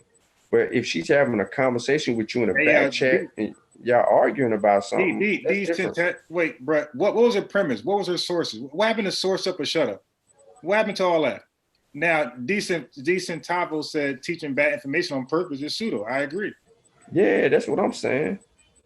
But y'all arguing in the back chat about y'all sources. Oh, hey, Decent Tavo. I own a business, dude. I have a business phone. All my cable, everything is in my business name. So yeah, if you call my phone, it's recorded. All right. My phone automatically records everything. I have clients. I have verbal contracts. Yes. So if you're on my phone, it's always recorded. Yeah, I do that. I'm a businessman. I don't work for nobody. And I only work 5 hours a day. So I'm a successful businessman. 25 hours for the week, and I get paid like a full-time dude.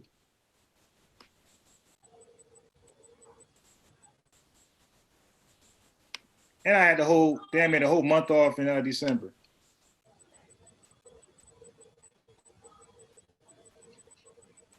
You dig? Yeah, so you call my phone, it's automatically recorded. I got nothing to do with that. Word of the day, don't call this dude phone. Well, hey, no. Okay, don't call my phone if you're a liar.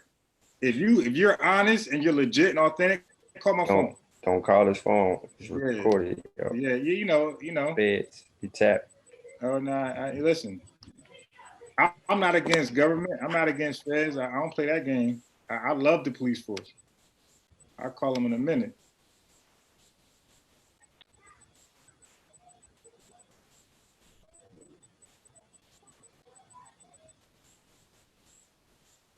And everybody talking about the ego when what's an ego?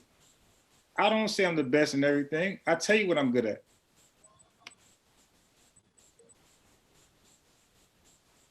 What you mean, CK? I done already charged the dude. I told him he can't call you pseudo because that ain't pseudo. You need to understand what pseudo is. If you're misinforming people, then you're pseudo. If you're teaching it, I'm not gonna argue with him about his ignorance because we didn't already clear that up.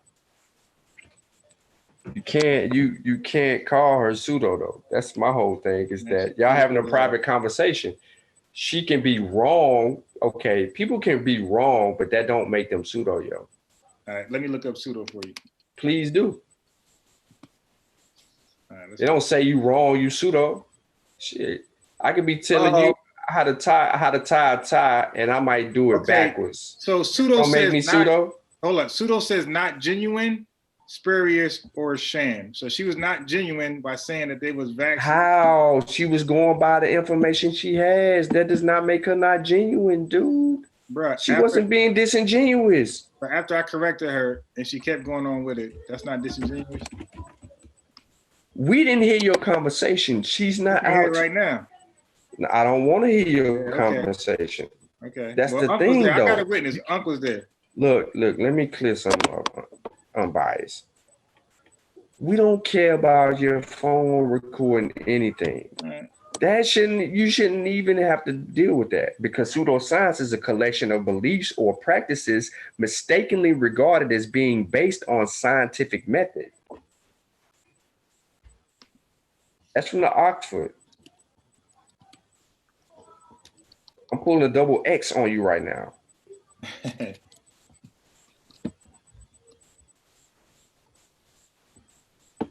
So we need to be clear, yo. She wasn't being pseudo. She was just wrong.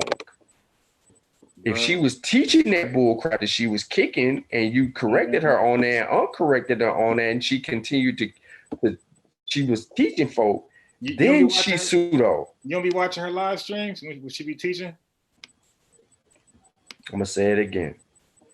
If she was teaching people, if she was coming on here and she was teaching people something that was wrong and she was corrected on the wrong, then that would be pseudo because then it's malicious and it has intent. But she wasn't running around here teaching the stuff. So that's the conscious definition? No, that's not the I just gave you the Oxford Dictionary, yo. Look what it says. A collection of beliefs. Share your screen. Share your screen. Share your screen. God damn. We can't. I'm trying to help you. But I'm also, boom, Oxford. From Oxford. No, you put pseudoscience. I just put pseudo. Can you just type in pseudo, please? Oh my jeez. Yeah, it's a big, I knew I would get you. That's why I said share your screen. You ain't getting me. That's your whole problem, yo. You and Double X be having these. No. Getting you problems. I said she was being pseudo. Not genuine, spurious, or sham. There you go. She was not being genuine. Who was she shamming? No. The first definition, genuine. But how was she not being genuine when she was going by what she had, yo? She didn't have anything. That was a rumor that she was spreading. She was spreading the rumor. No data on that. She had to get that information. I'm not arguing for her, but what I'm trying to get you to see. For the anti-vaxxers. That's it. Okay, so if she got the information from the anti-vaxxers, listen. If she got the information from the anti-vaxxers, that's the information that she got from somewhere. Was it genuine information or not? Let me finish. She doesn't know that it's not genuine information if she doesn't vet the information. So if she went behind it and she saw a few other sources that were saying the same thing, because there's more anti-vax information out there than it's pro-vax information. Bro, you know how hard it is to go to an anti-vaxxer website? Like they're so hard. It's not hard. Yeah, no, it's very. First of all, bro, okay. I don't know if you know, but they made the anti-vaxxer in YouTube and Google hard to like even find. So you got to know their names, not to put. They just start putting stipulation on this. I ain't talking about going to no specific person's website. I'm saying generally speaking. Let me just do this. Gosh dang, man. Hey, CK.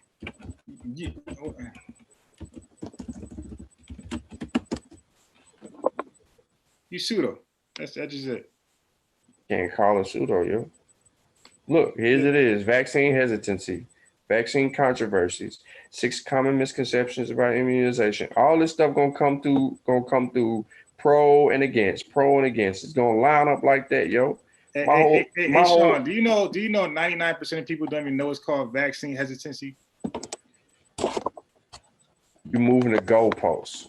Nah, I'm just saying you type that in there. They don't You know moving? I didn't type in vaccine hesitancy. Vaccine hesitancy. I'm gonna leave it alone. In my mind, she's pseudo. But go ahead.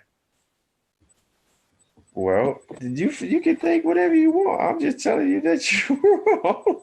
You can think what you want, and I'm saying that I think she's pseudo. Based on the evidence. Based on the definition, she was not. Fake science being taught by a teacher is a pseudo teacher. Correct RL. She was not teaching anything. They were having a private conversation. All right. Pull up the video where she's teaching this information. You need an audio? No, I don't want to hear your phone conversation.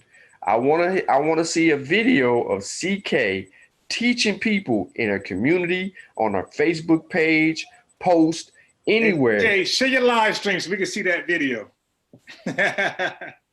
Share that live stream. She would sound like Dr. Malachi York up there.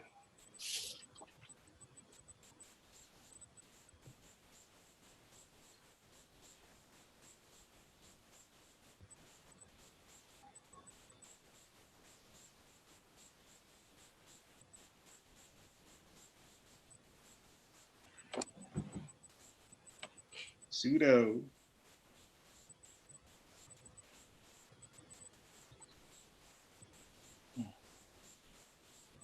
So you say that she was just wrong? Is that what you're saying? Yeah, she wrong as hell. All right, well, you were wrong, CK. Did you learn something about vaccine overload? As long as she was given the correct information, yo, and she ain't still talking that wrong stuff. I don't know what she at now, but I do know one thing. When it comes to vaccines, don't say anything, all right?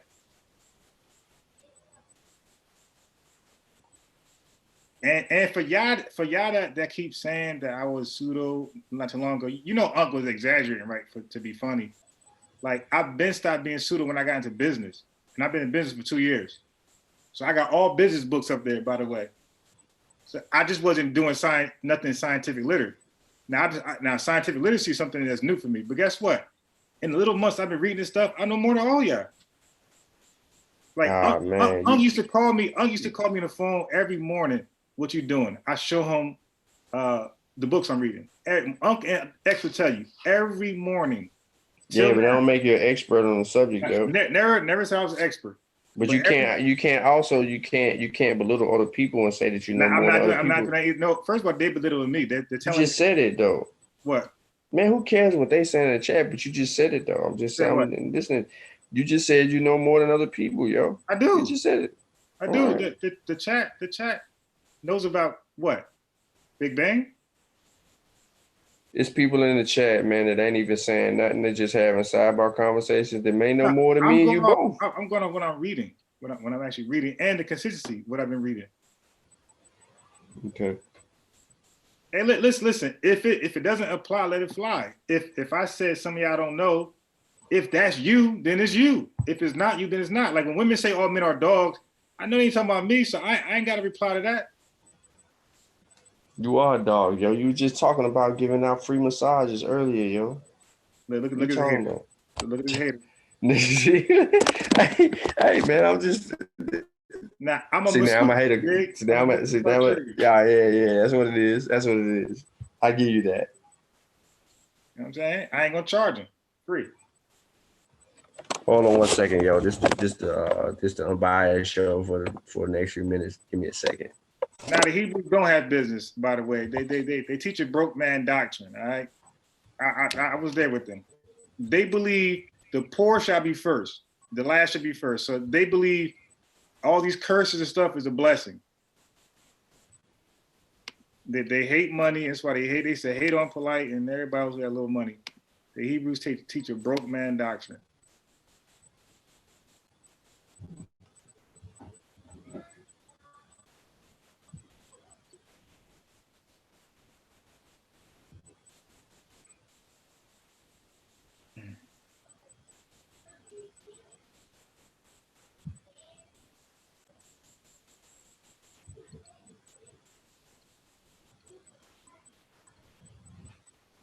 But that's all. You know, y'all ain't gotta be intimidated.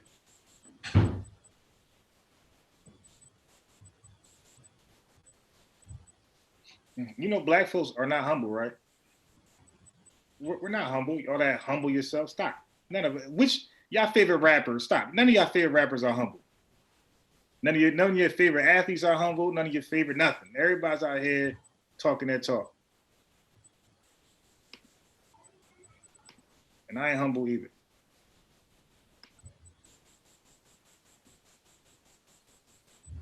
You know, we gotta be humble. No, we're not gonna do that. I'm gonna let the youth know that I know my stuff. I'm gonna let them know that I have a business. I'm gonna let them know that I'm doing well. And hey, look, you're not about to be up all day on the game, man.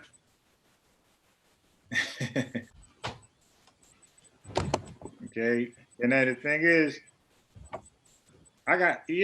so I got all my pseudo books still. I've been on both sides. You still pseudo? Nah. You pseudo, yo. Nah, I'm straight. All I read. Was you a Hebrew? Was you a Hebrew? Yeah. Was you a Muslim?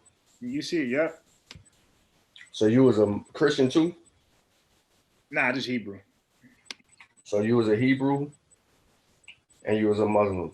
Yeah. Was you a Muslim first? Yeah, Nation Islam Muslim. You said that like that was the difference. Nah, yeah, wait. Yeah, I'm saying like they're a little more blacker. I don't mean nothing. Yeah, a Muslim is a Muslim. Nah, the Orthodox Muslim teach that old Arab supremacy. Black Muslim teaches black supremacy. Listen, the stuff come from Arabs. How you gonna take the Arab shit and make it black? Well, shit, they made Santa Claus black. They made Bart black. Bart Simpson. The facts remain, yo. Y'all made Jesus black. Jesus white as hell. I ain't know y'all. I ain't make Jesus nothing. You Hebrews did that. Jesus white as hell. And his father.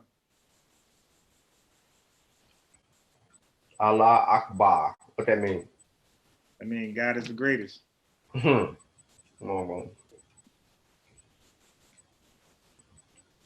Big. Why they say God is the greatest before they kill you? That's how great he is. You got to go. You dig? God sent me to take you out. He is great.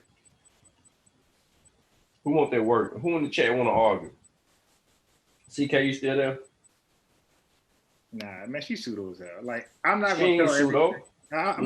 Listen, yo, I'm not about to let you call her pseudo, yo. Yeah, I'm not the only one who said that, by the way. There's two others who agree with me. So I don't care who agreed. That's all I need. Who agreed? Huh? Who agreed? Uncle X. And I think Garfield one time when she wilding out on his show. I think Garfield. Yeah. Garfield and Unc, they just be saying it to be joking. They don't think that she's pseudo. So you and X ain't qualified to call nobody pseudo because y'all both pseudo as hell. Nah. We ain't pseudo. We ain't blackologist. Yeah, y'all are. Look at what you're using. Look how dumb you sound. Yeah, a lot of y'all pseudo and a lot of y'all blackologists. Blacks did everything. Show and prove. We just got to play back some of y'all information. Show and prove. Play mine back. Big black folks. All right, so you know what I'm saying. Hold on, let me send a link, CK, so you can post it in the chat. See if you want to get this smoke. I ain't about to get nothing. And now I said she about to start ranting like a mug. She should. First of all, I'm biased. Yeah, you instigating right now though, yo, and you're doing it on purpose. You are. I'm gonna set her up lovely. You can't set her up. All right, we'll see. She gonna try that polite logic. I'm gonna get her good. Nope, I'm gonna back up. I'm gonna get both of y'all there. You ain't gonna get both of us. All you right. Can't get around me. All right, let me talk. You're gonna cut me off. I know what you're gonna do. Nah, I'm gonna cut you off and I'm gonna beat you up while I'm cutting you off. That ain't gonna happen. All right. That polite logic ain't gonna work. I don't care nothing about polite. I don't follow polite. Y'all follow Wrong person. Yep. I already know how to get you. I already did it once. When? Sure, when you and X try to come on here with y'all little pseudo Egypt stuff. How you want to talk about that? Y'all were how pseudo as hell y'all was on that, and I had to beat you up. I don't recall that. Yeah, right. Because let me go, and when I bust, it wasn't no room for y'all to talk. I don't recall that. Yeah, okay. I was there that show. Mm-hmm. Yeah, it's cute. Yeah, you was there, all right. You was sitting right there too. You Unc and X was on the phone.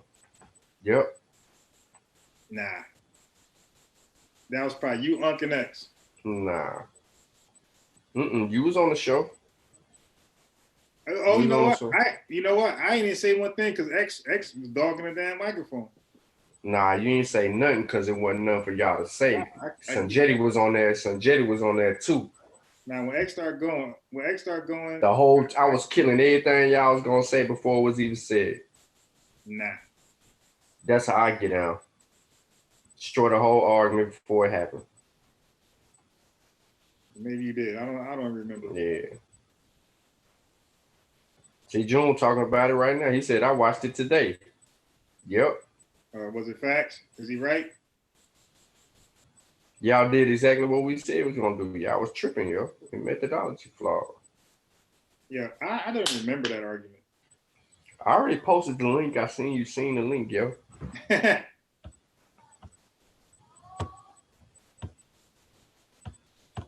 Don't get up here fussing. Don't worry about her. I sent the link for her to put it in the chat for other people, not for her though. But she here. She on your AWS now. Yeah, and like I said about polite, easy work. He got to get around calling himself a science. He said he had a scientific theory. So before he talked, why are we still talking about polite, yo? Well, bro, nobody care about no polite. Hey, wait, bro. You smell good. What you got on? We about to change direction, but listen. That's how I'm talking to women in 2020. I'm telling them they smell good. Hey, Brendan Sims. This what I'm going to show if I talk about Big Bang. Put the women in the chat. Okay. How many women in the chat? I'm going to bring this out. Okay. When I say Big Bang, I'm going to bring this out. When I say Big Bang, I'm going to bring this out. What a sister say? When I talk about Big Bang, I'm going to bring this out. We ain't listening to him. Oh, I'm not done. Hold. We ain't listening to him, yo. What a sisters at in the chat? It just and can't the be. best book I could bring out. When I talk about Big Bang, we got 83 people, yo. I'm bringing this out right here. We finna have a Wujawu sex class, yo. Where y'all at? You see that author? Yeah. What a sisters at? How many sisters? I do Big Bang, I go all in. How many sisters in the chat? We need scientific literacy from the women's side. Now, Unbiased is tripping. I'm gonna need Polite to explain his scientific theory before he talk about anything on vaccination. Haskell is getting a little bit more intelligent, yo. Sure. Coming from CK? Come on, stop. Hey, Haskell no, because Haskell was in the chat like, when y'all gonna respond to Sean? He kept saying it. He was like, he kept saying, when y'all gonna address what Sean just did. Hey, yo, send Easy Bands a link. Yeah, Easy Bands, click that link, dude. CK, put the link in the chat. Hold on. Matter of fact, she on the chat. Let her speak. You got something you want to say, sister? Go ahead. It's your time. Let me mute Myers. Let me make it where he can't say nothing. Let me mute him. Okay, I muted him, CK. The floor is yours, sister. If you want to speak. You ain't gotta speak. But if you want to speak, you can unmute your mic. He gonna listen. Look at his face. My bad. I'm multitasking. Man, I'm over here messing with this darn Discord server, then trying to moderate, and then people sending me messages. Yeah. Okay, yeah. You busy. Okay, I'm so you ain't tired as got hell. you ain't got time for no little guy like a bias. I got you. So you could put the link to the show in the chat for the people, please. Copy. We ain't got time for this pseudo bias. Don't be trying to unmute bias. I see you try to unmute. I got you. Yeah, I see you unbiased. Yeah, I see you. You're looking like a pedophile right now, brother. Ooh. With your head biased with his hand on his chin. Look at it. Oh, Lordy mercy. Pedophile. Out of that. And I'm about to drop it right now. Yeah, drop that in there. I don't think Easy Bear's coming. Easy Bear's Easy Bear's not finna come. He be saying some foul stuff though. That dude's super pseudo. Haskell pseudo too, but I don't know. He has grown lately. Oh yeah, question in the chat though. Hold on, yo, hold up. I'm so proud of you, sir. Hold up. June Money. Surpassing unbiased. June Money said, why you and Polite fall out, yo? That's what he said. He said, why you and Polite fall out? Why Polite ain't your mans no more? All right. Well, he and my man, once I found out about Cargo Minium, once Chief X did that video, because I watched Polite with that Cargo Minium, and I was believing him because he said New Covenant was sponsoring it. They would have some ties to it. And then when Chief X did that video. You believe that?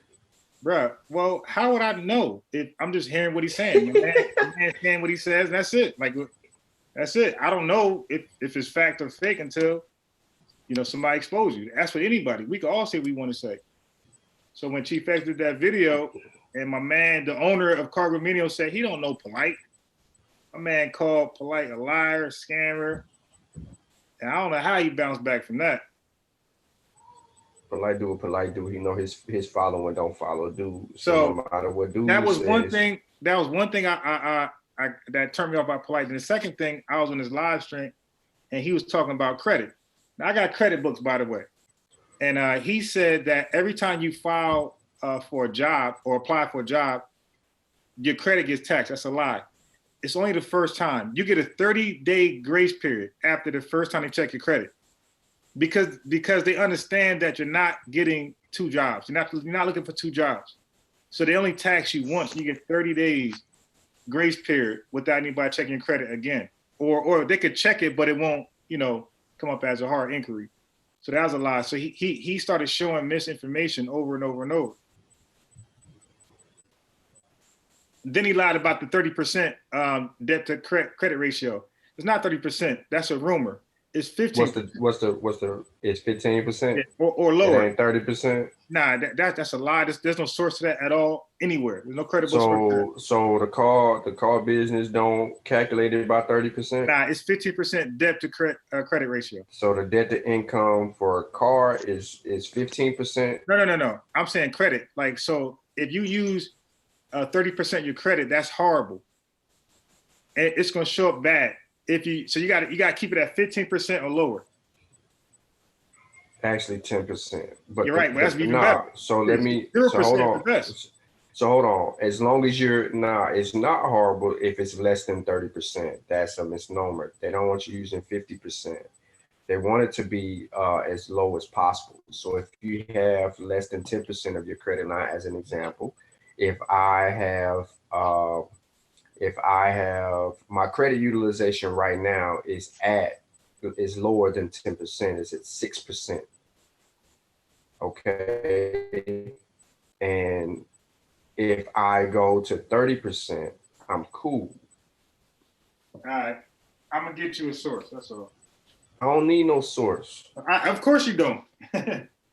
Y'all just want to talk. You want to know why? Using less than 30% of your credit limit is generally recommended. So here we go right here. Now, this is the only credit using less than 30% of your credit limit is generally recommended.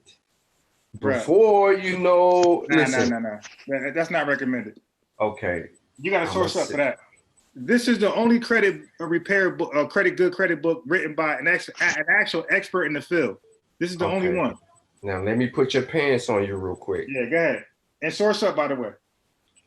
I, for one, was a special finance director, not a rep, a director for Mr. Hayes and Mr. Hayes in Nashville, Tennessee, who lives in Louisville, Kentucky, as a car dealer. I also was a special finance director for the used car factory in Alabama for Malloy Ford. So that's two different people that I worked for, and I dealt extensively with credit, with bad debt, creditors that were trying to buy cars, and firsthand lenders. I have a book that my friend Tally still has that belongs to me that is 4.5 inches thick, with the credit policy and procedures of every bank in America that finances deals. What I needed to do on my end to get the lenders to buy my loans. So I know when they're looking for the credit debt to income, but what you're referring to, you're just saying it a little bit different. When they're talking about utilizing your credit, that's your credit cards, right? Yeah. They want you to be less than 30%. Yeah. I'm not arguing against that. I'm saying, yeah, they want you to be less than 30%. But I'm telling you, when you're saying dealing with good credit and so on and so forth, somebody can have good credit and be at 30%. Oh, yeah. What determines it is what's in your credit profile. For an example, I just bought the second house, right? So I'm on my credit stuff, by the way. I don't want to, kind of put it out there. So I got about 400. Let me see how much debt I owe. Let me see how much debt I owe.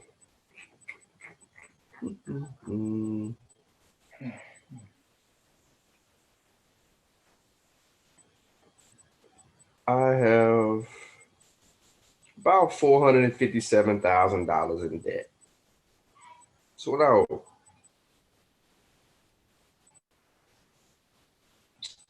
$457,000. Yep.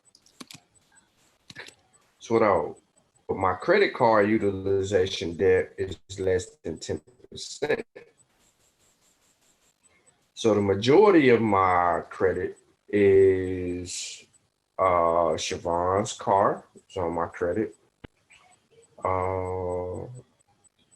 Freddie, what is it? Freddie Mac and what is it? Freddie and Anna, she on me. Yeah. Student loans. And then I got 2 mortgages. That's it. That's where I'm at. That's where I'm at. So the majority of my debt is mortgages.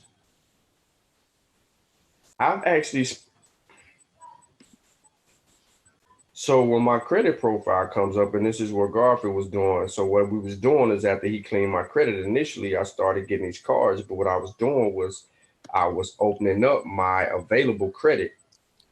And some people were like, why you keep getting credit cards or whatnot in the meantime? But what it was doing is it was also helping me build my credit after the inquiries and all of that stuff, because my credit profile for my credit utilization expanded. It wasn't minimum, it expanded. And in that expansion, it allowed me to do more.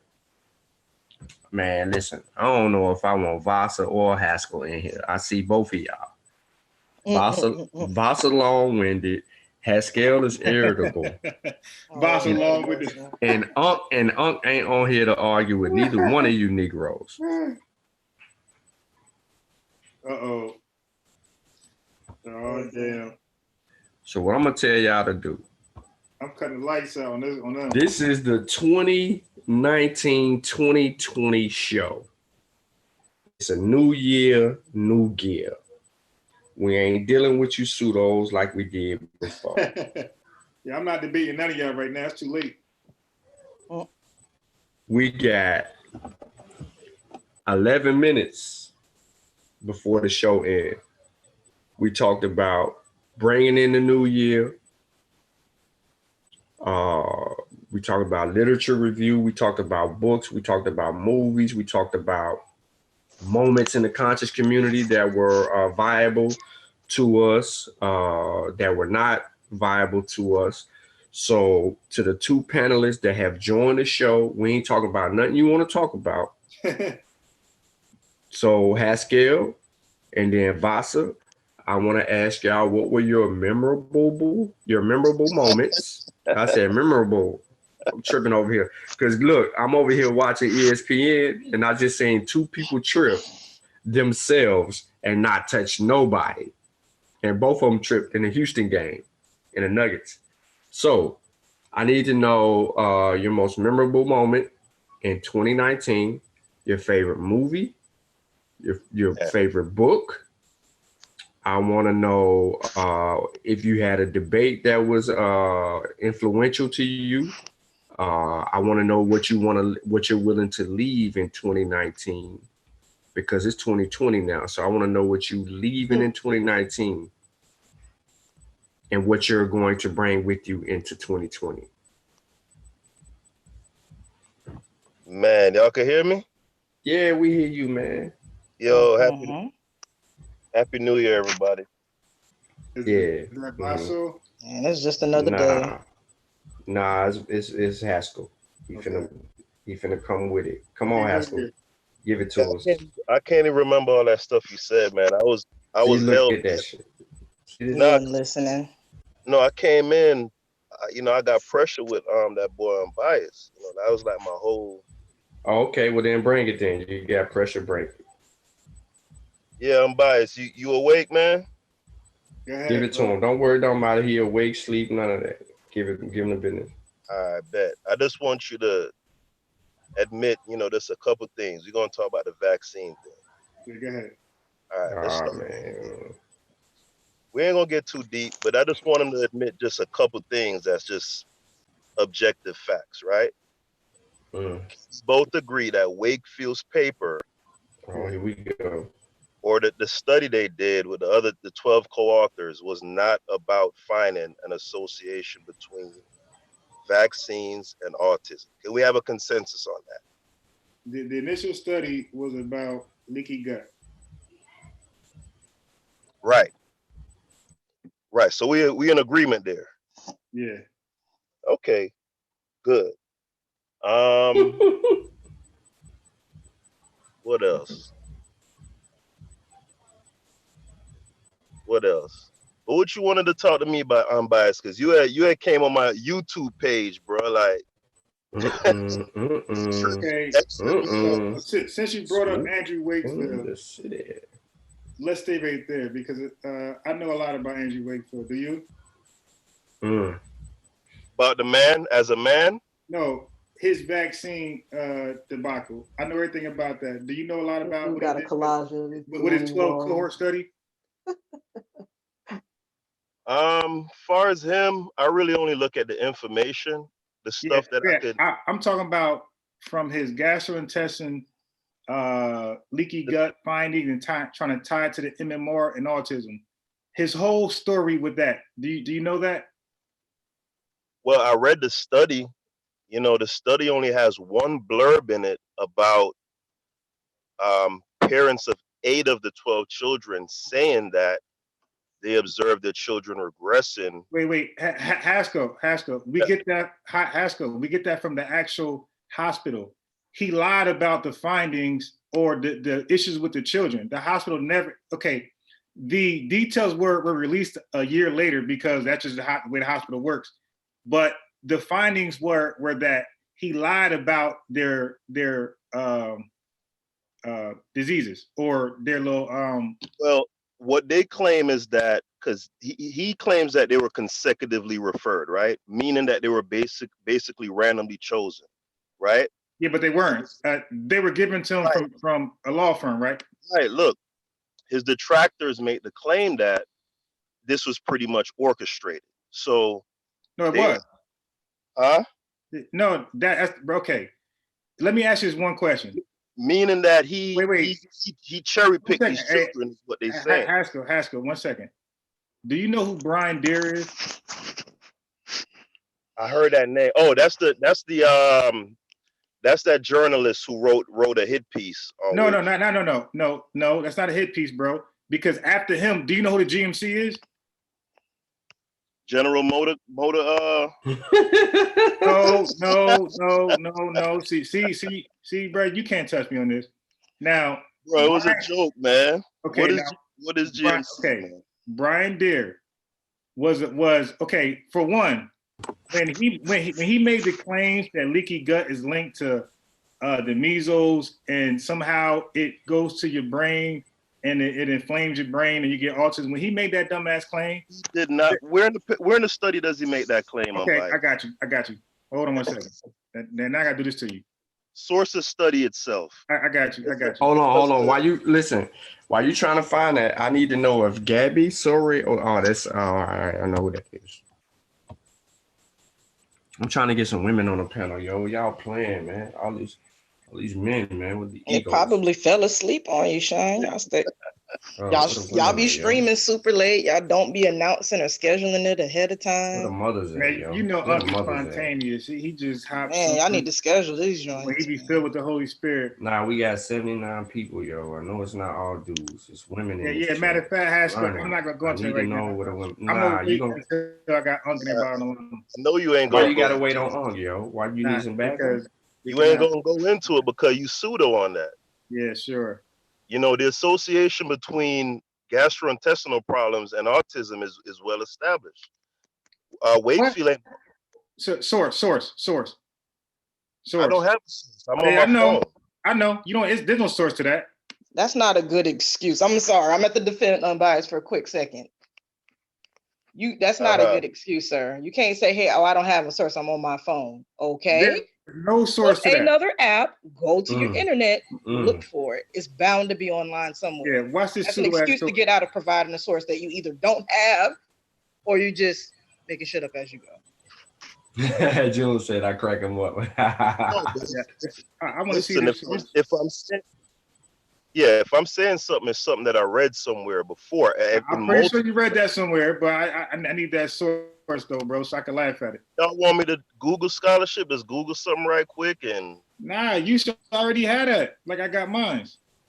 All right. So when I said the Wakefield study didn't make a certain association, you didn't ask me to source that because you know it's true.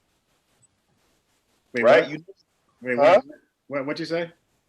When I said that the Wakefield study was not about finding an association between autism and the MMR vaccine, that study was not about that at all. Well, no, actually, we don't. Wait. Actually, we don't know because he was paid. You know, he was paid $400,000, right? Unbiased. Just wait. Hey, bro, I'm asking you a question. Do you know that he was paid $400,000 to do that study, right? I mean, but how wait, bro? Yes or no? Yes. Was he paid $400,000 to do the study or not? Unbiased. I don't know if that's the case, but even if all right, then come on, man. You unbiased. Let me finish talking, brother. If I'm gonna go on mute. Yeah, exactly. But what I'm saying, unbiased. Even if he was paid $400,000, how does that? What does it have to do with what the study was about? The study was either about something or the other, right? You have an abstract. You asking me a question? Yeah, hold on 1 second, yo. Hold on, y'all, because y'all about to mess my show up. So let me get a real teacher on here because y'all tripping. And just hold on 1 second. I want to bring some. Nah, hold on, Cyrus. I need to bring some order to this real quick. You're not ready, bro. I need to bring some order and some respect to this because y'all tripping right now. It's 2020 and we ain't dealing with this microwave scholarship era no more. So I'm bringing on Sable Wujawu. Thank you for tuning in, Sable, because I was about to hang up. I was ending the stream for ignorance. Sean Hero coming on. You can call him whatever you want to. It's my teacher. There goes my hero. Hey, peace to everybody though. Happy New Year for everybody. So I just wanted to come on and say that. Surprised y'all are on at 2 a.m. Yeah, we just celebrating the New Year, yo. We ain't at the club. We on YouTube. Club YouTube. Club YouTube. All right, everybody done had their celebrations and all that good stuff. Mm-hmm. I'm surprised Unbiased doesn't have any snacks and some drinks as you normally do. He probably got some right there. Yeah, there it is. Yeah, right there you go, red cup. Probably got his popcorn and some chips. Look, he about to grab it. Look, see? Unbiased don't be playing. But yeah, I'm just coming to say peace to everybody. New year 2020. I hope for those who he had some food. Okay. Mm-hmm. But yeah, I hope 2020, because people use the new year as like a control alt delete or a refresh button, and that's cool. But I hope people are aspiring to do some good things this year and stick to them. Stick to whatever promises they make to themselves, New Year's resolutions and all that good stuff. So hopefully we'll see something better this year than we did last year. That's the whole goal, to leave something better than how we found it. And when we know better, we do better. So hopefully people in 2019, they learn what they learned and they can expound on it. We don't have this noisy repeat of the same old garbage and things like that. So that's what I would like to see. So hopefully, people that are going to continue, in this environment, these platforms and stuff like that, hopefully we can change things up a bit and do better. Because I've seen some wild stuff ever since I've gotten on social media. Repetitive stuff. So all right, so Saber, before Sahara go, because I was gonna let him build real quick. So I wanted to ask you real quick, because I know this won't take you a long time to answer. What are you? Yeah. So, what are you leaving in 2019? What are you expecting in 2020? What was your favorite movie or book from 2019? And you loading it up? Yeah. No, I'm gonna leave it right there. What I'm leaving in 2019 are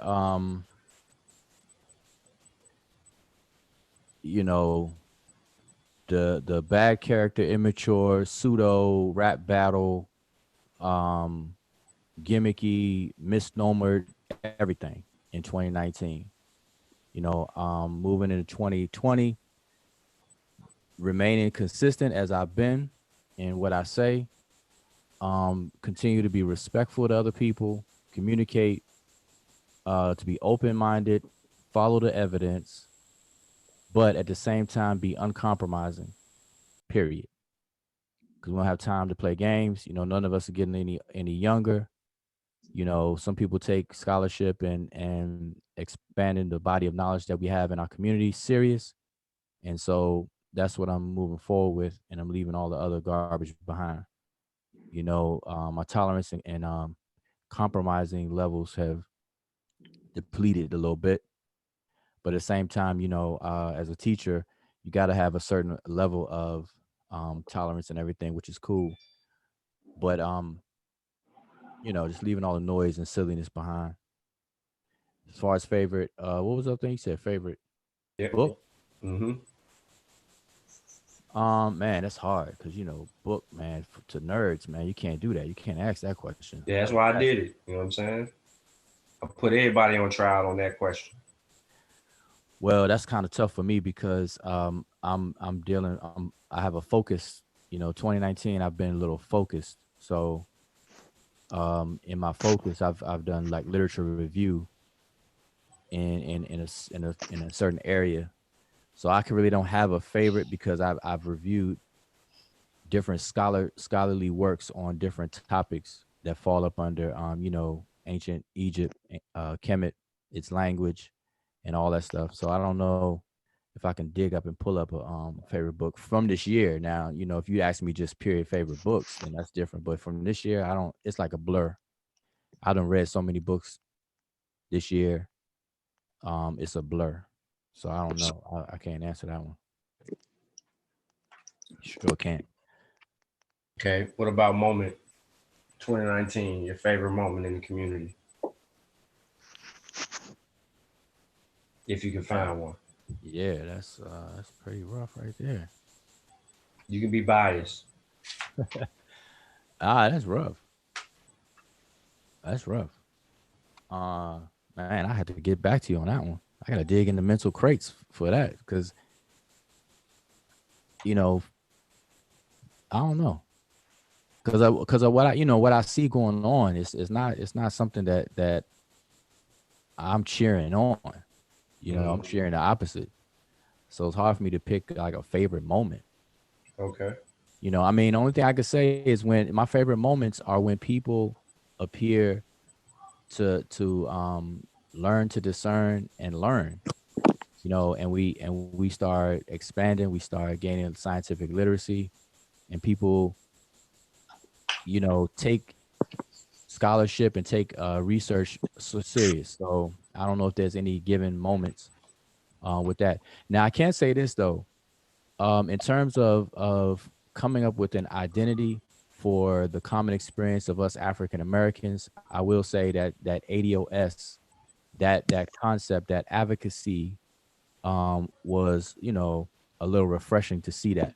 Now, minus the noise within it, you know, people talking about Antonio Moore himself or Yvette Carnell herself, minus all the noise, the concept and the advocacy of that and the political literacy was definitely a breath of fresh air for this year. So I can't say that, but also with scholarship, you know, like I said, people that are that take it serious. They understand, you know, it's no benefit in microwaving things, no benefit in trying to debate people. You debate issues, not people. You never debate people. That's why all this stuff about this person again, that person, that's a joke. That is a real joke. That's straight entertainment. And that's cool. That's cool. Like there's nothing wrong with that, but call it what it is. Don't call it a debate. Don't call it anything but what it is. You know, setting this up against that person. You don't do that. That's not what debates are. Stop using that word. Stop misusing that word. 2020. Taking words back from people. But yeah, that would be my. What about your book though? Y'all, you know, the Shimsu Heru dropped their first book together. Yeah, the whole Kemet, you know, that was just really a tip of the iceberg on what we're going to be doing, as far as the place name, the meaning of the place name Kemet. That seemed to ruffle a couple of feathers because people personalize information, and again, you can tell scholars, people who actually do scholarship versus, you know, people who are just enthusiastic about information, because people personalize information. You're never supposed to do that. So when we address an issue, people took issue because they feel like we're attacking a person, and you know, any real student or scientist, you know, never do stuff like that. So with that, that's just a tip of the iceberg in terms of starting to take away the romanticism of and the commercialization of ancient Egypt or Kemet, that's being misapplied today. You know, all that feel good stuff. We got to follow the evidence. You know, Egypt is wholly an African civilization, of course, because of where it's at. The people there, there's no homogeneous one group of people there. In terms of the place being named just because the people's skin color is black, nobody's literally the color black. All that stuff. I mean, we already talked about all that. You know, we went down that whole thing, and that again, that was only the tip of the iceberg. So it's really just about following the evidence, and it just changed the paradigm of things. But yeah, so that book, and then this year, you know, the grammar book is going to be coming out, and another book that people going to start hearing about. I'm just going to let people know that it's another book coming after that one, called The Anatomy of Being. Everybody want to all talk about this esoteric, spooky stuff ahead of doing the due diligence. So we're gonna slow that conversation down and talk about the anatomy of being for real, so people can get out the clouds and get their feedback on the ground. You know, that's what people can expect this year, at least from me pushing certain conversations. People want to talk about all these different things: religion, worshiping, praying, venerating ancestors, shrines of devotion to ancestors and spirituality, and all this other kind of stuff, without ever defining these things properly. So that all those things will be slowed down and looked into with minute details. Surgery, we're gonna perform surgery on these things. We're gonna get the bigger book too from the swimsuit, the full treatment. Yeah, that would be later on. Okay. That'll be towards the so we're expecting 6 books? Likely by the end of this year, by the end of 2020. Now we're in 2020. You know, Sahara Motep has 2 books dropping this month. Everybody's familiar with. The grammar book I'm doing is slated for April. Sanjeti also has a book, the Maxims of Ptah Hotep. He did from scratch as far as translation and things like that. So it's definitely about books. That's why I say it's about publishing books. And it's the thing, you know, everybody's familiar with Unk's saying, right? Unk opens up his shows all the time where he says a well-organized lie defeats a disorganized truth every time. And so that statement can be taken 2 ways. Either when that statement is said, either you're in support of the well-organized lie defeating the disorganized truth, or you're going to reverse it and organize the truth so that it can no longer be defeated by the well-organized lies that are prevalent out here. And the only way you can organize the truth is to document it in books, period. And so people should adhere to this. You know, if people want to argue or they want to specialize in something, you know, get used to documenting it. You know, whether it's a little skinny book, article, whatever the case is, put your work in writing. You know, this back and forth and repetitive stuff is for the birds. Put it in writing. You know, we got to keep it moving. Can't argue over the same things. I could show y'all arguments from 2009, 10, 11 that gets repeated all the time. You know, I saw some today. That's why I bumped some up, even in the Amara Squad group. Bumped some old arguments up. Same old stuff. You know? So, anyway, that's it. For me. Okay, so we got Nahisi got a book, Aunt got a book, Kofi got a book, Garfield got a book, you got 2 on deck, Asar got 2, and Sanjeti got 1. Oh, this is gonna be a good year then. And that's what it's about. That's what it's about. It's about writing stuff. And now, you know, just like anybody can get on YouTube, of course, anybody can write. But at least people's thoughts and arguments will be organized, you know, on paper where we can read it, digest it, analyze it, critique it, adopt it, accept it, reject it, all that stuff. At least we'll have that ability. Stop going back and forth. You know. So yeah. But that's that. But I see someone on the screen. Who's sharing the screen?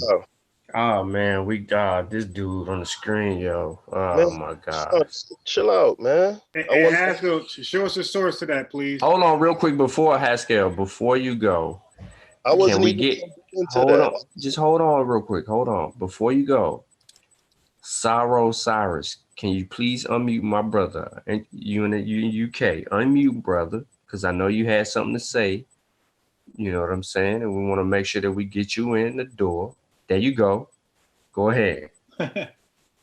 First of all, respect to you, respect to y'all boys for basically for everything y'all done, for all the researches, all the books y'all provided me, all the sources and stuff like that. So shout out to you, Unbiased. Shout out to you, Sean, Waju, and also the mods in the chat. Shout out to all you guys. And no, I'm not in the UK. I'm in Florida. You know, and what else did you ask? I think you said what you call it? Yeah, I think what we leaving off for the 2019 or something like that. Yeah. Mm-hmm.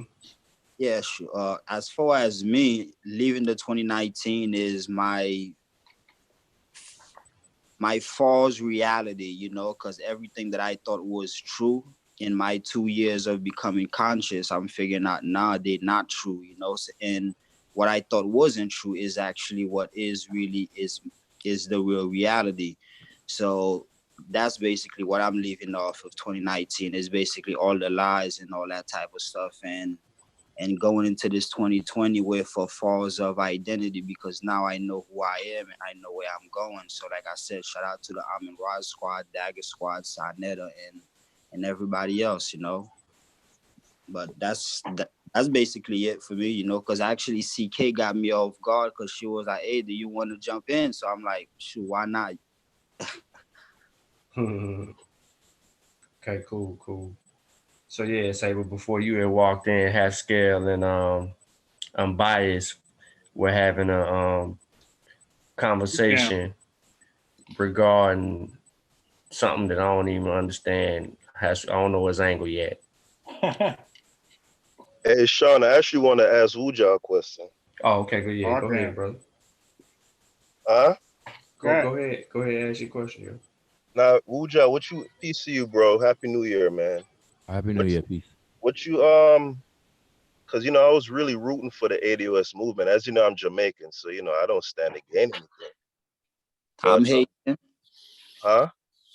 Nah, I said I'm Haitian. So shout out to you, same family. Sapa say, bro. Nabule. Yeah, but you was rooting for it. Shit. What you mean, Unbiased? I heard you in the Dagger Squad going in, bro.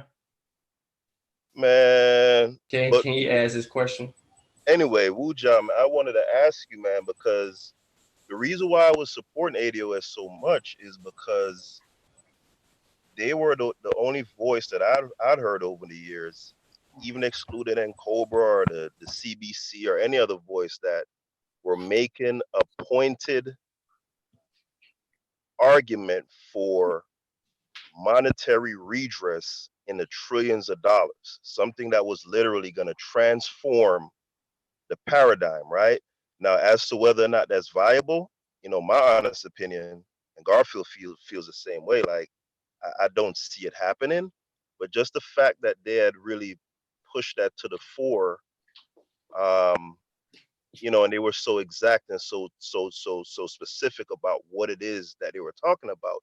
In light of that, have you read the paper that that Darity put out recently with some other authors? And he basically puts baby bonds and federal jobs as basically analogous to a monetary redress. Reading that, I was really disappointed, bro. So I just want to know what were your feelings on that?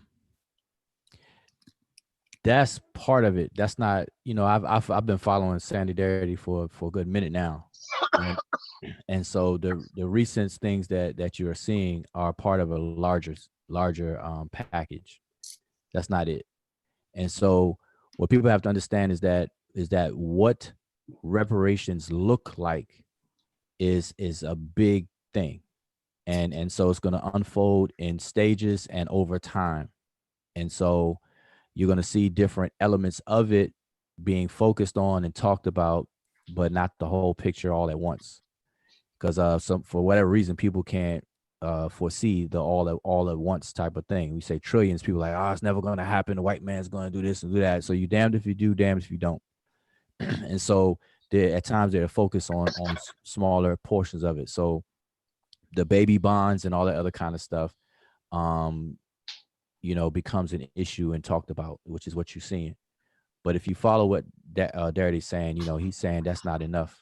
He laid out some things. He and his wife, they should be publishing a whole book, this year, 2020. I don't know when, but that's the year I heard, you know, this year.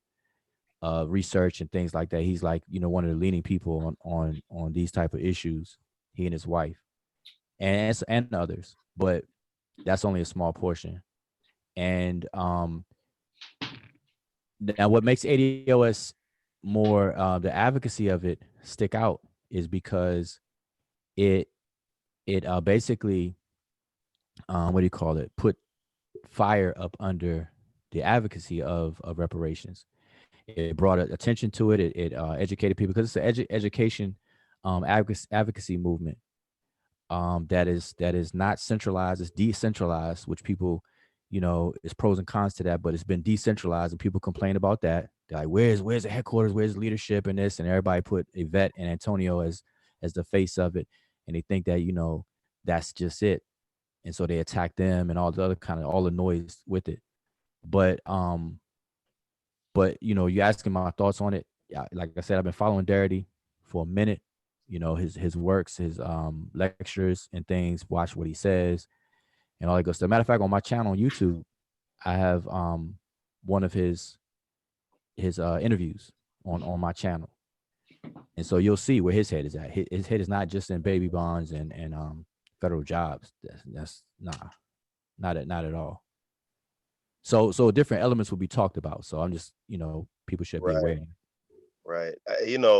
The language in that document, it was just really troubling to me, because he specifically said that the baby bonds and the federal jobs part, compared to monetary redress, were not mutually exclusive, meaning he's basically equating those two things. It does seem like a 180 pivot from where ADOS, because they've been pushing a paradigm shifting thing. And, as you said before, of course, that's not going to happen in one fell swoop. But I remember Antonio on one of his previous shows, specifically, he said, baby bonds will not work. Like, that's not going to address the situation. So, and Darity said the same thing. I could show you tweets from Darity saying the same thing.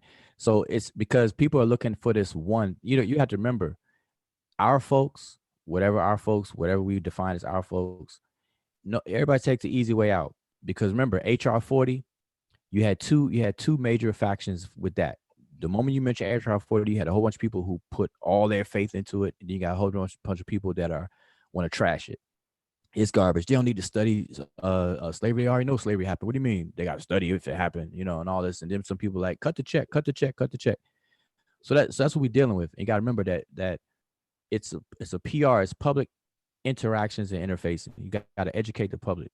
And so Darity said the same thing about the baby bonds. So that's why I said it's context to it all. So it's like, I'm not surprised, because I understand what time it is. Those baby bonds with matter of fact, Senator, what's his name? Cory Booker. Right. Baby bonds and stuff. He was the first one I seen really pushing that baby bonds thing. But I think I get the hint of what you're saying. Is the fact that when you're operating in a political space, like people like Darity, the way how you go about trying to forward your objectives, you have to be very, very, diplomacy has to be involved, and you have to be very strategic. Definitely.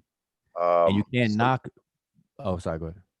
No, I was gonna say, and that's what I'm hoping it is. Of course, they're detractors.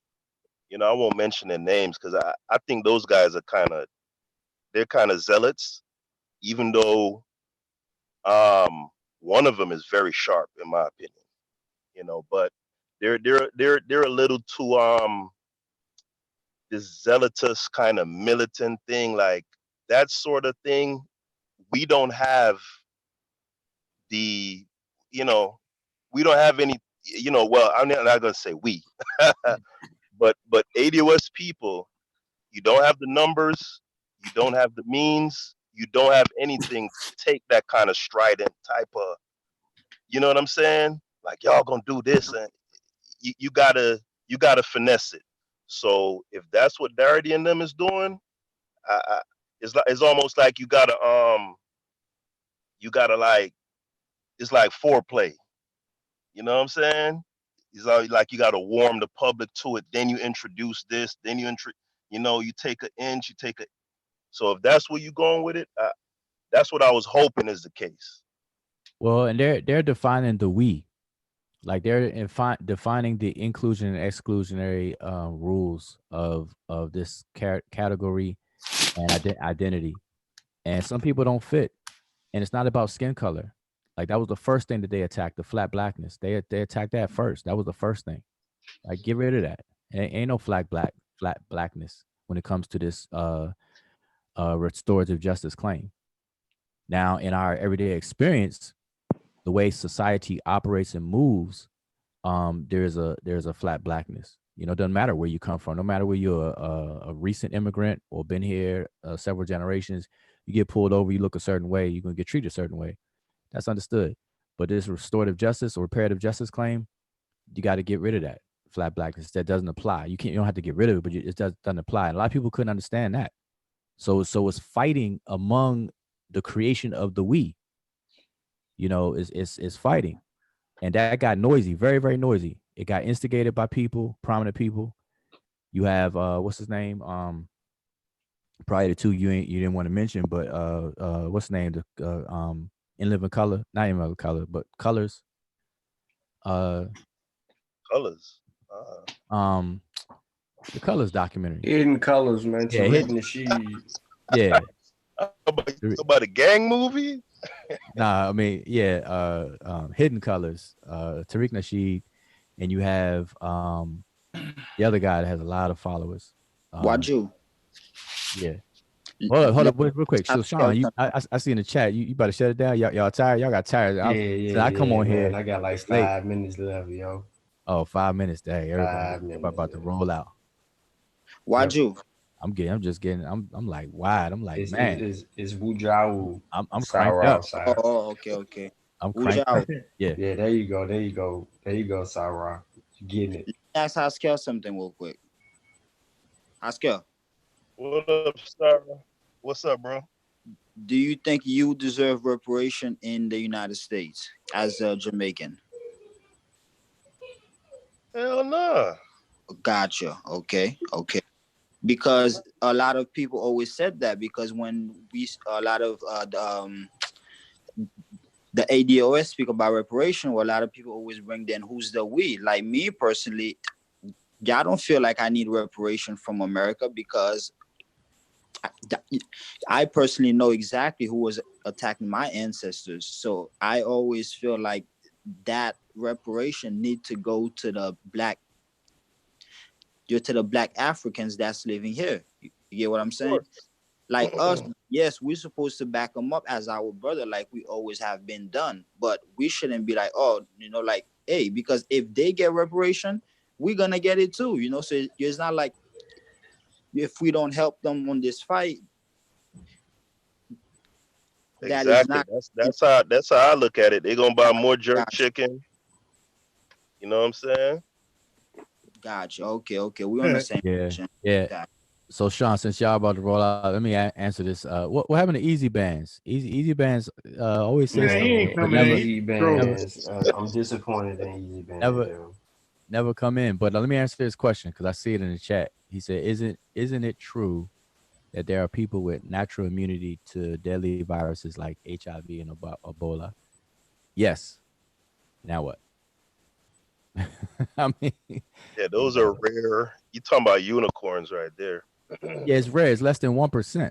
But the answer is yes, but it's less than 1%. And it's a reason why. So they have an innate immunity to it based on mutations of certain genes. I don't know off the top of my head what those genes are, but that's researchable. You can find that information, but it's less than 1%. So what's I don't know what the question is leading to. Nah, he got random questions that got no points.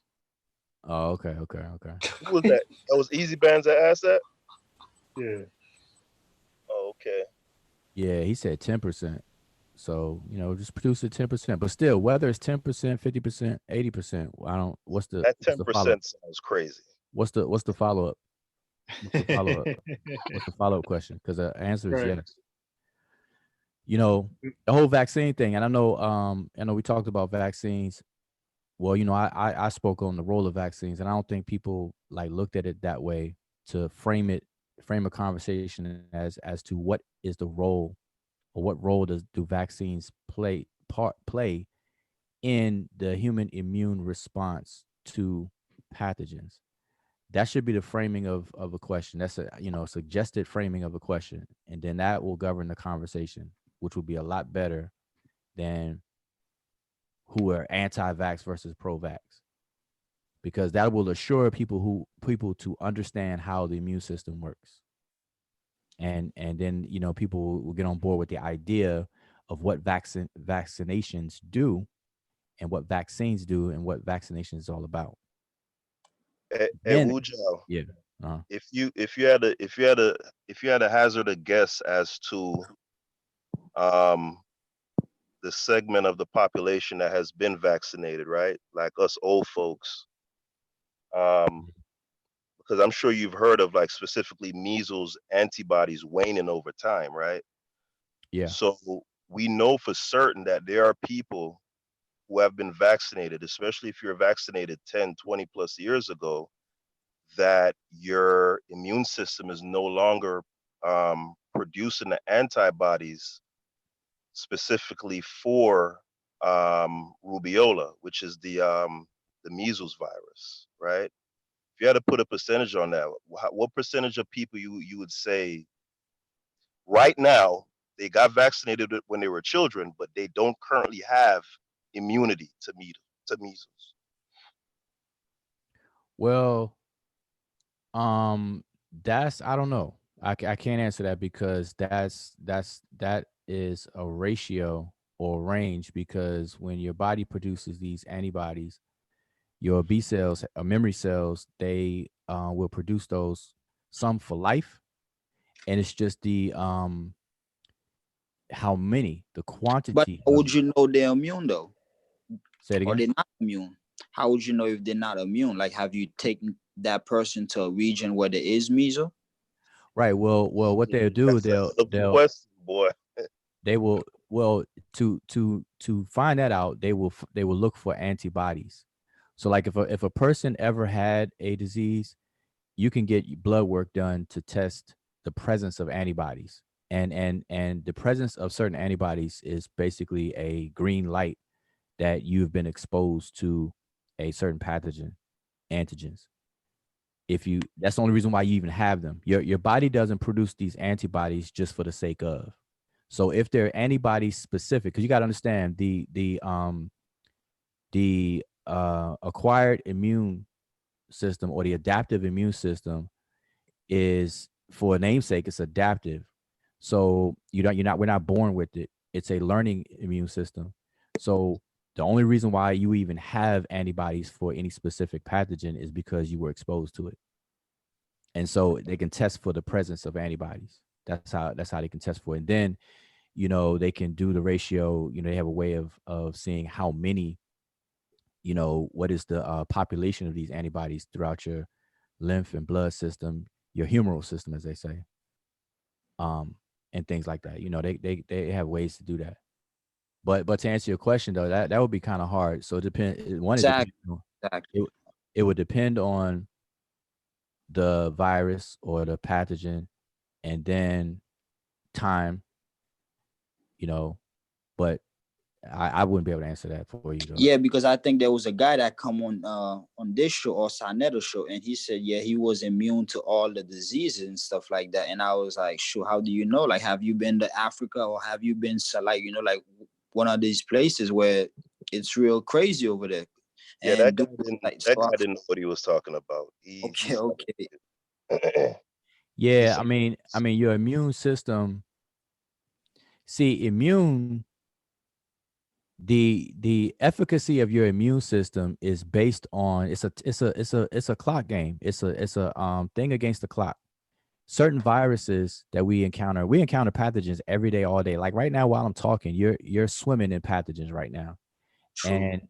And so your body over time, from first coming out your mother's womb till now, you're exposed to these things. Your body builds up all these different antibodies and stuff. And the efficacy of your immune system is how fast it can react. And so the adaptive part of your immune system will learn. So a pathogen can come you can come in contact with a pathogen, depending on how deadly it is. Let's say a pathogen takes 14 days to wreak havoc on its host, multiplying and getting inside your cells, not just your fluids, but your cells themselves and all that kind of stuff. Take 14 days. Well, the average adaptive immune system of, average healthy person is going to take anywhere from 5 is real fast, 5 to 14 days to build up enough antibodies that permeate throughout your whole body, for that specific pathogen. And so it's a race against the clock, really. But these lethal pathogens we talking about, like measles and SARS and Ebola and all that stuff, man, those things take like 24, 48 hours to wreak havoc. So if your body don't have time to adapt or acquire that knowledge or to shake hands with the pathogen to learn what it is, and all that kind of stuff. So you're done. That's where vaccines come in. So anybody who's against vaccines in that sense is really crazy. They don't know how the immune system works, or they're just insane. Just as you mentioned that, Hujad, just think of when the sun is beaming through your window, like as the sunlight, and you could see all the dust, like going around and swirling and stuff like that. And then I'll be thinking, does all this dust come from? So when the sun is not shining, that dust is still all around you. So that's why they be saying a lot of people, they like it, their house to be dark or something like that. I don't know if that's true or not, but if your house is dark, if if you're not gonna get any dust, but I know whenever it's sunny outside, whatnot, and then you open your blind, you will see like dust all around, like just flying all around. So all that is gonna get into your system, man. Hey, okay. You know what this vaccine thing really taught me though, and that's why I haven't been coming on here much, even like debating it. Bias been calling me out for a minute, but the more I read is the more I realize just how dense the information is, and I kind of sometimes feel like I'm perpetrating a fraud, because you have people who literally just studied this one thing 10, 20, 30 years of their life, every day dedicated to it. And they don't know, they'll tell you like, man, we don't know this, we don't know that, So it wasn't until you guys took this debate that I was even really interested in this topic. There's certain things, like I was reading 2 studies of 2 contending positions regarding the bioavailability of aluminum in vaccines, right? Meaning the amount of aluminum that actually goes into your bloodstream. If it's injected versus it being ingested, right? Being eaten. And man, it's just so much information about macrophages. And if you put this amount of dose at this time, the macrophage, may respond to inflammation. And it was just so, the more I read is like, shit, man, I'd have to literally take this up as a discipline and say, I'm going to study this thing for like 10 years before I could ever say, like, speak with any kind of authority on it. Exactly. And that's hopefully in 2020, people will stop microwaving things and take things serious enough to be on a level of competency to be able to have a good discussion about it. And so that's what I'm saying. So like you mentioned macrophages, like that word may be foreign to a whole lot of people listening or prior to this coming up. Macrophages, lymphocytes, leukocytes, and all the different names of these different cells, and what they do and stuff like that. People don't understand even our red blood cells. They only have a certain shelf life, a maximum of 4 months. Our red blood cells from birth to death last about 120 days, 4 months. And there's about over 30 trillion cells in our body, with 84% of those cells being red blood cells. And they're constantly being not recycled, but constantly being, dying and being reproduced, in the bone marrow and different places of our body. But when they die, they get recycled by white blood cells, these macrophages, you know, eat them and break them down to their components so they could be reused. Certain components could be reused, and the waste is channeled a different way. So just in that alone, without being sick, that's just normal body function, you know. But just real quick, because I know Sean said he about to go. So this Easy Bands, Just another quick one for me though, Wuja. Uh-huh. Before I started listening to you guys, I was real anti-vaccine. But then when I got to the moral of the story is, it's not that you guys were telling people to go get vaccine. But if you come in contact with a deadly ass disease, what the heck are you gonna do? You know, so you guys are not saying, hey guys, go to the hospital and get a shot for this. Go to the hospital and get a vaccine for that. You know, you guys are not saying that. It's just that if you come to contact with a deadly disease, what the hell are you gonna do? And it just seems that these people is having a hard time understanding that. So, but go ahead, man. Right. Take the wait. Like I said, it's okay. Yeah, let me address that. The vaccines prevent the diseases. Once you get the disease, you're in trouble. Like polio, a result of polio is paralysis, and it leads to the iron lung. You should really YouTube the iron lung. So once you get some of these diseases, it's like irreversible. And even like the measles, they deal with some brain issues. So we try to avoid the disease because of the complications it leaves behind, and a lot of them are irreversible. Yeah, and I want to say it's a race against the clock. Like the regular influenza bug that people get seasonally because it changes. It's a rapid mutation with that or strands of that. Most people, even without being vaccinated for it, can handle it because of its non-lethal life and what it does. So it will trigger, sore, your sore body and stuff and the flu symptoms that people have. But our adaptive immune system can handle it because it doesn't work fast. It works slow enough for our bodies to adapt to it and respond to it. And the way it responds, see, when we go through these flu-like symptoms, we say we're sick. But the symptoms that we're saying we're sick about is actually the body in the process of healing. By the time you get symptoms of something, there was a whole cascade of things that already happened. You can't do nothing about that. Your body's already done handled that. Now it's going through healing. So you got inflammation, you got a fever. When these cells get outnumbered, boy, they set off the alarm and tell your body to turn up the furnace, and you get a fever. And that fever is only supposed to last for a certain amount of time. Then it's supposed to break. But sometimes these pathogens are so overwhelming that your fever doesn't break. Then you got to get on medication to break the fever and do all this other extra stuff. Get on Theraflu and all this other over-the-counter medicine or get a prescription, and it could get bad. So it depends. But just real quick, because I know Sean said he got to go. I just want to address this because this brother said this last time I was on here or somewhere. Easy Bands. I made a statement about nutrition because I was saying that you can't downplay nutrition and to big up vaccines, and then vice versa. You can't downplay vaccines to big up nutrition. They're both important, and it's just some common sense reason why. Because in order for your body to produce these cells, they don't come from out the sky. They don't just appear. Like God don't just snap his fingers and put these cells in you. They are produced by resources that you have to supply your body with, which we call nutrition. The nutrition is metabolized and broken down to its components and absorbed and so on and so forth. And then the body takes over and breaks things down and builds it up. You got anabolic and catabolic metabolism that builds up and breaks down. That process, you can look into that to find out how that happens. But there's a whole entire process that's needed to break down nutrition for these cells to even exist themselves. So these cells are responsible for being your immune system. They are your defense. They're fighting pathogens every single day.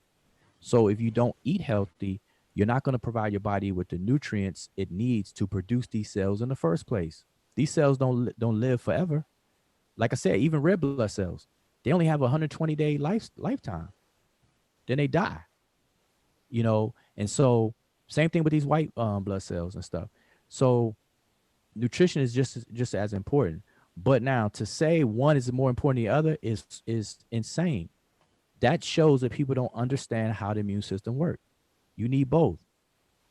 And today you need vaccines. Now the question, somebody could ask me and saying what I'm saying is, okay, Homo sapiens sapiens been around for over 200,000 years without vaccines. So what about that? Why we need vaccines today and they ain't needed, we still here today and this and that. And like I said, it's a race against the clock. You have to understand all of the factors that come into play. And I'm just going to mention a couple of major ones. One, human beings in antiquity did not, we weren't as populous on the planet. Like right now we have, we're approaching 8 billion people on the planet. In antiquity, it definitely wasn't like that as a whole. Two, in antiquity, they did not have fast modes of transportation. Nobody was flying from China over to America in 8 hours, or from America to London in a 4-hour flight, or whatever, however long it take get there, and just visit and vacate and vacation and do this and that to be able to transport different pathogens from different environments to people. That wasn't going on. And then human migration itself wasn't even really going on like that. That's a couple. And another thing, humans did not live on top of each other in small clusters like we do today in antiquity. We live in high rises, city life, and all this other kind of stuff. We work in cubicles where everybody's in a communal environment where we touching and rubbing elbows with everybody, going to clubs, doing all kinds of things today that people in antiquity did not do in nowhere near the numbers that we do it today. So those factors come into play. Then you got rainforests being chopped down. You got different habitats and ecosystems that are being changed from pollution and all the other kind of stuff that are causing these pathogens to mutate and they trying to survive too. So in their quest to survive through natural selection, the strongest DNA of them are going to be passed on to their offsprings. And so they're going to get stronger and stronger and stronger as time goes on as well. That's why they're still here. And so they get more lethal, more and more lethal, regardless of what we name them. These bad boys are getting more and more lethal today than they were in antiquity by default. So all those factors have to come into play why we, need to educate our immune system. That's what a vaccine is. A vaccine is a teacher of the immune system. It bypasses the normal wait time for the immune system to learn on its own. It injects it's like the Cliff Note version. It's like downloading the information into our immune system, as opposed to the immune system naturally taking the pathogen out on a date, getting to learn the pathogen. Oh, are you for me or against me? Oh, you're against me. Oh, I better defend. No, the vaccine says, hey, this is an enemy. Produce some antibodies for it, and remember what this is. So when the real thing come around, destroy it. Bam. That's how that works. And if people understand that, just basic, and that's not even deep. Nothing I just said is deep at all. That's just some common sense that you can tell your children, they'll understand. It's just real simple like that. So you need nutrition, and we need vaccines today, period, for the deadly lethal pathogen. Like I showed a little short documentary on SARS. The SARS vaccine, the SARS pathogen was active in people, put people down within 24 hours. Your immune system can't respond that fast. You're done. People died from SARS. That was a recent outbreak. It's been handled now, but that was a recent outbreak. Go look into SARS, the SARS outbreak. People's bodies were people were being put down within 24 hours. A lady go to work a lady in the hospital goes to work in the morning. She gets exposed to the pathogen. By the time she lays down and go to sleep that same day, she's done. She's out. That's how fast that bad boy was. So nobody gonna tell me nutrition is gonna guard against that by itself. So you need both. Anyway, so we got to stop setting up these dichotomies, one against the other. It doesn't work like that. It just doesn't. There's no food on the planet that's gonna block a lethal pathogen. Our bodies don't even work that way. Nutrition doesn't do it. It's what the body does with your nutrition. It metabolizes it to produce these cells that are where the action is. The actual fight between a pathogen and your body happens on a cellular level with your humoral system or your innate system, your skin, the mucus, and all the acids and all the different things that are in your mucus. That's the first line of defense. If it gets past that, it happens in your humors or your humoral system, that the fluid between your blood cells and all the cells. If it gets past that, then it's a cellular battle, cell to cell. That's where the action happens. And nutrition is not directly involved with that. It takes nutrition to produce those soldiers. That's how you look at it. Your T cells, your B cells, and all the different varieties of those, your macrophages and all these other different cells. It takes nutrition to produce those soldiers, and then your body reacts certain ways. Inflammation. When you get a cut on your skin, your immune system is activated right away. Inflammation. Cytokines are released to set the alarm for inflammation. Blood rushes in that direction. These other cells are drawn to inflammation to go there to find out where these pathogens are coming from. Neutrophils are what we call pus. When they do their job, they form pus. So when you see pus, if you have a cut and you see that pus there first, whatever, then your body's doing its job and whatnot. You know what I'm saying? Certain things in your blood that are released, platelets are released from certain cells in your white blood cell system to promote clotting, blood clotting if you get a cut or whatever. So anyway, I just want to address that, man. So hopefully people don't put that against each other. I don't even know if y'all can still hear me. Yeah, you good. We heard you. Okay, yeah, I know John's like, yeah, man, I don't need MC Ireland right now. I'm trying to go. But I had to say that though, because the people are saying that, and whoever Easy Band is, male or female, Control. they need to come on here to have a discussion, not just keep typing the same old stuff. He said 10% Europeans are immune to whatever. Source that. Source that. Put the link in the Europeans immune. He had the link to the chat for 2 hours now, and he ain't came on. Yeah, he just told you measles is called German. The German measles, man. These or not rubella is called the German measles. A lot of these diseases come from Europe. How are they immune? Listen, hold on 1 second. Every pathogen in and of itself is deadly, but whether it's a relative deadly based on our body's response.